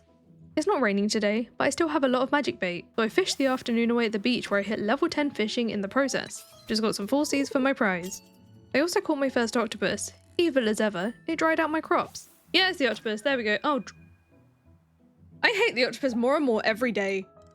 Even with the help of a bubble spot, I only caught 2 of the 3 snappers by nighttime, at which point I grew tired of fishing for the day, and on going to bed, I found out we'll be getting another house upgrade from shipping that bone flute before Robin's even done with this one. Which, speaking of, seems Pam wasn't pleased at all about Robin roping her in to help with it the following morning. I tracked down Alecto in the secret woods for her birthday. My best option for her was a pearl, but I also had a boost from a star drop tea to get my hands on the 4 remaining friendship checks from her. All of these are great, but the golden clock has to be the highlight. I couldn't think about anything else until I caught the 3rd and final red snapper. Didn't care about the stone I got for it, I just had to make this progress. The fishing didn't end there today. I wanted to catch the walleye here, but I found my first catfish too. My first walleye showed up shortly after for 1500 gold, but I stuck around to catch another for a 10 bundle. I moved on to fish at the forest waterfall next. I would have just started off here if I knew the walleye would be here too, but from this location, I was really after the goby, who just brought me a few cores. Well, and some treasure too. I got the fish donated to the tent that night, no bundle completions, and it sucked to see the fishing was far from over. Not looking forward to those quality link odds. Tried to take my mind off that for the night with some cooking. It worked out well. With 6 new dishes, we got a good little progress burst, and one of the rewards was the next archaeology level. Kinda nice to come across an unhindered one. Oh, and I also noticed that somewhere I did obtain the ancient jello recipe. Oh, I do have the ancient jello recipe. When did I get that? Can't seem to find where I did that. Anyway, my last dish will send a burning mail. I was then ready for some sleep. Hardwood display! Wait a minute. I used the new blueprints to upgrade the preservation chamber to the hardwood version, and for my first hardwood display, I leveled up in farming. Now I just gotta work on getting one of every artifact on those displays for ship sanity. We're gonna need a lot of hardwood. At least we don't need to do the minerals too. And those hardwood displays, they'll be worth a lot to sell, especially from iridium quality artifacts, which you get from cleaning them up on the restoration tables. To get a handle on my hardwood supply, I brought a load of mahogany seeds with some tree fertilizer to my underused island farm. I did crown them in along the bottom though, just in case I want the planting space later. Could I have done this on the home farm? Yes, but I didn't want to add to the forever growing mess of trees over there. The morning's crafting meant I could now afford another hint. This one went to the special order board, worried about how many potentially time-consuming checks would be waiting for me there, so to get that, I need to ship a chicken statue. I checked the dig site for artifact rows towards it, which I didn't find this time. There's obviously the chance we might find it on the farm, along with some other methods. Fishing as well. I don't really want to get it from fishing though. For now, I had some spare Omni Geos I could trade for troves in the desert. Didn't get them open just yet though. I wanted to get my free golden clock built before I could forget any longer. The Spirit Sea Festival was on that night. There were 2 Archipelago items from Pierre here, 1 grand for the price of 4, and a golden walnut instead of the rare crow, which I've already got. I also bought 1 more jack-o'-lantern to hopefully gain at least 1 more pumpkin seed from it. My festival difficulty is set to hard in Archipelago, so I had to navigate the maze for a check. It's different for year 2 as of 1.6, so I had a little bit of a harder time, but eventually made it to the end to find a golden pumpkin and 5 desert totems inside. Made a good amount of gold overnight, mostly thanks to those artifact displays. An iridium dinosaur egg on a hardwood display is worth 12.8 grand. Even the anchor was a good few grand. Archaeology definitely has the potential to make us rich, or whatever forces are taking our taxes. Day 140 I brought those troves to Clint. No chickens in here today, but I did get some other stuff I needed. The next fishing quest was ready, and it was about as convenient as it could be. Just a pair of largemouth bass. I had one on hand to turn into targeted bait so I could catch them in a matter of minutes, and Demetrius was walking by the area right after I got it done. 2 fishing quests to go. Sorting some stuff out at home, I noticed I accumulated far too many totems for my liking, especially now we have most of the obelisks. I did keep a few of each type, but I might as well deconstruct most of them. Damn it! Maybe don't try to open the hopper whilst holding them though. I got back to fishing again that afternoon, in the mines this time with a seafoam pudding. I was after a lava eel, and I can stock up on cave jelly whilst I was at it. I need 6 of them for the ancient jello later. I did reel in a lava eel which jinxed me, but stayed for those cave jellies. There's a growing collection of trash and eels in my backpack were wearing away at my sanity. This is horrendous. I need cave jelly, please. I haven't caught the ice pip, I'm going to go do that. I got 500 gold for my change of scenery, but I only caught 1 more cave jelly there.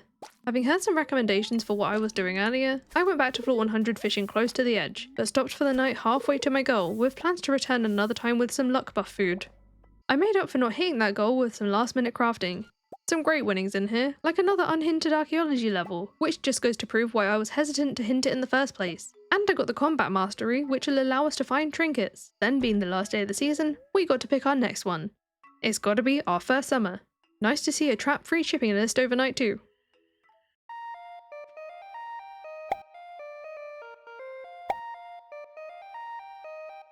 I grabbed the next pumpkin from the Spirit's Eve jack-o'-lantern, along with a nearby torch whilst I can't make my own, to craft a jack-o'-lantern for myself.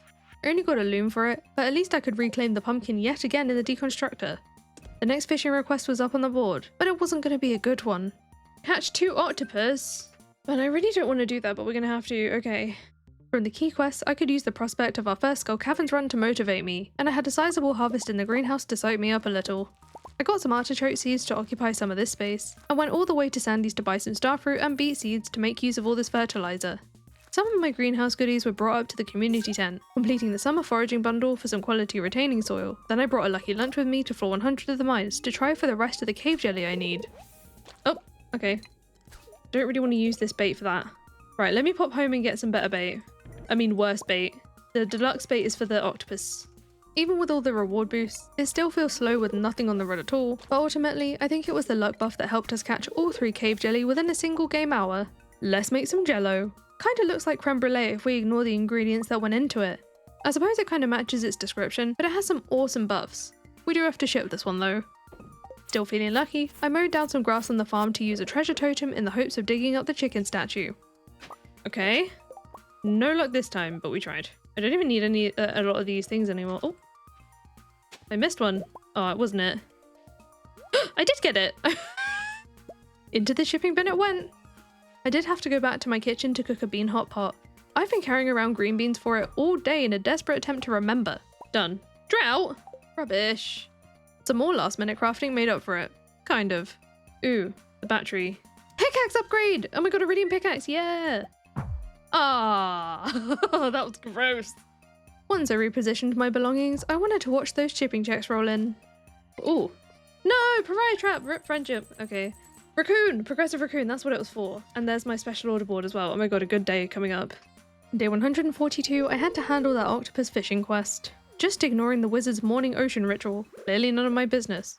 I think it was bothering the tentacled creatures though, because I didn't catch my first one of the day until a while after he left.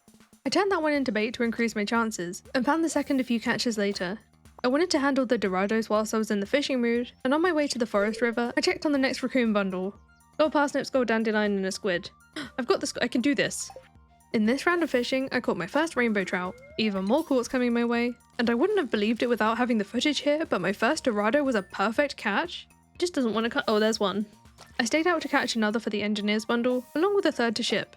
Don't worry, I did turn in my fishing quest already, earning a prize ticket. For my last big win of the night, those Dorados completed another tent bundle. Whole crafting recipe we know is a fun opportunity, whenever I get round to remembering to do it. I kept on top of checking the bulletin board on day 143. No, I'm not doing it again. Quite simply not happening. Why do I keep hearing fiber breaking? The Junimos are harvesting it! I was like, what is that?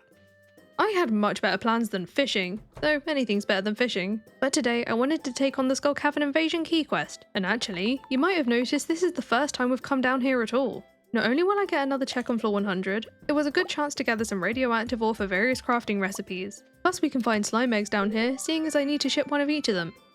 I also whizzed past floor 25 via jump hole to 30, completing the first little Skull Cavern challenge we get by mail from Mr. Key. Just a preserves jar here though. Got quite the surprise shortly after while slaying some ghosts. Ectoplasm! Yeah, I often get the ectoplasm special request, called a curious substance, confused with the prismatic jelly one. I mean, aren't they both very curious substances? Anyway, besides the end of the struggle for loot space, the rest of my descent to floor 100 was pretty uneventful. The mango sapling for completing the key quest didn't excite me, but in the spirit of multitasking, getting there also meant it was time for my snake milk drinking challenge. I downed it to get it over with, and as disgusting as that experience was, it somehow earned respect from Wooly, so it had to be done. Even though it was only 8:30 by then, I felt it more productive to leave the caverns a couple of floors later this time. So some of you might know what comes next. Let's take a look at our loot review. This one's looking quite a bit different from my average Skull Caverns run. Aside from the usual ores and gems, I've obviously got the ectoplasm occupying a whole space of its own, but I also saved some of the cooked dishes I found down there for shipping. You can see I got my first couple of trinkets since gaining the combat mastery, and I got a second purple slime egg so I can keep one to hatch. Then there's plenty of spare bones to put on the archaeology displays. A decent haul for a first run that we ended early. Checking Krobus' shop on my way out, I bought all the link odds for shipping quests and bait. Then once I tidied the loot away, I handed over the ectoplasm to Pam Modius for a useless worm bin. I also wanted to hand in a slime bounty to Lewis too, so I went to see if he was awake. This isn't Lewis's. Lewis is at the railroad and I was just up there. No! Good evening. You said good evening to me. Damn it. Sleep talking. Stardrop tea though. Okay, at least that was worth the trip. On day 144, I harvested a really valuable powder melon. Well, I would be more excited about it if I hadn't already received a number of these, and we already have a golden chicken.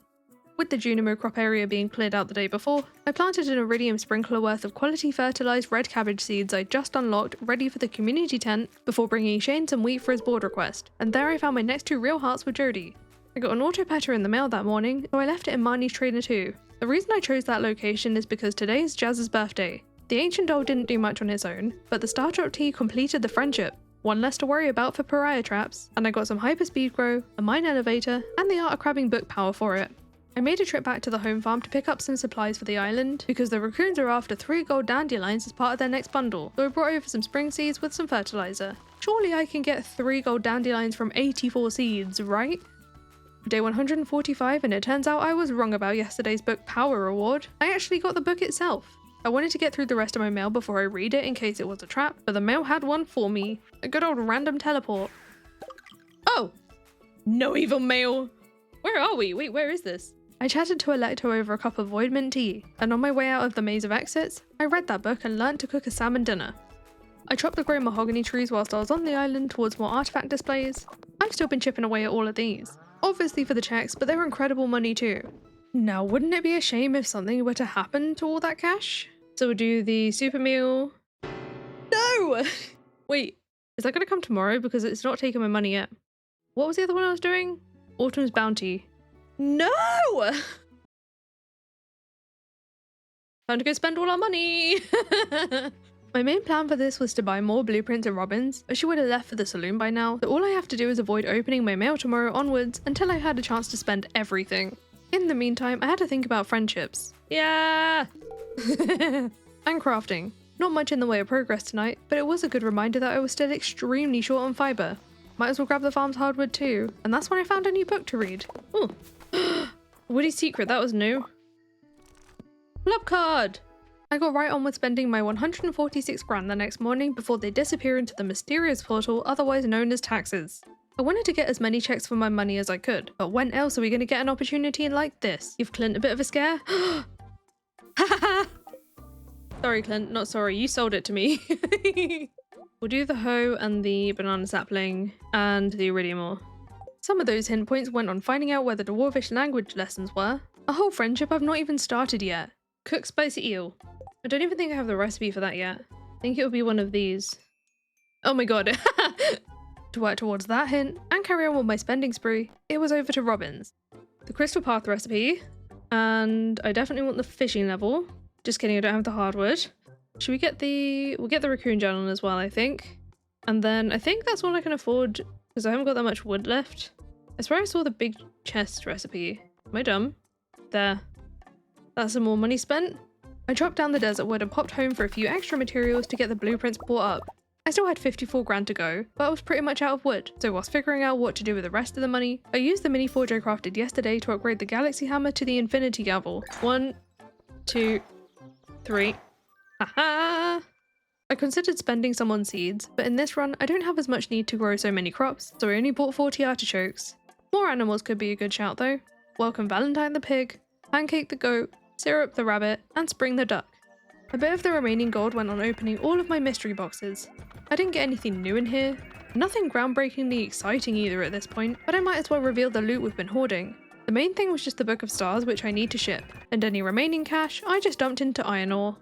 I made sure to tend to my greenhouse crops as well, knowing that there's a Benjamin Button trap with the tax bill that's going to reset them all. Then I crafted my newly learned flute and drum blocks for the first time, and officially unlocked pumpkin seeds. No more deconstructing jack-o'-lanterns. I was ready for my taxes by the evening, a whopping 212 gold, but I stopped opening my mail after that to avoid my crops being reversed. I'll just open the mail again once everything else I need has grown. Thankfully this worked out the way I wanted. Felt like I was playing roulette with my mail there, and at least we weren't adding to the traps from this large list of shipped goods overnight. Sandy was after some quartz on day 147, for which I got the fried mushroom recipe. Being on the island, I chopped any mahogany trees that grew since last time, and after storing those materials, I checked my collection tab for which fish I'm still missing. There's not too many to go on here. On this day, I caught a first sturgeon who brought me some calico eggs, a slimejack who was holding an axe upgrade, and the mutant carp with a single display worth of hardwood. I switched tasks to cook a few more things before bed. The drought was inconvenient, but not the end of the world. From shipping tonight though, I was happy to see another fishing and farming level, and the unlock of hop starters. We need those for the community tent. Got an archaeology level somewhere along the way as well. No idea this mod lets you craft lucky rings. On day 148, I gathered the fruit from the cave for evidently the first time in a good while. I got what I was after in there, a gold quality orange for Gus's birthday. No new checks, but it was a good boost back towards the remaining one I have left with him. The artichokes I've been waiting for had grown. I was hopeful I got enough gold ones for the tent bundle, but I also had the first corn harvest in here, which popcorned debris around the place. That's so rude. Some of the corn went into cooking my first tortilla. Who knew the wizard liked those? Then I was ready for my avalanche of saved up mail. 49 letters we had to go through, including the club card we got from the other day, as well as a bomb trap. Kinda surprised at how indestructible these envelopes are. Grateful that all my loot is still intact in here. I got a good chunk more crafting done thanks to those recent skill levels, and some individual crafting recipes, and I ticked off a whole 11 items in this round. The highlight of course had to be the return scepter. It's going to save us so much travel time without having to worry about farm totems anymore. But just as I got to the last item for this session, it sent me off to Elliot's cabin with a random teleport, which is the back room of Willie's shop. I decided to just get this baby's trap done for 10 grand. Babies! Oh my god, it's worse than Willie's!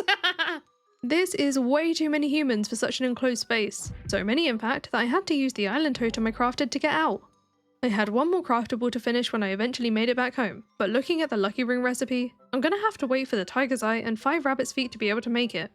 All of that effort was to accumulate more hint points for the spicy eel recipe, so I can cook it to get the dwarvish translation guide. That's locked behind the cooking of fried calamari. Thank goodness I've already got that recipe. Fried calamari. Okay, we'll get the recipe tomorrow. And that pufferfish on my person? That's for Demetrius's mail request. Crystalarium! And a price ticket. Nice.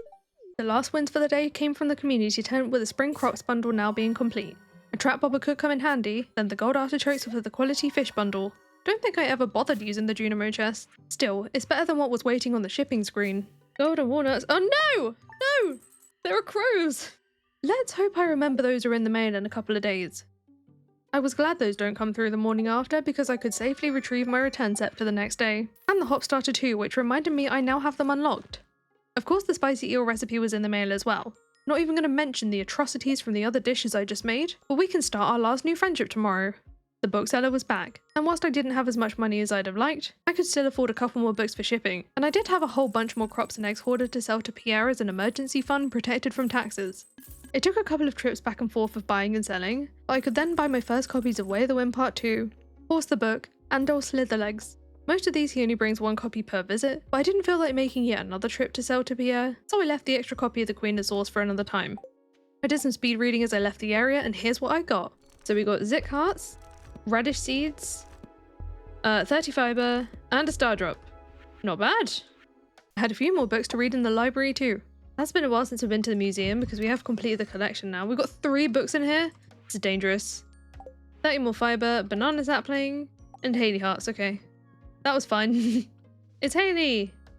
I haven't got time for this.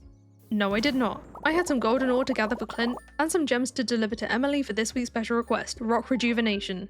A charcoal kiln, wow. Chain hearts for the cranberry sauce recipe. I waited patiently at the saloon for Goblin to make his appearance for his 2 requests. Then back on the farm I realised I had enough iron to make an anvil of my own, unlocking the 5th floor volcano exit shortcut. On day 150 it was raining on the island, so I brought some flute blocks with me for the mermaid puzzle. Thank goodness it was raining or this burn would be more troublesome. I brought Robin's household some gifts, mainly with Maru and mine for her birthday. Couldn't reach any new checks though. It was time to meet the dwarf for the first time as well. Looks like Krobus today, and because of the sizes of the sprites, the dwarf and Krobus can basically only be shuffled with each other. Anyway, here I gave a first gift, and checked out the store, buying the weathered floor recipe for a slime egg press, a couple of oil of garlic to ship and deconstruct, got a glowstone ring from the big stone chest recipe, and finally my first copy of the dwarvish safety manual. I need to buy another on a future day to ship, but I read this first one. Meowing again! Oh my god, meowing all day, doomed to meowing. I only just got over one of those from the mail. I had a bit of trouble getting to Leo for his next gift. They're not even here anymore! Got there eventually though, and I suppose this put me nearby to hand a rabbit's foot to the theatre car here, which surprisingly actually gave me the lucky charm. I found out when I got home that I could not in fact deconstruct the oil of garlic. I was hoping to get the garlic back, but we'll have to find another way. To push on with another bundle donation, I used some fairy dust on a couple of crystalariums duplicating petrified slime. I need 10 in total, and I don't know why I didn't just use all the dust on the same machine. I guess I felt weird not doing them both equally. Those were for the garden bundle, and now I just need 3 gold cockles or a summer squash, which I've not even unlocked the seeds for yet. Day 151 was our first luau. Oh my god. Whoa. 1, 2, 3, 4. There's 4 Morus here today. I earned a heavy tapper for the ice cream recipe whilst greeting the villagers. And into the pot? You've heard of pineapple on pizza. I raise you pineapple in soup. Let me know in the comments if you're team pineapple. I sure am, and apparently so is the governor. I want another ancient seed for it, but sadly no new friendship checks. At least this should have made progress in repairing them all. Day 152 I checked the travelling cart. Actually, I've been doing this most days and picking up any new artifacts I still need, but you don't need to know about it every time to avoid so much repetition. Today was significant though because I found the tiger's eye for the lucky ring. Now I just need to wait for 2 more rabbit's feet. It was kind of weird getting a whole other infinity gabble in the mail that morning. I wasn't sure what to do with my second one, but no time to think about that because my next letter contained a shuffle trap. I've grown a bit too comfortable storing everything given how long it's been since we've seen the last one, so I think it goes without saying that I lost about half this day getting reorganized. I still had the afternoon free to tackle my next fishing quest for 3 mullet. Targeted bait and a bubble spot made quick work of that, but instead of turning it in straight to Demetrius, I filled my backpack with gifts for the saloon knowing he'd soon make his way over there anyway. There was the slime hutch we've been waiting for, but obviously Grobbin is here too, so we'll have to wait until she's back at work to build it. Gain some more luck instead of the lobster bisque recipe, a nice bonus. Once I was done gifting for the night, I checked the dwarf shop to obtain another dwarvish safety manual. Gotta ship this one. Only got a crab shell ring from doing that, but it was better than some of the other stuff now looming in here. That being said, our armies of scarecrows have me much less worried now. Day 153, I wanted to forage at the beach for crab mating season. I was mainly after cockles and rainbow shells of gold quality. Should I come back with foraging food? Wait, do I have any? I was hoping this would increase my chances of better quality forage, but I didn't have any of the right dishes nor recipes, and Gus wasn't selling any today either. Just gotta rely on pure luck, which did not come through for me today. Had to see Pierre next for an item I'd not given much thought, the bouquet. I bought 3 here, 1 for its normal use, 1 to ship, and 1 to smelt into a wilted one, also to ship. As for the date getting the bouquet, I'm going with Sebastian this time since I've not married him before. I didn't stick around long. I got out of there and all the way to the desert to ask Robin to build my free slime hutch, but this actually proved convenient because I was feeling a volcano adventure today. I was here with a load of bombs for a mummified bat. I often go do something whilst waiting for the bombs to explode, but this time I really wish I didn't. Oh my god. From this speed boost I keep getting stuck behind stuff. No! No! Wait a minute. I always try to think my way out of these situations, but I can't.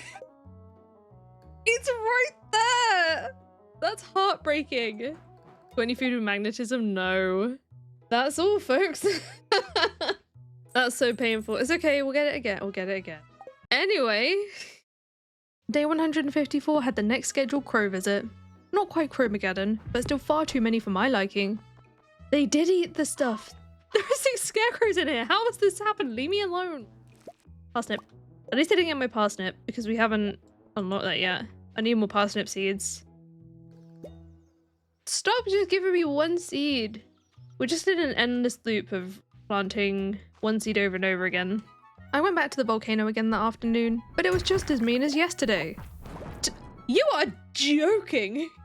Of course I was here for the mummified bats again, but I still had some walnut checks to find too. There's one. We start off strong with a bat for the stream today. Okay, yeah, we can. I do need a couple more for displays though. There's another one. Looks like things are looking up. I also unlocked another raccoon bundle that night on floor 9 for when we finished the current one, and got a check for my first rare treasure chest, even if it was just another golden walnut. My slime hutch was built the next day so I could get my first egg incubating, and now we've got a chance to get more of them as a drop from the slimes to help with shipping. One of those bats I brought to Professor Snail's volcano as the last piece of the fossil collection. Meow trap! Whatever. I'm skipping the cutscene. Get me out of here, Professor Snail. Oh, I got a furnace for it. Okay, cool, whatever. I suppose it could have been worse. Believe it or not, I then went to the volcano for the 3rd day in a row, but this time I only cared about getting to the 5th floor, carrying a number of diamonds.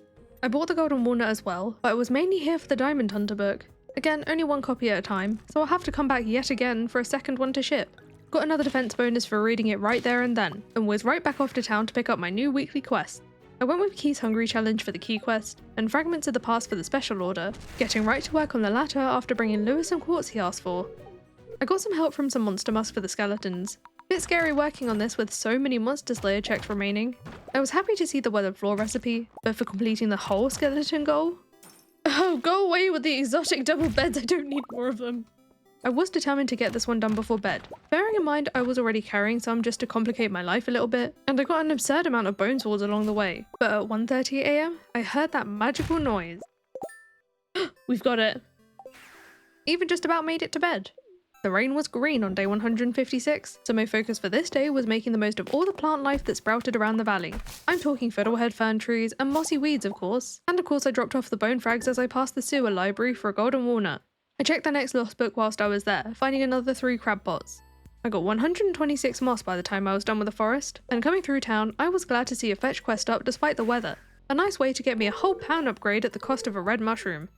To make use of the rest of the day, I ran around the town and desert with a variety of items, cutting down the weeds as I passed them, but I wanted to tackle the chain of item drops that usually lead to the club card.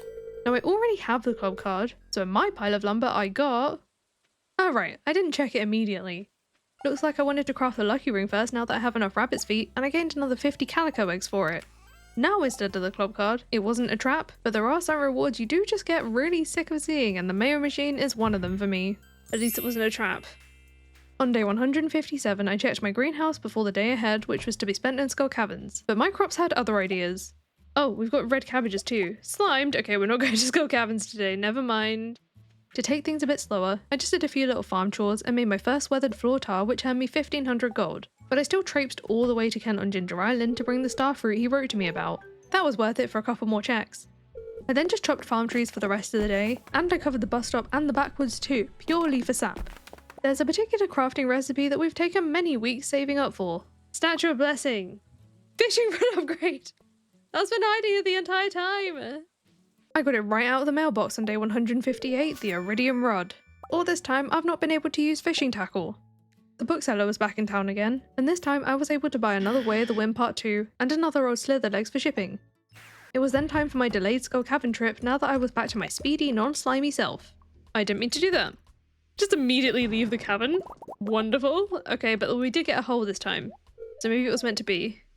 Key's Hungry Challenge was on my mind for today, but I was also hoping to find 4 prizzies for the 4 Precious Stones key quest. Good start with this treasure chest here. That was one of 3 treasure floors that I found during my descent, and I also happened upon a fairy box to heal me where I'm not allowed to eat. A jump hole sent me to floor 100 that evening, initiating a meow trap, and in the chest were just some cinder shards. It was then full steam ahead on the prizzy hunt for the rest of the day, and I'd love to say what I usually would, that I passed out down here at 2 AM, but I didn't. I was getting my dino kills on this prehistoric floor when I hit the next milestone and got frozen. You are kidding me! Kind of ironic from the fire-breathing reptiles, but that's the end of my caverning for today, so let's see the loot review. At least it was midnight. I got hundreds of ore as a result of the prismatic shard hunt, which turned out to be successful. I got the 4 I needed. Not much in the way of other treasure, and I wouldn't usually keep the autumn's bounties, but I was happy to find these to help with the potential for quality beach forage I need for the tent bundles. Despite the ending, still a great day. Dropping off the rainbow rocks to the walnut room the following morning rewarded me with 10 grand. That's actually a bit more than they'd sell for, so it worked out well. With the next birthday upon us, I loaded my backpack with gifts because the friendship situation here is still looking pretty dire for some people, but it is getting better. I hit 8 hearts with Amaru for some iridium ore, and even though Demetrius's birthday gift didn't send us anything new, I was just 1 archipelago heart away from his final check. I checked on the farm here whilst I was on the island to find my spring forage was ready. I don't need all of this, I only want 3 gold star dandelions, and started just with the ones I could reach because of backpack space. Are you kidding me? What's the point in this quality fertilizer? 13 dandelions and only 1 was gold?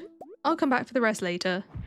I was determined to keep focusing on the gifts first, and got a new cutscene when I arrived at the Gwizzards. An unknown package was delivered to him that morning, and I tend to advise against opening that sort of thing, but inside we found a suspicious pie. Please don't eat it. He was going to do it anyway. Apparently nothing material can harm him anymore. A bad idea! I'll be back in There's a note under the pie. Hi sweetie, don't you ever miss me? I hope you love my present. It's a special recipe just for you. Oh. I've wanted to treat someone with special delight? Then this recipe is for you. Or you need a freshly harvested void essence and a lot of sweet, sweet sugar. And the last but most important ingredient, the strange bun. The more stale, the better. Mix it together very well and let it cook at 200 degrees in the oven for whatever time you'll need it to. Raw dough to burnt coals, it's up to you to decide. You learn how to cook a suspicious pie. See? Suspicious! Even so, I couldn't help giving it a try. Oh, it's dark. Oh gosh, darkness, speed. From adrenaline rush, I did not need any more speed. Oh my goodness. Thankfully, I wasn't confined to a bathroom as a result and could go on about my day, harvesting my first crops which got me the mapping cave system's book power, and all of those I brought up to the community tent, following the glow of the boiler room plaque to complete the blacksmith bundle. Woo! A Lewis hearts and a golden walnut. There's a whole room done in the dark. The pie effects were out of my system by the evening, and I came back to the island farm for the rest of my quality fertilized forage. Except I only got one more dandelion. Thankfully, that was all I needed actually. I already had one to begin with, so I handed them in to the raccoons. I did have to go back for my squid, but before I could forget any longer, I wanted to hint the only season we've not found yet. Help wanted item delivery 32. I completed number 27 the other day, so not too far to go. This did, however, make me forget to actually bring the squid to the raccoons though, so we move on to day 160, the first day of the Trout Derby. As I passed them, I noticed the Junimos had been hard at work harvesting my red cabbage, including quality ones for the ocean fish bundle, but I left it there, focused on the day ahead of fishing. I brought my bait maker and a couple of rainbow trout with me to turn into bait, and I did pop home to get some lucky lunches in the hopes that it would boost my chances of those all-important golden tags. There are 10 unique rewards at the Trout Derby, which means we have 10 checks to earn here, but I need 11 tags in total, the extra one being for shipping. I got everything I needed in the late afternoon, perfectly using up every last bit of trout bait, then dropped all the fish and loot at home before handing over the 10 tags. Get rewards. Slimed. Movement speed bonus. Bark trap. So many traps in here. How many traps? Gas hearts, some money, nudge trap. These are mean. Rice pudding recipe, that's something good. Okay, cool. There's our 10 rewards. So many traps in there. Oh my goodness. Since we got all the checks on the first day, I decided to pass on a whole second day of trout fishing for day 161. I got round to bringing the raccoons their squid and unlocked another library book for it, and the next bundle isn't too bad this time. I already had the items at home, so bringing those over, I got a slingshot upgrade. There were actually 2 books to check in the library. We got an auto petter and a foraging level. I have no idea what that says. Some genuinely useful stuff. I got to work showering everyone with goodies for the day to kick off the gifting week. I didn't get any new friendship milestones that way today, but I did get some real hearts with Vincent, as well as a couple of fruit saplings for some crafting projects. Sebastian of course got a gift, and with my settings, now that we're dating, all the friendship above 8 hearts is done the normal way. I won't have to randomly find the extra hearts to marry him, though I still haven't actually got all of his checks yet, so I need to do that first. And on my travels today, I came across a cutscene with Lewis and Marnie? No, Maru and the bear. What is with Maru and bears? That's none of my business though, I'm out of here. On day 162, I brought the dodgy Lewis a bottle of truffle oil whilst I was there to claim my next few prize tickets. A new Monday rolled around again, so this week I'll be bringing Gus some eggs for his omelette, and doing a lot of cooking myself, aiming for 100 grand of cooked items for Mr. Key's challenge. I had some important gift deliveries first, with the dwarf's birthday at the top of my list, along with an auto petter for company, and with the rabbit's foot I hit 3 new friendship milestones for some food and resources. I also gained another stone chest for bringing Demetrius a melon for his research, but my thanks for hitting 10 hearts? It took me a minute to realise here. Oh no, I got crows! Oh. Gus was next on my list, handing over a topaz for a board request to Caroline's delight, and filling his fridge with eggs for his omelette. The key seasoning reward felt a bit like he was insulting my own chef skills though. Over in the barn, an ostrich had hatched. Forgetting I already had a pig with this name, this new friend is called Valentine too. Oops. In my defense, for some reason I thought the name wouldn't work if I already had an animal with the same name. I was then ready to cook up my own storm, using the opportunity to add a few new dishes to the collection, finding several new recipes and friendship hearts amongst the rewards. These obviously won't cut into the 100 grand much on their own, so I brought my ridiculous excess of mussels to turn into over 300 sashimi. I did take a quick break from cooking to check the greenhouse for the crow damage. Go away! Leave my hops alone. I don't care about the eggplant so much. It could be worse. Then whipping up another mass of dishes. I didn't even get halfway to my 100 grand goal, bearing in mind the artifact displays are thousands on their own. The shipping unlocks were decent though. I was straight back to cooking on day 163, armed with some brand new recipes. 10 grand pancakes were a win, but I could have done without the debris trap. Whilst I didn't have a huge amount of it, I did bring my key seasoning with me in the hopes that it would boost the prices a bit as gold quality dishes. I was over the cooking by that point, so I visited the travelling cart and found a garlic seed. I haven't unlocked these yet still, and we did find one of these last year, but it got blown up, so I have to grow it again. Willy got a fire quartz to keep pushing on with my item delivery goal, just 2 to go now for a whole new season, and just to show how much Pam really values a pale ale, she gave me an entire golden egg for it. After an unsuccessful beach forage hunt, I cleared out the dig site looking for a final few artifacts, digging up a trilobite to put on a display. I didn't think I could do much about the gold rainbow shells I was missing for the community tent at the moment, but I could handle catching the gold linkods with some magic bait and a quality bobber. I got my first perch along the way for 5 more staircases, and the first linkod catch of the day was actually my first linkod catch at all. I'd bought them all from Kroger's previously.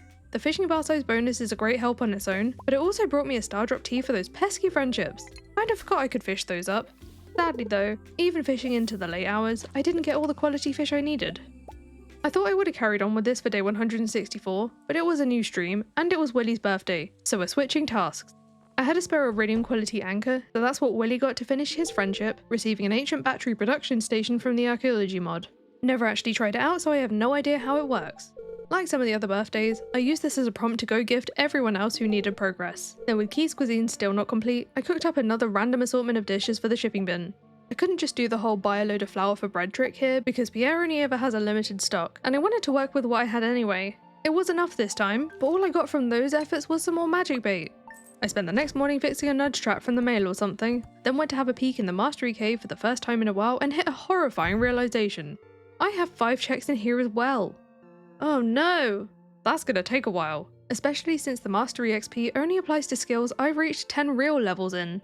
I still have to find my last farming, mining and fishing level somewhere to earn mastery from those. But this was just a theory at first, so I tested it with some books. I'm reading the mining book, and it still says 6073 because I'm not level 10 mining, however I am level 10 foraging.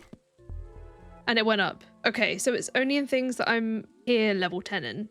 I had a few gifts to hand out on this day, as well as my next item delivery to make. The anciencies were a little surprise, then I got dwarf hearts for the fish delivery. With the other fish in my backpack, I brought them to my kitchen to cook my first carp surprise, which somehow gave me the idea for a complete breakfast recipe. Then just before bed, I decided to give up on the idea of getting the gold quality cockles for the garden bundle, and hinted for my summer squash seeds. All I gotta do is slay 160 bats, pretty easily reachable.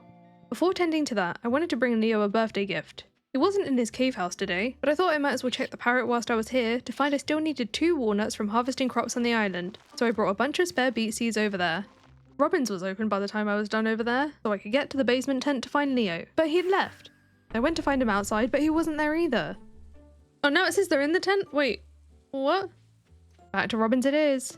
Okay, anyway, happy birthday, Leo. No! That means we skipped day 167. And we've got a drought trap from the dwarf. Great, yep, love that.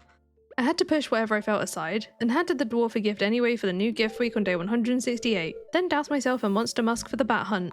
We're starting at 82, so I'm already halfway to the seed goal. I tackled some other monsters whilst I was at it, which means more checks to find, so now I get to slay monsters to the tune of incessant barking. I was finding so many trinkets today too. I don't want to bend them at a grand a pop, so I'll be keeping these as an emergency fund in case of taxes. After this day-long massacre, I didn't hit my goal. My monster musk ran out by nighttime, and I wanted to leave before my pass out anyway because we got the moonlight jellies tonight. Here I could buy some gold ore and another auto petter instead of the decorations, and I can't not grab the seafoam pudding whilst there's still fishing to do. The moonlight jellies are a nice break as well. With festivals and hard, it's the only one I don't have to win at anything to unlock something new. I just had to be here. 30 basic fertilizer. No! Say it with me, friends. At least it wasn't a trap. Oh my god, Jodie is hovering. She's literally levitating. As you will probably know, the moonlight jellies symbolise the end of summer, so now we get to pick a new season. I hadn't unlocked winter yet, so we've only got the option to repeat a season we've already done. There's not much waiting for me in fall, but I do have a whole load for me at the desert festival. We haven't unlocked the bus repair yet though, so before making my choice, I hinted for it just in case it was something I needed to be in fall for. Ship monster compendium. I had to hope I could find one with all the monster slaying we need to do, so we're gonna go through spring for the 5th time. Fingers crossed I can find that book again before the festival. We've got this, okay. I feel good about this.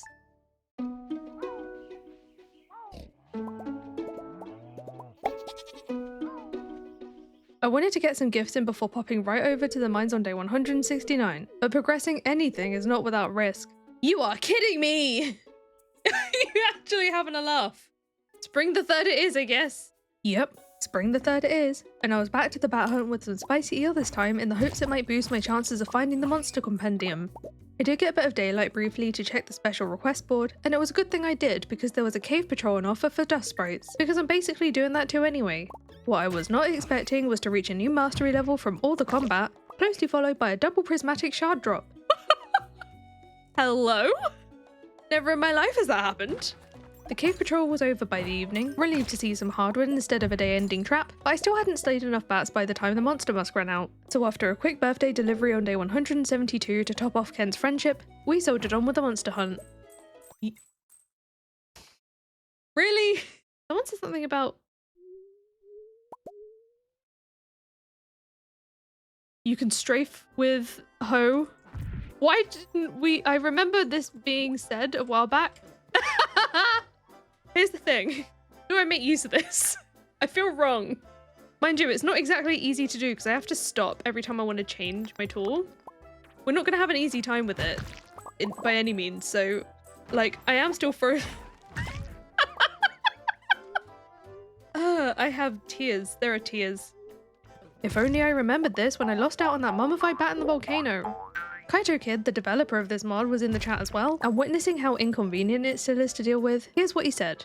It's staying. It's the kind of funny, not unbalanced thing that you can live with. I mean, it's really annoying. It's really annoying. So yeah, make sure you have an upgraded hoe or watering can with you at all times. Monster Compendium! I'm so happy. There's another bat. No, wait, come back. Keep on killing the monsters as well. Even if slower than I might have liked, this desperate nonsense meant I was still able to unlock those summer squash seeds. Hee summer squash seeds. Oh my god, I'm done with this. I think it's time to sleep. One of the first things I did on day 173 was ship that monster compendium, so the bus can be repaired in a couple of days. Ignore that butterfly blessing, I didn't find it today. The summer squash seeds we worked so hard for got planted in the greenhouse. It's my only one at the moment since they're now out of season, but these scarecrows better do their job, and I picked my first garlic in there too. Just got another sprinkler. That had to go in the seed maker since I've not unlocked them yet, and I seem to have horrible luck with the seed maker endlessly giving me the same seed over and over again. In the rest of the greenhouse spots went the key beans I gathered yesterday. I couldn't ignore the keys crop quest any longer, and whilst we did pick this last year just to ship a bean and a fruit, I do actually need to complete the 500 fruit quest for its own check. Good thing we have pretty much all season for it. In my next round of gifts, I completed the Dwarf's Archipelago hearts, and even though that was my only friendship milestone, I went out of my way to clear the next 2 tickets from the machine because sometimes you can find a star drop tea, and today was one of those days. More gifting started my day 174, getting some Lewis hearts for finishing Caroline's friendship. So with that household now done, I moved any auto petters from in there to Robin's house as I still have checks with her and Sebastian. Speaking of Sebastian, I still had a gift to deliver him whilst he was at Sam's, and passing by the island farm, I harvested all the beets to remove the last 2 walnut checks from my to-do list. It was weird seeing Sebastian in Sam's room all alone, but I dropped off the void egg and left. I got to get a carp over to Caroline, and being my 32nd item delivery, there I unlocked Winter, the final season. The rest of this day was at the dig site fishing and panning for fossils. We have completed Professor Snail's collection, but I still need extra fossilized spines and tails to put on the archaeology displays for ship sanity. I had some decent luck with a few spines, but there wasn't a single tail by the time I was ready to call it for the night. To prepare for next time, I enchanted my pan on the mini forge for the archaeologist perk, which increases the chance of finding artifacts. Had no idea if this also applied to fossils, but it was worth a shot. We watched the bus get repaired overnight with plenty of time before the desert festival. Then on day 175, I cycled my next garlic back into its single seed again. I swear, on this farm I'm cursed or something. The bulletin board decided on a day of fishing for me, so I took to the mountain lake with magic bait so I could catch some other stuff I needed, like my second gold quality lingcod for the island crop bundle, and thanks to some fishing food, I could battle the legend, though it wasn't all that much of a battle this time. You can get this from hello? Hello? Is this the most chill legend I've ever seen in my life? What the heck? I moved away from that spot to refocus on the carp because the legendary fish are recatchable in Archipelago. Well, I'm glad that's over. Seen the RNG do that before. This isn't...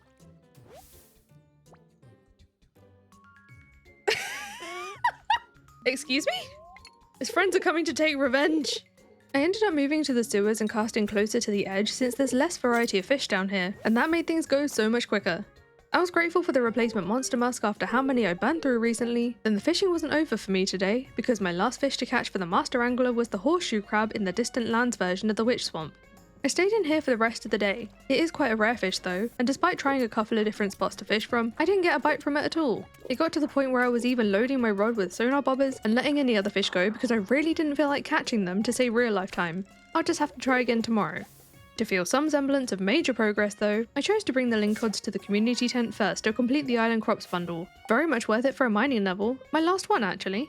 It was also a new real life day, and I received a comment on the last stream, thank you Bree, letting me know that my final fish only has a 2% chance to appear, and that I should probably try towards the back of the map.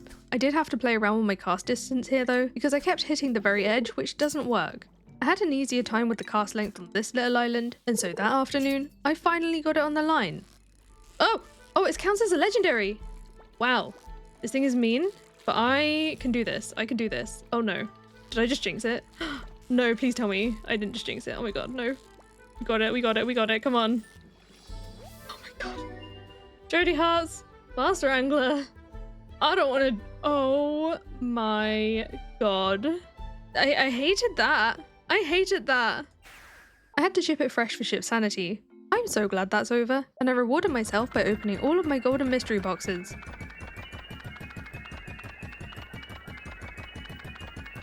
So satisfying.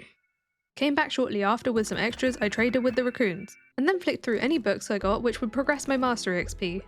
For the evening, I was loaded up on gifts once again, even for those with full friendship because this week I needed to work on the Key's Kindness quest which needs me to hand out 50 loved gifts. I made some decent headway this first night, and as I went to sleep I found the next axe upgrade for shipping that nasty crab. Had to pick my level 10 mining profession too, so I went with my usual blacksmith profession. I'd be continuing emptying my backpack on the townies for day 177 too, but before that I need to tend to the first key fruit replanting. My first summer squash was also ready for the picking, and from that I got a couple of triple shot espressos. Didn't care about that, I was just happy we have our final garden bundle item. I didn't end up donating it today though, just in case the bundle completion would trigger a trap. Especially if it were a time flies trap, shaving days off my deadline for the gift quest. It was a good chance to force me to talk to some of the long-ignored villagers for recipe checks as well. Like here I unlocked the Earth Obelisk, my last one. When I got to Krobus, I threw 20 grand at some calico eggs instead of the star drop. A terrible deal, but it's a hidden point, and a little less money for unexpected taxes. After a full second day of gifting, I ended on my 38th gift, finishing that quest with Elliot by lunchtime on day 178. There's my prize of 5 staircases. I then felt safe enough to hand over the summer squash to the community tent, which was actually the last item for the pantry, the main reward being the broccoli seeds, and then I could go claim my first mastery check, picking the mining one which weakened me. There are worse traps out there, and thanks to a reminder from the chat, I got my 4th and final obelisk built. I don't use the Earth Obelisk a whole lot, so I tucked it up by Grandpa's shrine. I was ready to drop some cash on books on day 179, purchasing another Way of the Wind Part 2, and another Queen of Swords book for shipping checks. I also got my hands on the Woodcutter's Weekly for some easy mastery XP. With the arrival of my first broccoli seed in the mail, I brought some materials to the raccoons to trade for more, since I need 5 gold quality ones, and I grabbed an extra summer squash seed to ship. Elliot got a bream for his town board note. I've officially exhausted all the checks for item deliveries, so now I just get the gold for it. My next delivery was to the community tent now that I finally had enough gold quality hops for the fodder bundle. Just the broccoli to go for the bulletin board, and I did a quick check to see what else I was missing for the fish tank whilst I was there. I then had to speak to Clint to let him know I'd gathered the ores he asked for, and he froze me in place. I will not be beaten by Clint. I had a few more gifts to hand out for friendship, and I wasn't gonna let this stop me. Wait, is that Sebastian? I think that- oh my god, chasing him. Here you go. 8 hearts! Suppose this was my cue to fish for the other gold walleye I need. I don't need to move to be able to do that. But staying here into the nighttime with magic bait, I didn't find a single one. Bed please. Oh, I could have just done sleep. Strawberry seeds. Oh, strawberry seeds! No, not the crow! Oh my god, that was such a roller coaster. On day 180, I got a tip that finding the walleye in the forest lake might be easier due to the lower variety of fish. I kind of wanted the treasure, but that's fine too. Oh, okay, well. First try, sure. Oh, yep, okay. I then brought a batch of cabbage seeds to plant on Ginger Island to get quality ones for the ocean fish bundle. Have I not done this? No, I'm genuinely trying to remember why I haven't done this.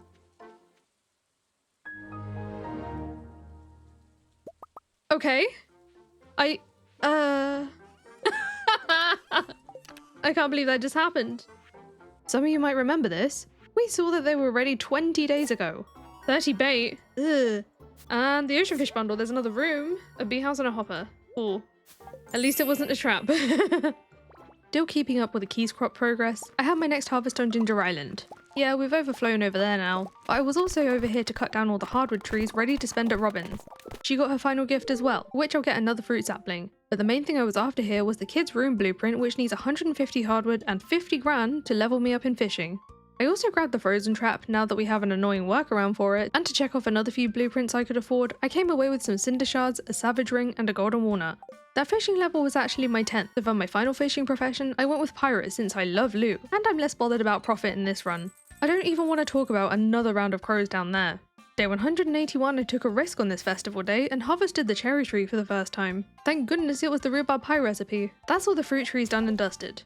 I played a bit of trap roulette with my mail, hunting for the strawberry seeds and hoping I avoid the crows to make sure I definitely have these unlocked for the festival today. I didn't go into town right as it started to make sure I push on a bit with a creepy fruit quest, and I wanted to fill up as much crop space as possible so that when I do get the crows they have many more targets and are less likely to attack my precious broccoli, because yes, the crows also do visit Ginger Island and Archipelago. I made it to town with 30 minutes to spare, surprised to see that Pierre sells an unlimited amount of strawberry seeds here, but I don't really need as many as I normally would, so I just grabbed 20. Even that was excessive really. Having even more speed boost than last time really helped in this race, because it was my first on a long time on an even year, which means all the hiding spots have moved, and I don't quite have the same muscle memory with this one, but I still managed to get my hands on 14 eggs when time ran out, so I don't know what I was worried about. An easy price ticket for me. On day 182, I continued work on Keys Crop on Ginger Island, armed with 5 more scarecrows. There's like 12 of them here now, so I was ready to unleash the crows. Traveling merchant stock size. Crows! Oh, there's one. Be gone. Next lot of crows.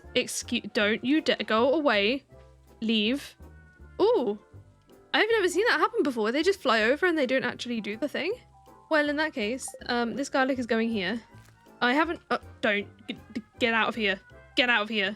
I need to check the greenhouse. There's a few in here, but it's fine. I'm okay with that. I suppose they made room for a few new strawberry plants. For the afternoon, I wanted to resume panning for the fossilized tails to put on the displays, but I was not expecting to see this. Okay, crows like ginger. That's a win. You enjoy that ginger. Enjoy it. Have it. Glad that brought me a bit of a laugh, because once again the tails are keeping me waiting, sifting up not 1 but 2 lucky rings before I finally found a single tail at midnight. I put off the fossil hunt on day 183 because this marked the beginning of the desert festival and I have so many checks to find there. At least we won't have to worry about calico eggs. We've accumulated a whole 659 of them over the past year and a half. I gotta say, this is now my favourite festival. It's more excuses to go to Skull Caverns with quests to go along with it. I need to take part in the other activities as well, so I asked for my free cactus, getting a trap bobber along with my new spiky friend, got some robin hearts for taking a chance on a new outfit. Oh my god, that's an adorable outfit. Wait, I love that. Give me my party hat back though. Traded some eggs for an iridium sprinkler and a worm bin, then caught 3 sandfish for Willy, winning another chest. Things went wrong at the Scholar though. Date of the season's end, 28th. Pomegranate tree is full. How many steps have I taken? Probably 400 and something thousand. Oh, it's not. That one's always the middle? Oh, okay. I didn't know that. And I don't even want to talk about how many attempts it took to win the race bet. Actually, I think this is the first time I've ever won it. I just needed the check. I had to make a quick trip home to empty my backpack to ready myself for an evening in Skull Cavern, but I made sure to grab a free meal from the chef before heading inside. I kinda picked a random combination and earned a check. There are many more hidden by this chef, but I wanted to leave those for the last day in case they were hiding some traps. Even this one was a risk. What's nice about this festival too, is that Skull Caverns is in its vanilla spot for the next few days, so I won't lose a load of time having to travel to Cindersap Forest. Obviously I wasn't expecting a deep dive tonight. My main goal here is the 10 serpents I need to slay, but I still wanted to put some effort into the egg rating as well. I wasn't expecting a check for finding my first calico statue either, always happy with this extra loot. It didn't take long for me to handle the serpent slaying. Glad I did this now. That's where my farming level's been. Really didn't want the painting though. Carrying on down the floors, I worked through some more monster kills and hit another dino milestone on this prehistoric floor, even if it was just some mountain totems. To give me enough time to hand in my egg rating, I left at midnight. I only got an egg rating of 18, so not enough for the check. Despite the trap risk, I did get more chef recipes done before bed. Just 3 though. That's enough living life on the edge for one day. No loot review either. It just wasn't worth it. Day 184, I got the scorpion carp fishing quest out of the way immediately and waited at the bus stop for Willy to arrive to hand it in, but there was no check this time, so that was completely unnecessary. I did need to give the Scholar's Test another go though. 28th, pomegranates in full, and then this one's always the middle one. I can't believe it's only 101,000 steps. You all lied to me! Wait, middle number? Or middle option? Middle or number? That makes sense. I understand now. I retract my statement. I do apologize. I took it too literally. I forgot to get an outfit before diving into the caverns today, but this saved time anyway, because it meant my backpack didn't have the extra clothes in to take up loot space. I'll go see Emily after. I needed an earlier start so I could aim for a higher egg rating, and I needed to gather 15 iridium ore for the Adventurer Guild's quest today. I found quite a few jump holes to help me through the floors, but it took a surprising amount of time to find just 15 iridium ore, and all I got for it was 20 magic bait. Now I could just focus on the egg rating. I need 25 to get the check, so I just had to carry on down the floors and find the calico statues along the way, and believe it or not, that meant the treasure floors weren't really on my mind. Auto petter! I could do with that for friendship. Ooh, new mastery level! I passed the required egg rating that evening, but just to be 100% sure, I pushed it up to 30 before I left the caverns for the day. Of course, I wanted to leave in time to get my next outfit anyway. I adored the wreath crown, but the toga type outfit wasn't really my vibe. I wanted to get that done before turning in my egg rating, just in case it was a trap, but I was pleased to receive a prize ticket instead. For day 185, the last day of the festival, I headed straight for the caverns to complete the final Adventurer Guild quest, which is to reach floor 30. We should have an easy time with this since the Dwarf King blessed us with more ladders, so with that and some jump holes, I barely needed to use any of my own staircases to reach the goal before the Desert Festival technically fully opened for the day. Still, I stuck around the caverns for most of the day. I think I was trying to earn the best egg rating response or something, and it was also a chance to chip away at the monster slayer goals down here, other than the slime floors because they're just everywhere. Ugh.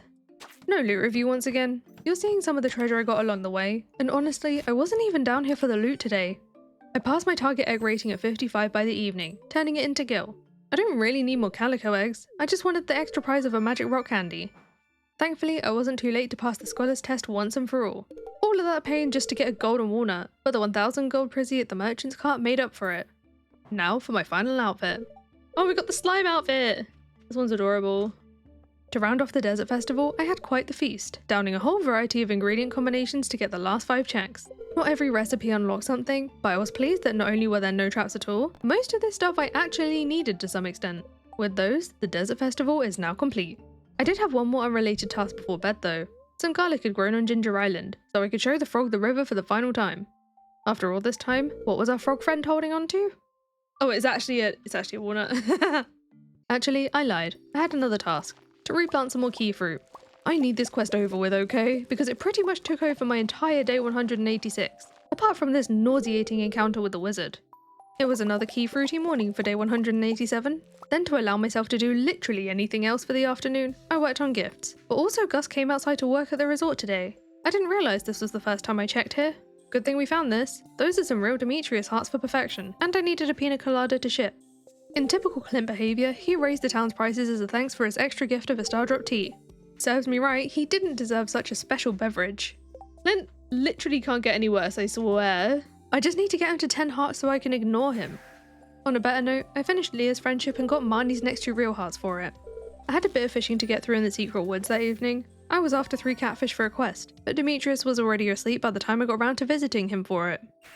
On day 188, my first strawberry was amongst the handful of key fruit, rewarding me with my last trash can upgrade. Keys crop occupied my morning again, then for the afternoon I subjected myself to even more fishing, with some fish bait on my rod this time, keen to get the overpopulation problem off my mind. An unlocked crafting recipe was absolutely worth the effort. I did go find Demetrius about those catfish too, but I just got some now useless calico eggs for it. I chopped nearly all the trees on my farm for the rest of the day. Not only can I progress the mastery levels this way, but it was also a good method to get in some extra key beans so I can start sacrificing less of the fruit to replant more. Plus, the tree spread was getting a little out of control again. On day 189, I planted up the Junimo Hut area again. Not for key fruit though, it was for fibre again towards the Raccoon journal. My next chance to find the prismatic butterfly came today, and having learned that they disappear in the evening, I went to the beach since I seem to have the best luck finding them there. Hee. Get over here. Oh, I didn't mean to smash it with a hammer. Pretty! And some gold. Definitely some wins here, and now I know for sure it's not hiding a new check. In even better news, I made small talk with Clint for the last time. We're now at 10 Archipelago hearts. I don't care about the seeds so much, just happy this one's over.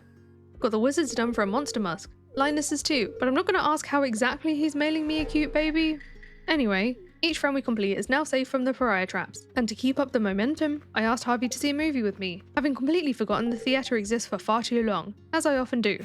I had no idea if Harvey would even like today's movie, and I didn't even know what we were seeing, and I don't think he was having a good time, but at least I could get some points with him for the apple slices. That put me just 1 heart away, so I went to find him again on Ginger Island with a Stardrop tea to get it done. Now, the only friendship I need to work on is Sebastian's to marry him, then bring him up to 14 hearts. The remaining hours went to the key fruit. We were starting to make some tangible progress now that I've been able to ship some off. The end is somewhere in sight.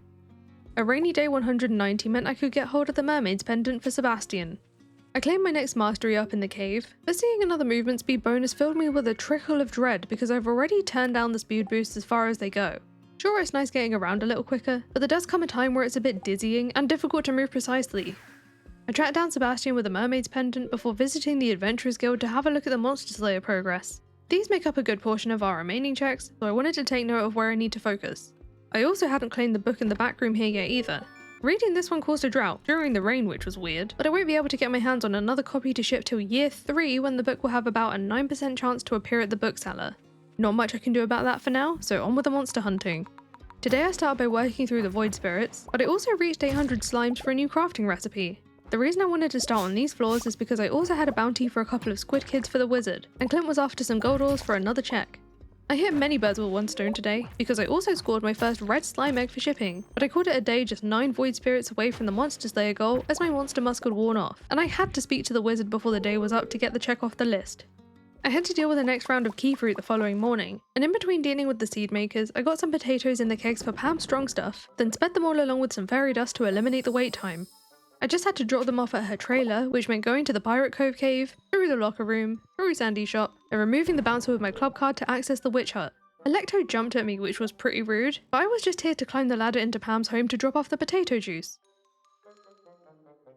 I'm just gonna leave these here. Got an auto petter on it. I'll be on my way. No idea what's happening there.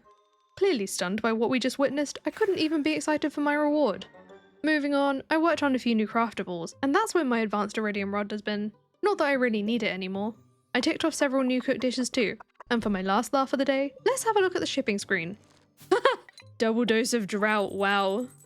Day 192, and I had to delay my appearance at the flower dance till I at least made some headway on the day's key fruit harvest, given that it's one of the last days I can replant it. When I made it to the festival, I said hi to everyone even though I didn't need to, and found a couple of new recipe rewards, but I really just wanted to dance with Sebastian today. Gotta say, the flower dance with the randomized sprites is just hilarious. Oh my god, double crows. Everyone's facing the wrong way at the bottom. Who's invisible? Someone's invisible. No one's I'm the only one dancing, and I'm like flashing green and I'm just squatting. How embarrassing. Oh gosh, what is that? This is so embarrassing. On day 193, I could bring 5 gold quality broccoli to the community tent to complete the Spirit's Eve bundle, and this marked the completion of the bulletin board. All that stands in the way of the community tent's finish line are 3 gold quality rainbow shells, which, not gonna lie, was troubling me a bit. I definitely miscounted the days here, but it felt like it had been more than 3 days since I got engaged to Sebastian, so I brought him another mermaid's pendant, and no, he was still very much aware about the upcoming wedding. I just had to be patient. Another massive key fruit needed attention on the island farm, and at this point I wasn't turning them back into beans with just a few days till the deadline. At this point I was confident I had it in the bag once the rest grows, so I might as well fill any space with some fiber seeds. Then I paced up and down the dig site for the rest of the day for that elusive final fossilized tail. Once again I got multiple lucky rings and didn't get hold of it till late that night. We got it though. The wedding rolled around on day 194 and what a sight it was. Seb looked like Emily. Actually, there were 5 Emilys, and we had twin Clints locking eyes. Some of the crowd didn't even want to watch, but at least our goblin friend showed up. That's so funny. You may kiss. That wedding did not go to plan. I needed to blow off some steam after that disaster, so I hunted monsters in the mines, starting with a Squid Kid quest for the wizard again. I didn't wait around to hand it in this time, then got right back to my massacre where I earned 2 grand for completing the Void Spirit goal, 50 key gems for finishing the dust sprites, then worked on the slimes and bats till the evening. I would have stayed later, but I had another bounty for red slimes this time to turn into Lewis. No check there, and now we've exhausted all of that type of quest. To help me with future Slayer goals, I spent a few prizzies on my mini forge. First was to get bottomless on my watering can for the volcano, and then I boosted the damage of my hammer with some rubies to blast through the kills quicker, but I ran out of cinder shards before I could fully upgrade it. This made it the perfect time for my next volcano run on day 195, where I reached a new mastery level pretty early on. I wasn't just here for cinder shards, I had magma sprites to extinguish too, and I could trade for my second copy of the Diamond Hunter to ship. I finally gained my last farming level for slaying 90 magma sprites, and whilst that was the only monster milestone I reached today, I did get my hands on a long-awaited item. Slime eggs! I see them! We got 2! We can hatch one! Oh my god, an ostrich egg as well? Oh my god, so many eggs. When I got to the forge, I could apply the last ruby to the hammer, and I brought my prizzies with me to enchant it too, getting the Crusader enchantment the first time around, so I don't need bombs to kill the mummies anymore. I still had plenty of time in the day after that to pick all the newly grown key fruit, and even claim the next mastery which had some real hearts with Marnie. Then, on going to bed, I found out the reward from all that key fruit was a crafting recipe we already bought with key gems. What a waste of time. Also, for my farming profession, I usually pick artisan, but money doesn't really matter here, so I went with agriculturalist. Crop speed has definitely been more important on this farm. Day 196, I wanted to wipe out the last monster checks from the normal mines. The bats and the slimes? Super easy, but the duggies got revenge. Frozen? No, I'm not. Alright, change of plan, I need to do something else today. At least I got some of them done before that happened. Aside from the rock crabs, the rest are in skull caverns in the volcano now anyway. I wanted to sleep early today to defrost, but check the greenhouse crops first. Oh, it's empty. Okay. Right. I hadn't bothered replanting anything after the key fruit took over, but it's not like I need piles and piles of crops this time anyway, so I left it to day 2. Let's move on to a new season, our very first winter.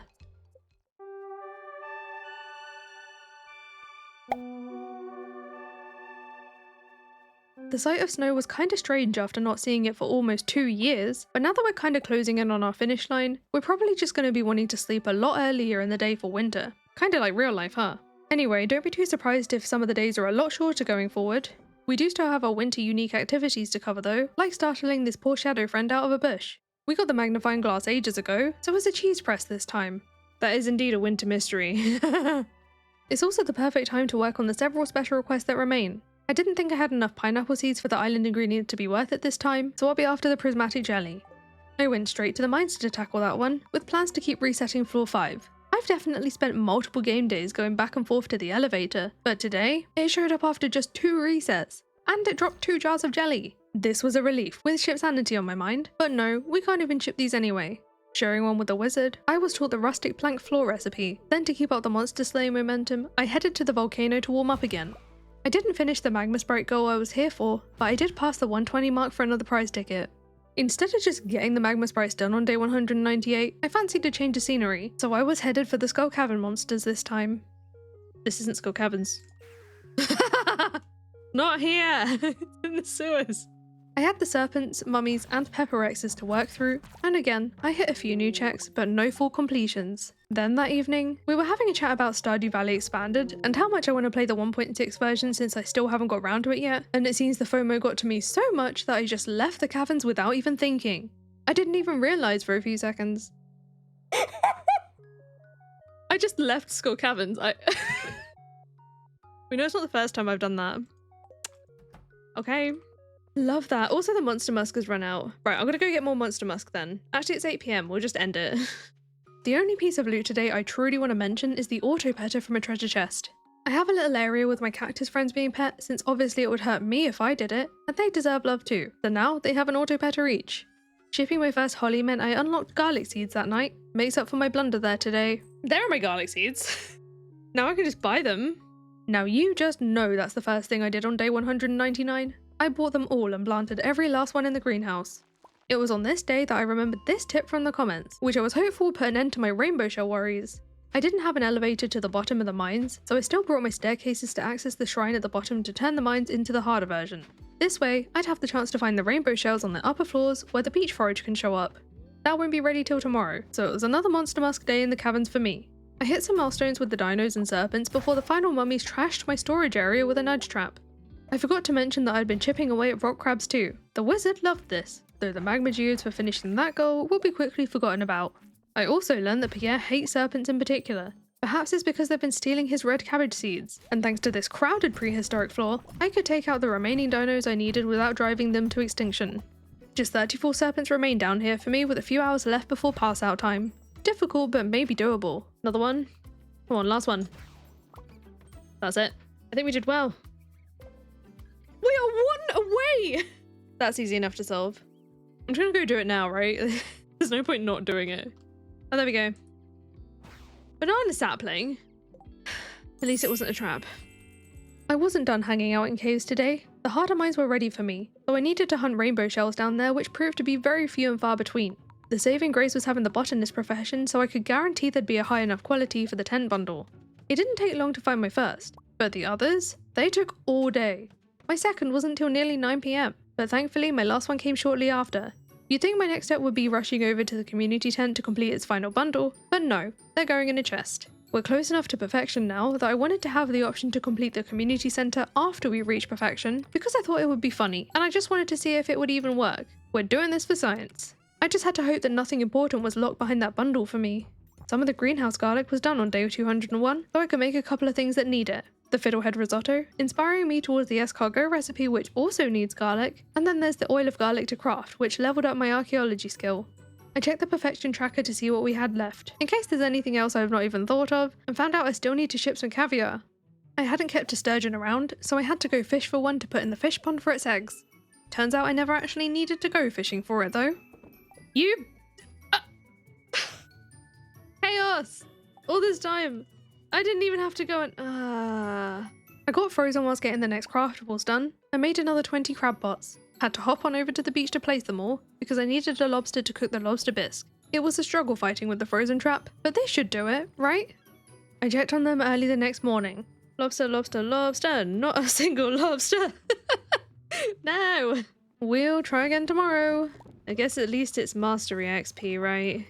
On to other things. I brought an iridium bar to Jasmodius to make a staff of power, and all I got was a golden walnut. Back on the farm, I took a peek at a new crafting recipe from the new archaeology level, and this thing is awesome. It's like a warp totem, but it brings you to an endless version of the Volcano dungeon, so we're not just limited to the 10th floor anymore. Completely ignoring the cask as a reward, I just had to try this thing out. Oh wait, what am I doing? I can warp.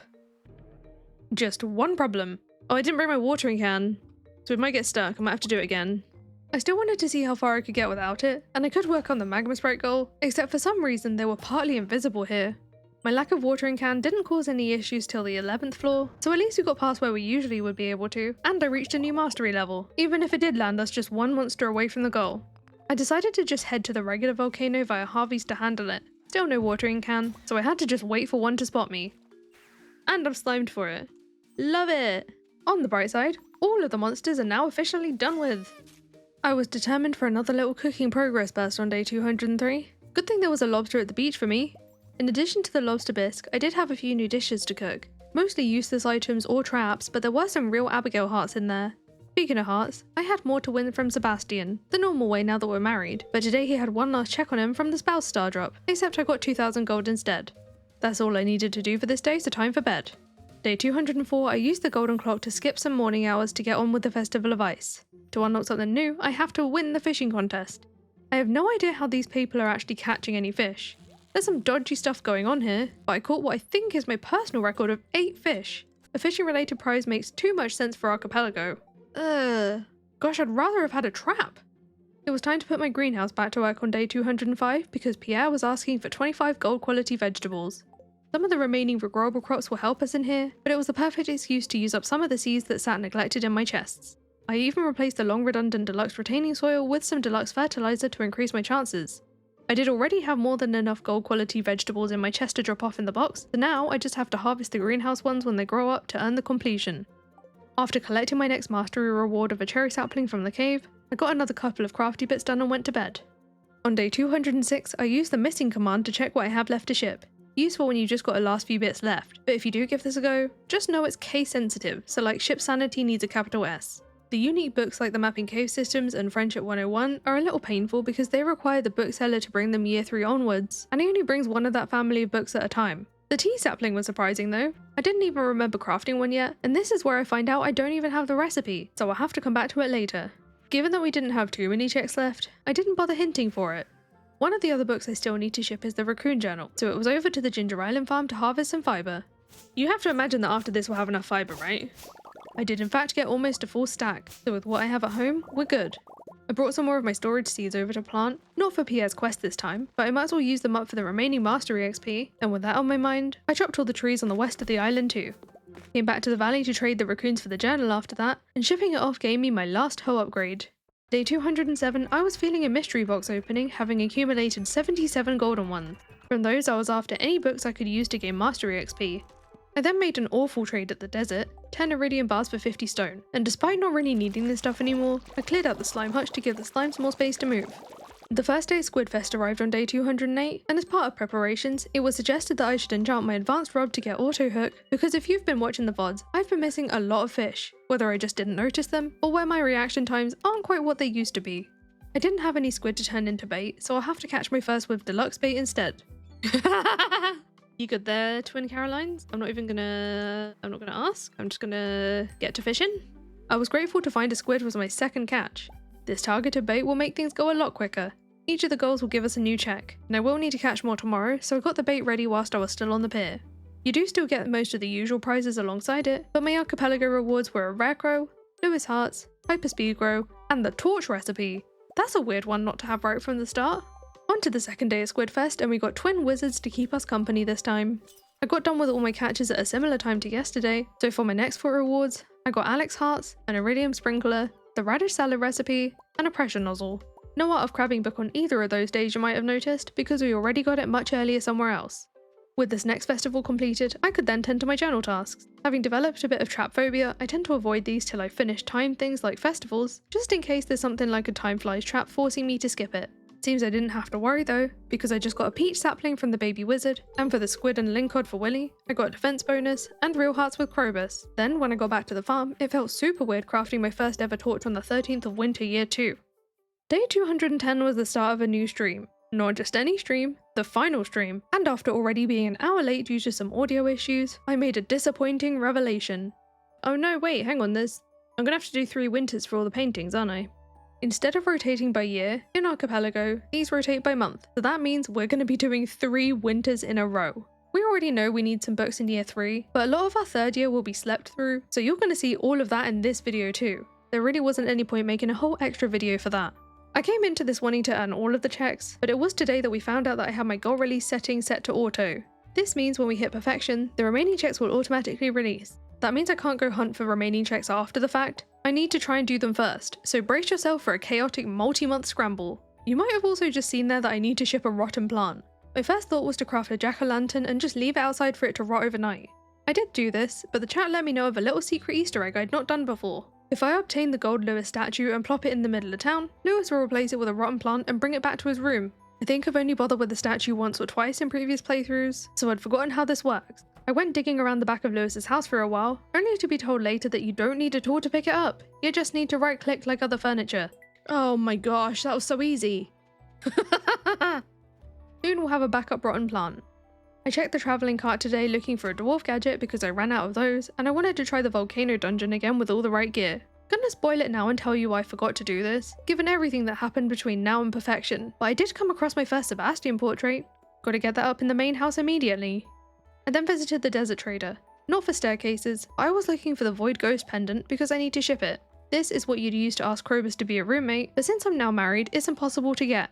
The only way I could do this would be to divorce Sebastian, however I do still have 2 checks to get with him for giving birth, whenever he decides to ask me. To check the importance of the Void Pendant, I used the hint location command to find out what shipping it would even give me, just in case it was necessary for perfection. It's 34 seeds. It can wait. On day 211, I grabbed the rotten plant on my doorstep for shipping, then skipped home towards the night market because that's where I need to be next. I headed right for the merchant's boat and bought another Sebastian portrait. Let's see how many I can get my hands on. There were also a few checks in the shop by the painting. There's 50 stone for the cone hat, and then we've got mushroom. Oh, there's my mushroom kebab recipe. Also the mini obelisk. So there's those checks. Then, oh no, do I do this or the mermaid puzzle first? I'm gonna do this. Okay, 1,000 money back. There was another check at the trader? Okay, I'll have a look in a minute. I'll do this first. Of course the mermaid trio is hiding something too. Got it. Auto batter! Don't even need that anymore. Oh, we got it for the cactus, it's fine, it's fine. Was there one more check here? Oh, there was. 10 tree fertilizer. Very expensive tree fertilizer, but that's okay. Now I should just need the paintings on the future days from the market. Good thing they'd be funded by the rotten plant. So, on day 212, in addition to another Sebastian portrait, I bought some real hearts with Sam. But on day 213, I had some friendship decay, so there was no Seb portrait this time. Just the fake painting of the day, which was a bee house instead. I could then bring Clint an iron bar. I'm not sure your all should sound like that. You got something stuck in it? Here. Smash it with this iron ingot. Parsnip seeds. Oh, there's the parsnip seeds! My veggies were already in the greenhouse by this point. Got enough gold ones to finish Pierre's prime produce for my next 2 liahas. Adding the third portrait to the house, I decided I would start sleeping here for the foreseeable future. I just thought if I stay in the shed it could mean that Seb can't ask me about the children. Not sure how true that is, but it would also be easier to fix any friendship decay too. He didn't ask me tonight though. Day 214, I deforested most of Cindersap Forest for Robin's resource rush, rewarding me with another hopper, then handed a void egg to Sebastian the Goblin so I could get my hands on another portrait. I want at least one in every room.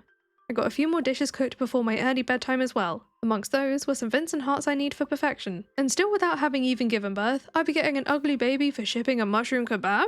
Not gonna think too hard about that one. And on day 215, my sturgeons laid some offspring of their own, all of which we turned to caviar. I used some fairy dust to complete those immediately. I kept one as spare but the other I shipped, being the last item I need for full shipment. I didn't get the darkness trap from cooking till I opened the mail today, so we were in for some real gloomy winter vibes whilst I brought Gus a coconut to make his drink, then removed the entire forest of its hardwood and remaining trees for the Mastery XP grind. All those crops on Ginger Island had now grown as well, and even if you do only get half the farming XP, I'd take almost anything that contributes, replanting it all with mostly mixed flower seeds. For shipping the caviar, I just got the jade ring, but I didn't care about that, because the full shipment achievement meant I could get hold of my favourite hat in the game. Hee. Yes. Oh my god, they look like horns with my hair! I'm a goblin, my horse is now a goblin, and with some encouragement from the chat, I did go back for another mask for the cat. Truly, quite literally a chaos goblin now. For this day's mastery progress, I cleared out the quarry and chopped every last tree on Ginger Island. I also covered the desert and any other areas of the valley I hadn't took an axe to yet, because even then we still had about 13,000 XP to go for the last mastery check. Heading to the cart for my next Seb portrait the next day, I also found a tea sapling to ship. Still don't have the recipe to craft one. I added both the portraits to the kids' room to show them what he really looks like given his ever-changing appearance. Robin's had opened by then, and along with some materials, I also brought some bombs to rid this house of trees from the debris traps to get the XP. Annoyingly though, they didn't actually count. What a waste of bombs. Anyway, as part of my materials, I brought Robin some hardwood for a project, paying me 1500 gold for it, then bought any remaining checks from her shop that I could afford, leaving just the seller blueprint, which I was short on funds for. I wonder why.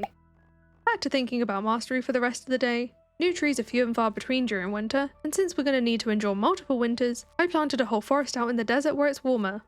Looks like buying a tea sapling to ship was a great idea. There's a couple more dwarf hearts. Yes, I have full shipment, but there are still items not covered by the shipping tab that I need to ship for ship sanity, like this one. Day 218 was for ocean fishing for the Biome Balance special order. I'd forgotten about some of the remaining fishing tasks like this one, so I wanted to get it out the way. I paused in the middle with the chat having taught me about another fun Easter egg, and this one's new for 1.6. I'd already found out you can enter Lewis's basement with a staircase, and if you make your way through this dark maze, you can grab another pair of purple shorts. But what I didn't know is that you could apply them like a fishing tackle to the advanced rod, and doing this will stop the other bobber from decaying. No more double bobber effects, but it does mean you don't have to keep replacing them, and it's kind of funny that you can see that we're fishing with a pair of pants. Keeping my dress spinner intact, I caught my 20th fish that afternoon. Another fishing task I no longer have to think about, even if I thought my fishing days would be long over by now. As for my filling of crab pots here, I thought I might as well try for some mastery XP this way. Day 219 was spent in the lower floors of the harder mines, blowing up ores and slaying monsters. I didn't need anything in particular here, it was just all about the mastery level. We did it! What was it left? There we go, the farming mastery, our last one. Fish trap bonus. And then we've been haunted. It wasn't even worth it. We had to do it at some point. By day 220, I was just missing one single cooking recipe. Time for another hint. Ship mapping cave systems? Maybe I do hint for the tea sapling. Yeah, I've got 4 ball points there, fine. Am I stupid? Couldn't seem to figure this one out, so I just carried on with other checks for now, and headed to Robin's to buy the cellar blueprint. That was some well overpriced key seasoning, but even that doesn't cost as much as a wooden stone. It was then time for the Winter Star Festival for day 221. No checks at Pierre's shop, but I did have to ask Willie to tell us the legend of the Winter Star, even if I wasn't really listening. All we got was a banana sapling for that, then I handed over an emerald to my secret friend Penny, who got me a stone chest as a thanks. I still had to find out about my gift giver this year. This was important because I need to ship the tea set. It was baby pound this time, and all I got was a blackberry cobbler. If something important's behind the shipping the tea set, I'm going to be really upset. Maybe next time. Gus asked for an albacore on day 222 for his fish stew, and it was here that I got my final archaeology level. Actually, it was my last skill level at all. For that profession, I chose curator. Was a bit surprised to see this one. The artifact displays already fetched quite a fortune. With no tasks in particular for days 223 and 224, I slept through them both, and as we need some more night market paintings, we're going to be going through winter again, even if we do sleep through a lot of it.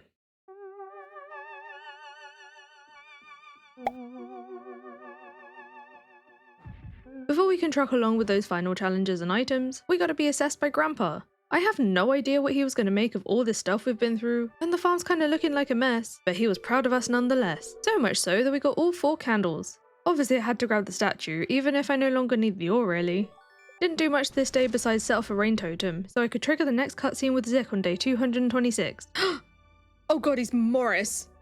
He'd never really left the swamp and he was a little scared of what might be out there, so I showed him how to use the warp room and we went out there together. Because of the shuffled locations, I don't think we were supposed to end up on this cliff behind a tree, but we did make our way down to hang out on the train platform. Zorus really wanted to show off his train ticket even if he was facing the wrong way, and I'm not sure why I'm sat on the floor in front of the bench, but it was pretty adorable that I could help him take a step into exploring the outside world, though I did tell him he should perhaps avoid dressing like Morris. That's probably more dangerous than his usual goblin look. The next time I had some real waking errors was day 229 for the first bookseller visit of the year. He can now bring the unique books with him, and this time I could buy my second copy of The Art of Crabbing for shipping. For that, I'll be getting some monster musk in the mail.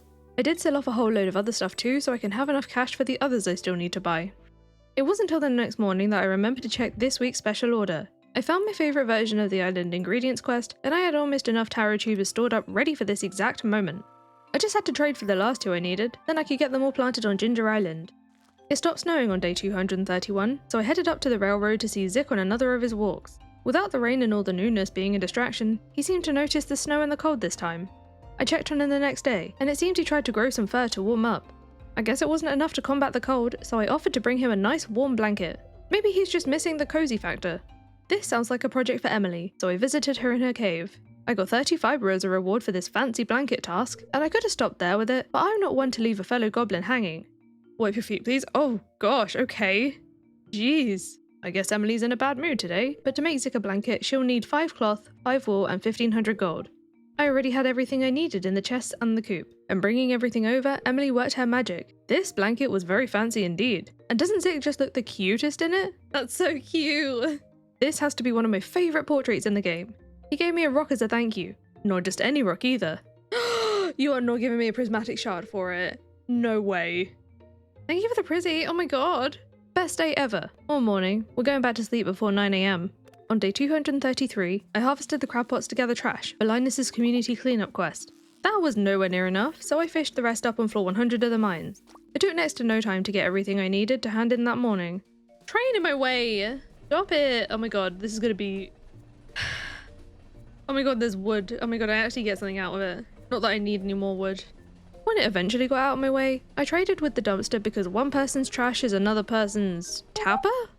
I don't think that's quite how the saying goes. Well, at least going to the main farmhouse for bed today brought me a lot of joy. Oh my god! Obsessed! Blanket Zik by the fire in the greenhouse. That's adorable. I awoke for the Queen of Sauce recipe on day 234, but on going straight back to bed, we found another moment we've all been waiting for. Would you like to give birth to a charcoal kiln? I mean, I guess I don't really have a choice. I need to get the other one still. It's not even no thank you, it's not now. I guess I'll do it. Not much to report until day 239 when the night market was back in town. For this day's painting, I got a worm bin. I unlocked a mine elevator from the next day's one, and for the last of the month, we found some real hearts with Harvey. Just one more winter to go for those last 3 paintings. I could then get to work on special orders for day 242, starting with the taro harvest which all got shipped for Caroline's Island Ingredients. Then it was off to the green floors of the harder mines to farm hardwood for Robin's project. I'm glad I got this suggestion from the chat because this is much quicker than chopping it bit by bit daily in the secret woods, whilst Ginger Island didn't have any mahogany ready.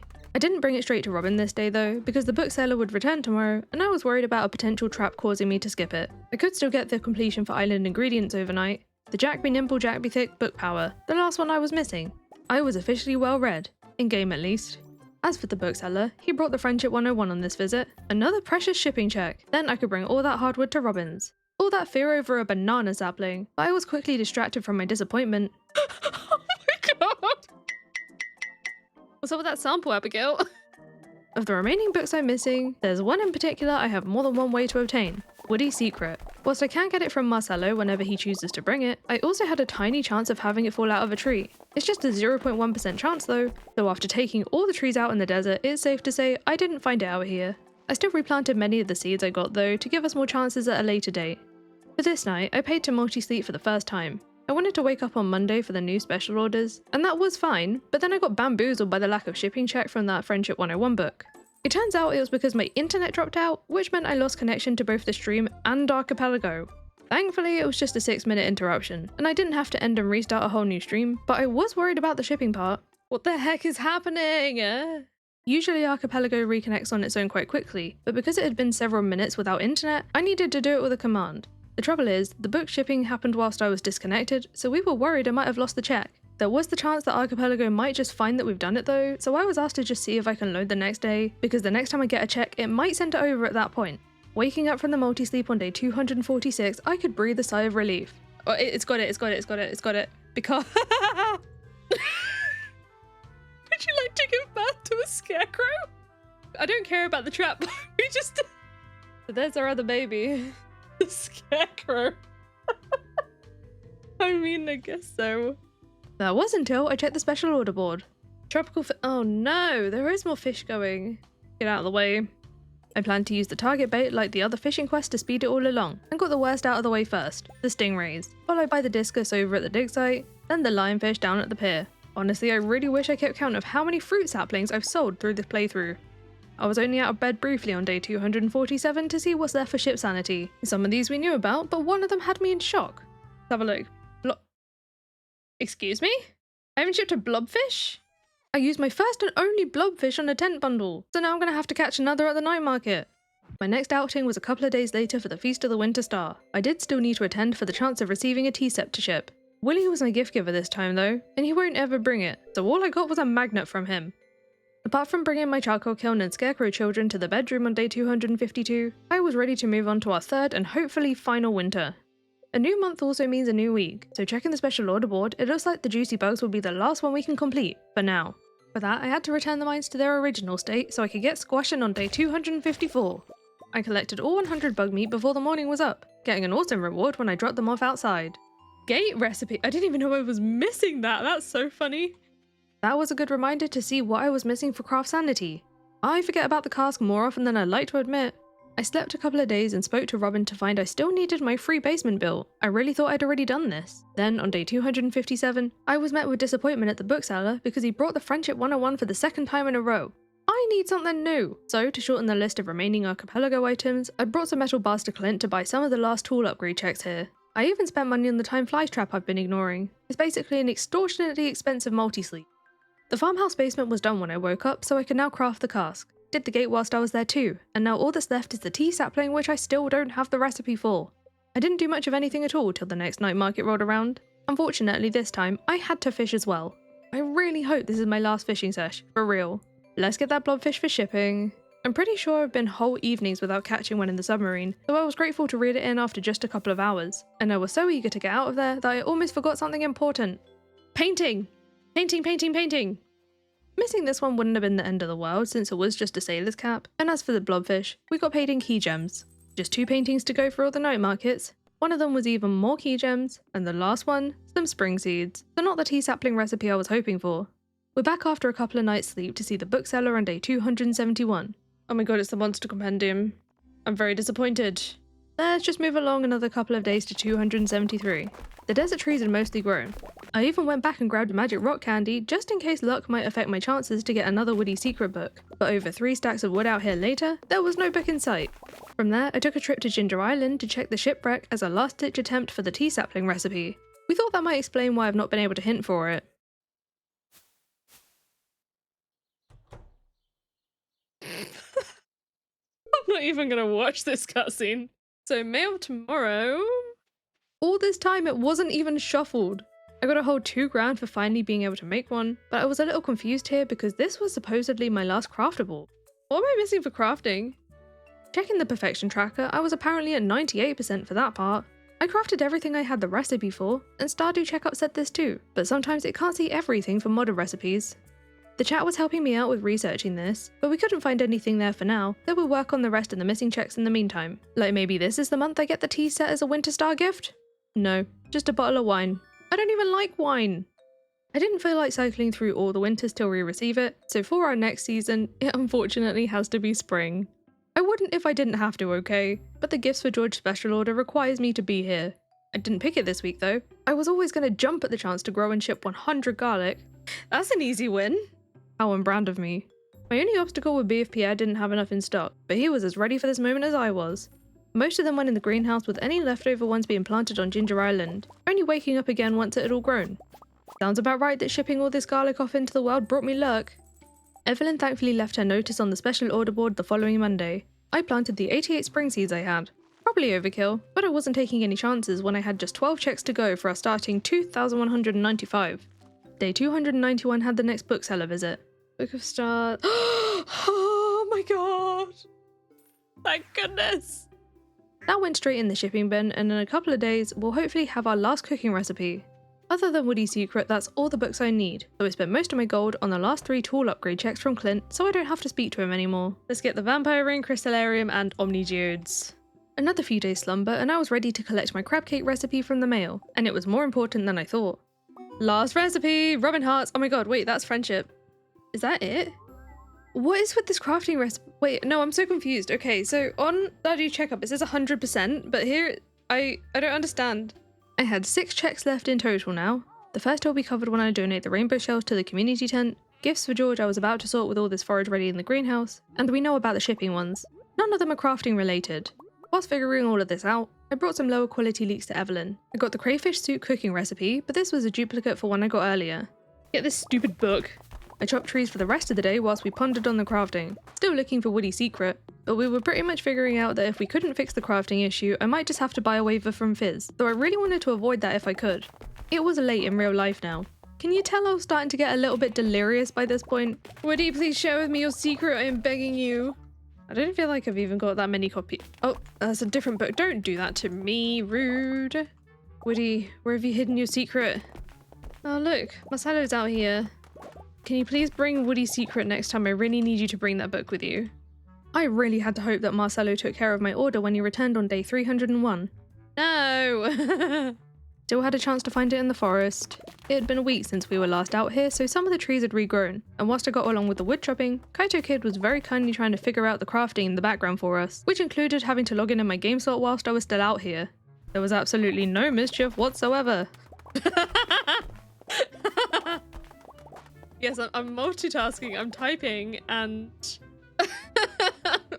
What the heck? Now, here's where things got interesting. On Kaito's side, it was showing 98% cooking and 100% crafting. Like, here's the screenshot he sent me. Something's clearly gone wrong. I checked the perfection tracker on my end again, and I definitely wasn't reading it wrong myself. They're switched. Kaito was running a different version of the Electro and Distant Lands mod, mine being the newer version, but after aligning them, this still wasn't the issue. Since we knew by now that all my remaining checks would be released automatically when I do successfully reach perfection, I brought the rainbow shells to the community tent to finish off the bundle in the meantime. We knew the craft room would reward key seasoning, but I did this just in case the Mines Foraging bundle was hiding some mysterious crafting recipe, which, side note, isn't it ironic that even in these completely randomized bundles, I ended up having to forage in the mines for the rainbow shells? For the Mines Foraging bundle? Anyway, that wasn't it, but hey, we've completed the whole community tent now. I was starting to get desperate by this hour, so why not try the old turning it off and on again? Sadly no, it wasn't as simple as that. The Kaito sent me some sort of debug version of the Archipelago mod which scanned the game in the background via Smappy to tell me what crafting recipes are missing. Just in case that wouldn't help, before I loaded that version of the mod, I shipped off a whole variety of stuff before I slept in prep for a waiver as a last resort. You're tired but invested? Hey, same. Oh, recipe, water planter and water pot. According to Smappy, I was missing the recipe for the water planter and the water pot, which come from the custom Tapper framework mod. I didn't remember much about this mod, but it came up as a dependency when I was installing the archaeology mod. According to the custom Tapper framework page though, those recipes are always supposed to be there to prevent this sort of scenario, but clearly something had gone wrong. Not only that, but Kaito then found out it's not actually strictly required for the archaeology mod to work. I never even needed it installed. So what did I do? I removed it. This is why I need to read better. Moment of truth. Are we gonna get away with that? Oh! Yay! All remaining items have been released. So the tea set would have given us a golden walnut. A treasure chest from Woody Secret.